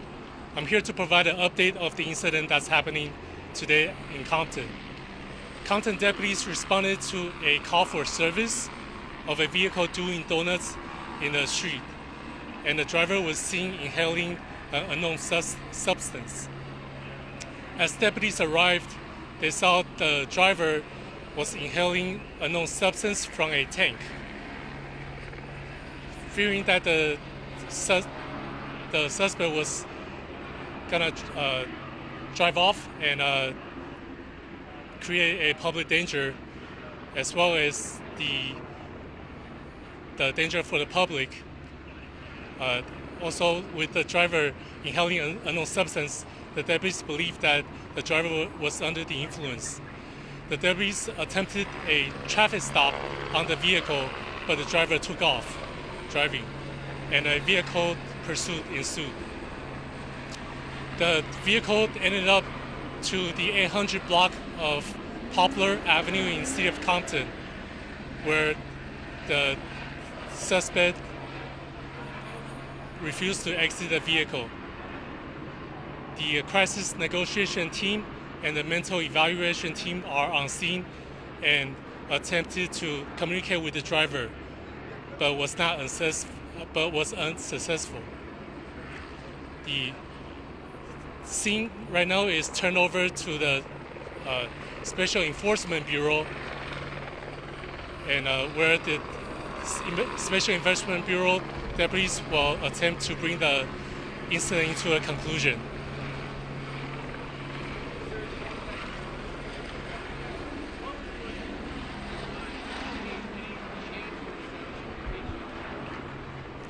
I'm sorry, I couldn't hear you over there. Were you able to establish communication with him? The deputies are attempting to make communication with him. But unsuccessful? They are unsuccessful in getting him out of the vehicle. But they are in. What charges is he looking at so far? So far, he's looking at driving under the influence and also assault with a deadly weapon on a peace officer.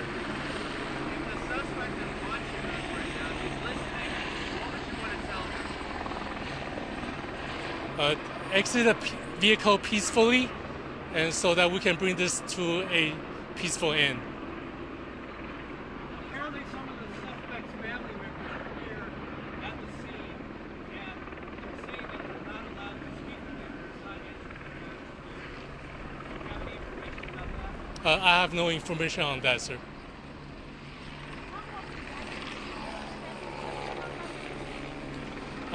We have evacuated some residents from the area for their safety. Are residents in any danger right now? Talking about the danger of residents in the area. We urge the residents in the area to stay in their home and listen to deputies' orders. Can you confirm that the suspect in the pickup truck has in his possession a nitrous gas?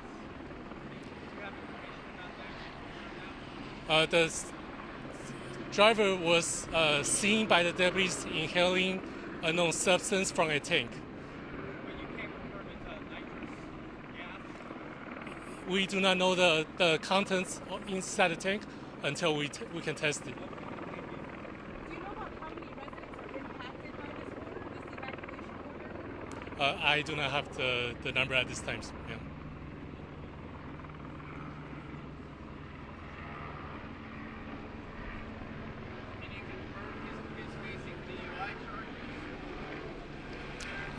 So far, he's suspected of driving under the influence and also assault with a deadly weapon on a peace officer.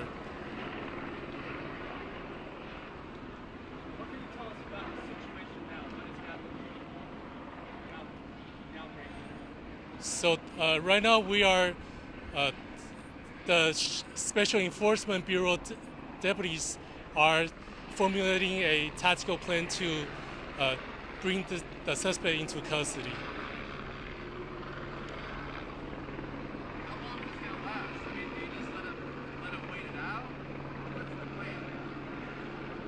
Our special enforcement deputies there are working swiftly to try to formulate a plan to bring this custody to bring the suspect into custody as quickly as possible, and we do not have a estimated time.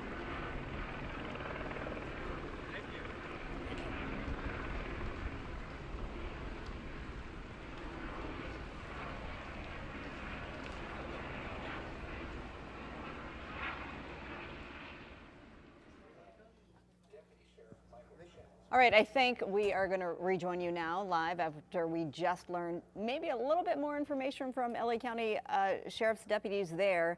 The gentleman at the podium just informed us that this all started because this driver, who is suspected of driving under the influence, and by the way, also assault with a deadly weapon on a peace officer, was seen doing donuts in the city of Compton. That was in the noon hour. That's what set off this pursuit in the first place.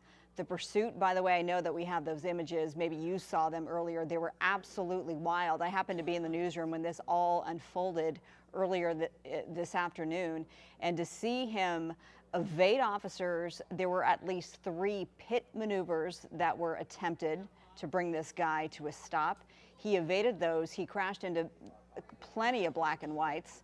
He crossed over center divides.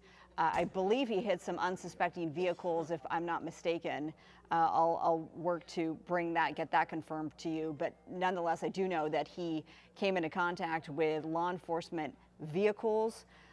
Again, 3 pit maneuvers at least were attempted, and then everything came to an end when he hit a dead end here in Compton. This is a flood control area.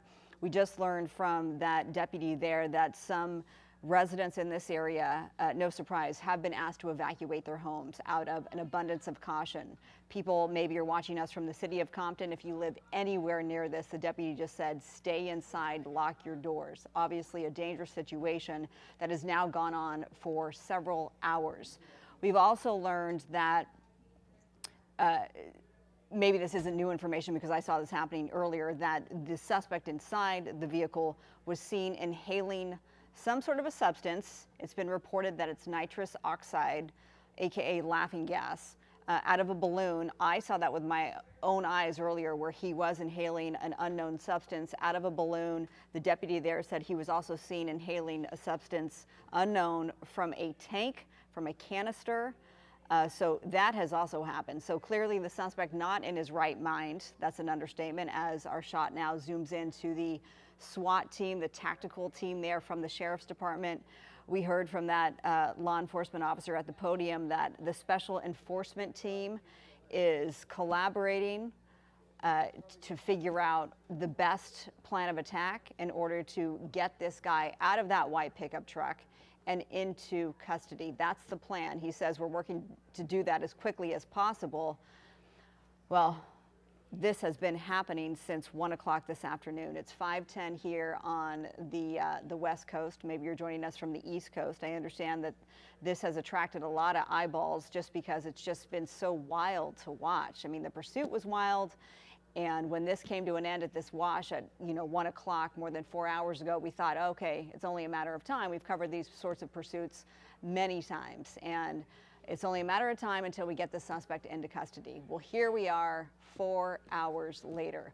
We've also seen, this was also why this guy will now be charged with assault with a deadly weapon on a peace officer. As soon as he hit this dead end and he saw that he was surrounded and had literally nowhere to go, he did go in reverse and he was ramming the black and white that you see there right behind him. So he used his vehicle as a deadly weapon. It will be considered as such, and hence the charge that he will face, assault with a deadly weapon on a police officer, on a peace officer. In terms of injuries, I don't think that there have been any injuries to pedestrians along the way. Maybe vehicles were damaged, but in terms of bodily injury to innocent unsuspecting bystanders. I don't think there are any of those. I don't think any deputies have also been injured in this, but we're working to get that figured out for you and confirmed. Certainly hope not. Sky Fox now zooming in on this SWAT team. There clearly they are getting ready to make a move. Joining us, it's nice to have a little bit of company here. We have Stu Mendel. He is in our chopper early in the morning, and he covered this pursuit earlier on when we first jumped on the air with Araxia Carpadian. Stu, you were overhead. You saw all of this unfold. Go ahead. What do you make of it all these hours later? That's not wild to watch.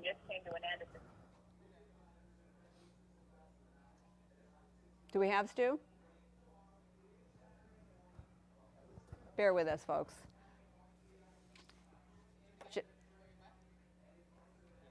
Just give me the thumbs up if in fact we do have Stu. We got some audio issues here, but I've been listening to Marla talking, and she was making comments about what was going on earlier on. We were there. Clearly, we were there. We were watching this happen live, and that whole part about the attempt. We heard the press briefing with the PIO from the Sheriff's Department talking about the assault with a deadly weapon on a peace officer. That was when that pickup truck collided with one of the deputies' vehicles. After that pit maneuver, we saw that, and I pointed it out when it happened. We saw that vehicle kind of bump one of those deputies' vehicles. I'm watching the feed live. I hope the timing is about right, but you can see right there the SEB folks. It's the Sheriff's Department version of SWAT. They've got one of their toys out right there. That's going to be a drone. I have an idea they're going to be bringing that drone or flying around, looking, maybe trying to really make sure that the best they can that that suspect has no weapons inside that vehicle. Also, we were talking about this going on for 4 hours, maybe more. It definitely has been, and you've just got to wonder about that guy in the truck. Even if he was inebriated earlier on, how long can you just sit in a vehicle? I was watching some of these shots moments before we went live, and it almost looked like he's getting bored about just sitting in that vehicle. It's like he's almost kind of saying, come on, guys, arrest me. Let's bring this thing to an end. This all happening out here in the Compton neighborhood. Right now, they're keeping a real focus on that drone. They probably want to see that fly over there, keep an eye on where it's going to go, and that's probably the reason why the camera operator in the helicopter right now is keeping that shot. But that suspect sitting in that vehicle, I was watching him fidget. One of the things that we do in the helicopter is read body language, because we're not down there. We can't hear the conversation. We can't, we're not getting the cues that other people are getting when they're watching or when they're on the ground. So you kind of watch people's body language, and you can see this guy looking in the mirror. He's getting a little anxious. He's, the body language has changed. So this kind of gives me the idea that perhaps that this is going to be coming to, he's starting to get desperate. So maybe he might even just open the door and give up. I'm just hoping he doesn't throw that thing in the drive and try to get away.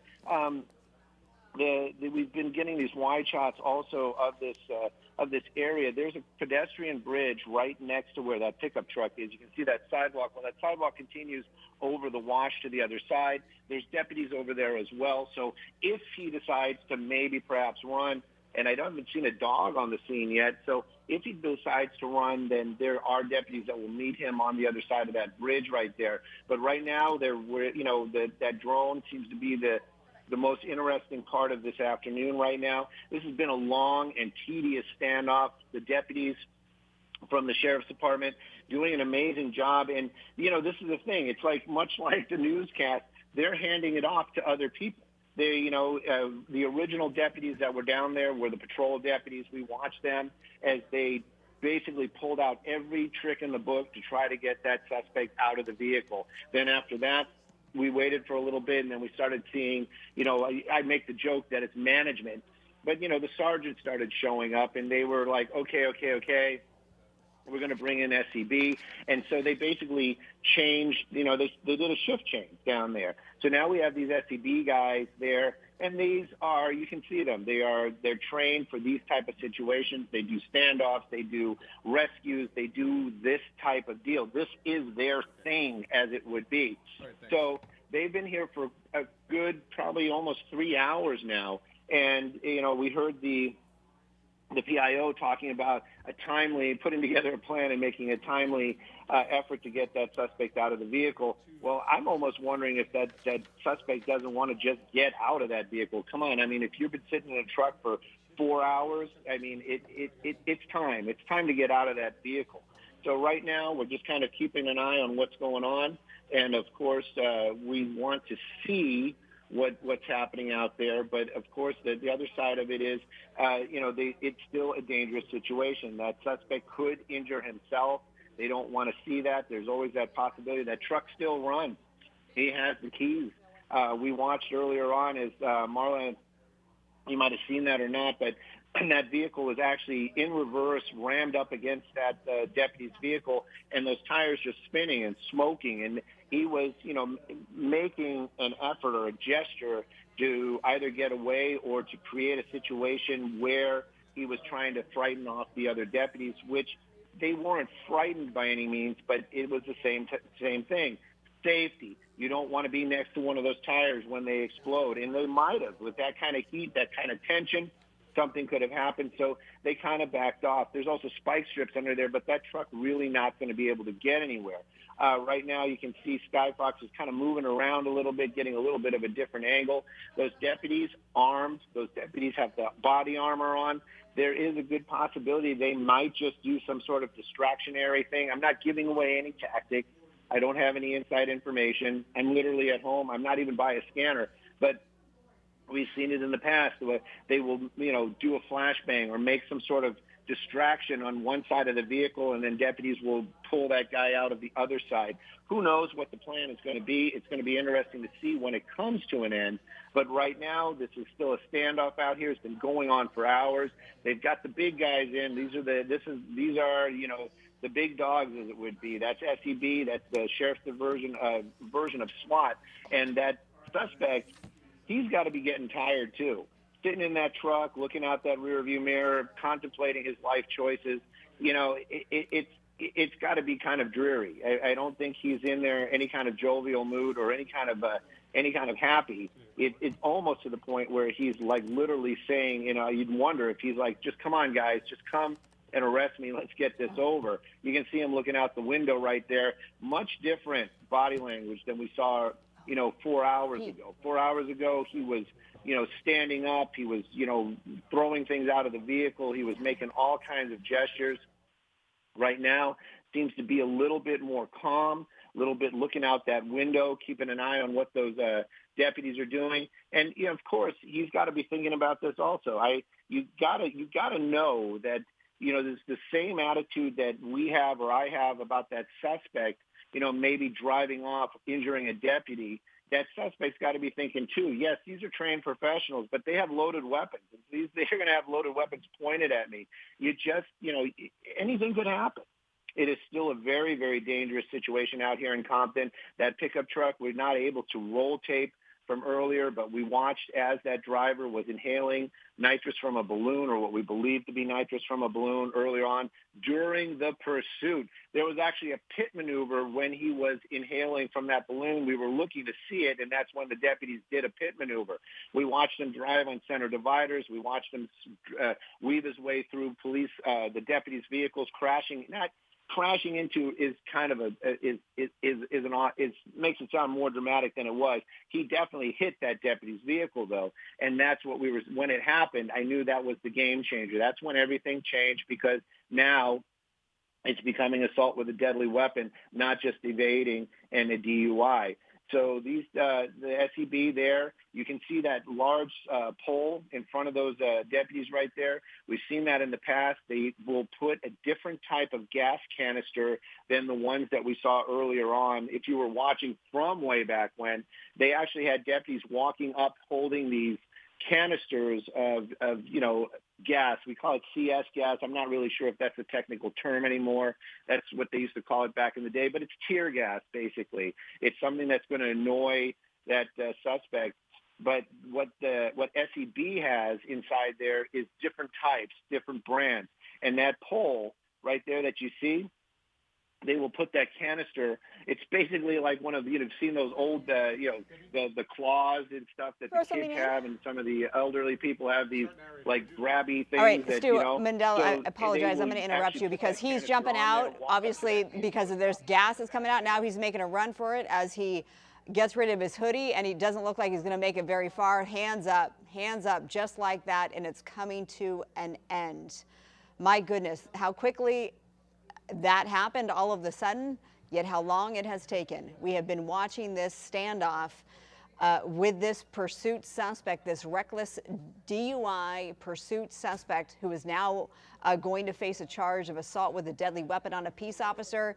He has sat in that white pickup truck for hours now, smoking some sort of, or pardon me, inhaling an unknown substance. Next thing you know, his cab was filled with a gas, and I believe that was thrown in by the deputies. Maybe that was dropped off by the drone. It all happened so quickly because we saw the tactical officers manning that drone. Next thing you know, his cab was filled with smoke, and he jumped out of that window and tried to take off. He didn't go far, and now he is in handcuffs. He is in custody.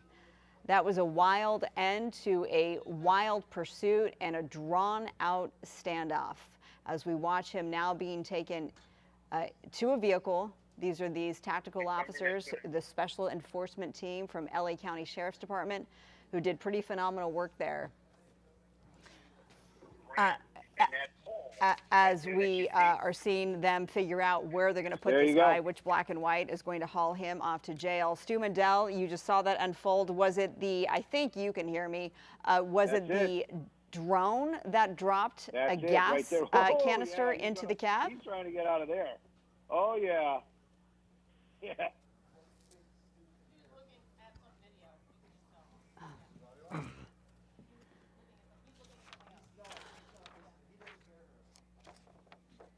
Try again. Stu, are you there? And that's what, that's really what we were talking about earlier on, too. That was, that's that real CS gas. That is the serious stuff, and that's what SEB brings in that armored vehicle. That's what they were talking about earlier on. We saw it being used just the other day, and that right there is a massive dose of it. And you can see that suspect definitely was not, he made every effort to get out of that truck. That truck's still smoking down there. So this definitely coming to an end right now. And SEB, pulling out, reaching deep into their bag of tricks, and this was a pretty simple move. And again, if the deputies would have had that, they would have taken care of this earlier. But these types of tools are available to different types of deputies, and clearly this was something that SEB has that they don't carry around in their patrol vehicles. And you can see right there that suspect in custody. It's all done.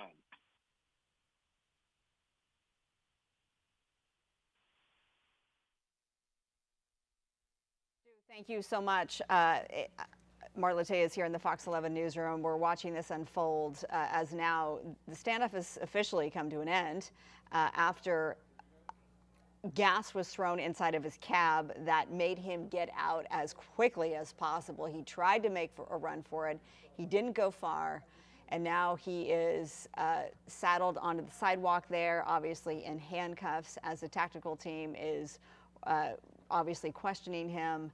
And it'll only be a matter of time until he is taken away by authorities. Again, this all started in the noontime hour. It's now 5:25, so about 5 hours this has gone on in the city of Compton. And here we are as this guy will now face multiple charges. It all started with reckless driving, seen doing donuts in the city of Compton. And then now he's going to face a charge of assault with a deadly weapon on a peace officer. That's because he drove through barricades, essentially, of the black and whites, got through those, damaged a couple of those sheriff's deputies' vehicles. Hopefully none of the deputies were injured themselves.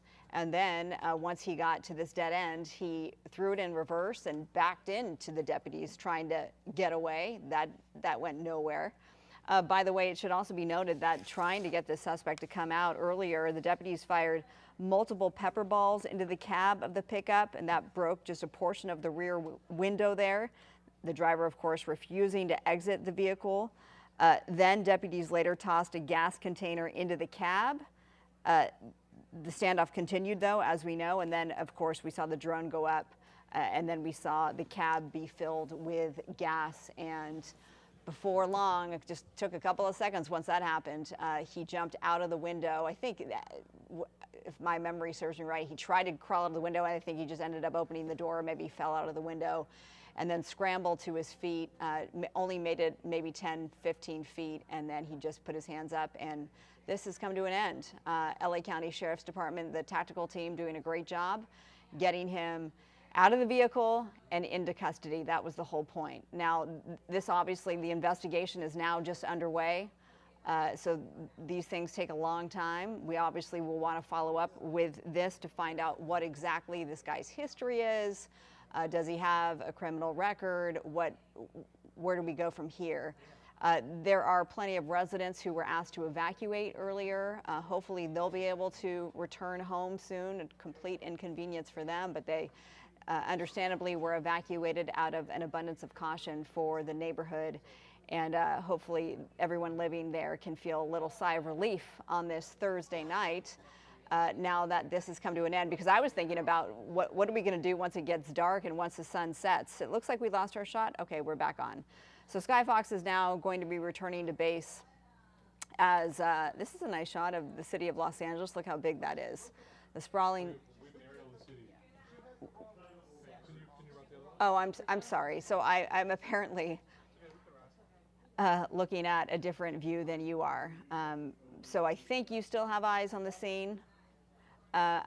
With that said, we are going to wrap our coverage here on foxla.com. I know some of you are joining us on our YouTube channel.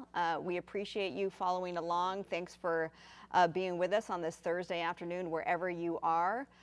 Locally, foxla.com/live, you can watch Christine Devine and Alex. They are picking up our coverage. They have been on the air on televisions across the Southland since 5 o'clock. I'll join Alex on the set at 6 p.m. You can find us foxla.com/live or, of course, on Channel 11 if you are in our viewing area. All right, thanks so much. That's it for me. Marla Teja is signing off from the Fox 11 newsroom. Have a good night, everybody.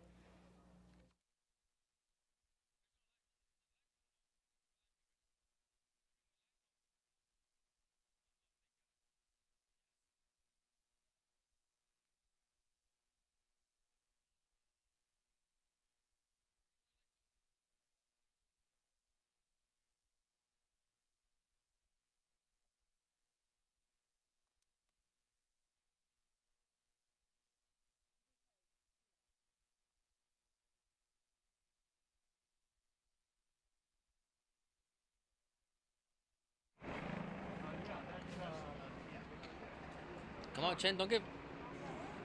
Back me up. That's cool.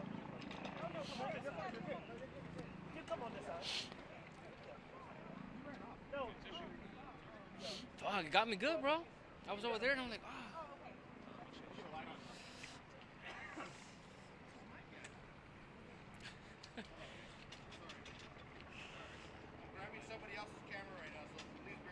It's okay, no worries, sir. How are you, sir? I'm doing well. What's up, brother? How are you? Been a while, man. I know. Where you been at? About a week. Yeah? From that other place and that other That's right. guy, remember? Okay, brother. Sorry about that. Sorry, man. It's okay. No rush. If it falls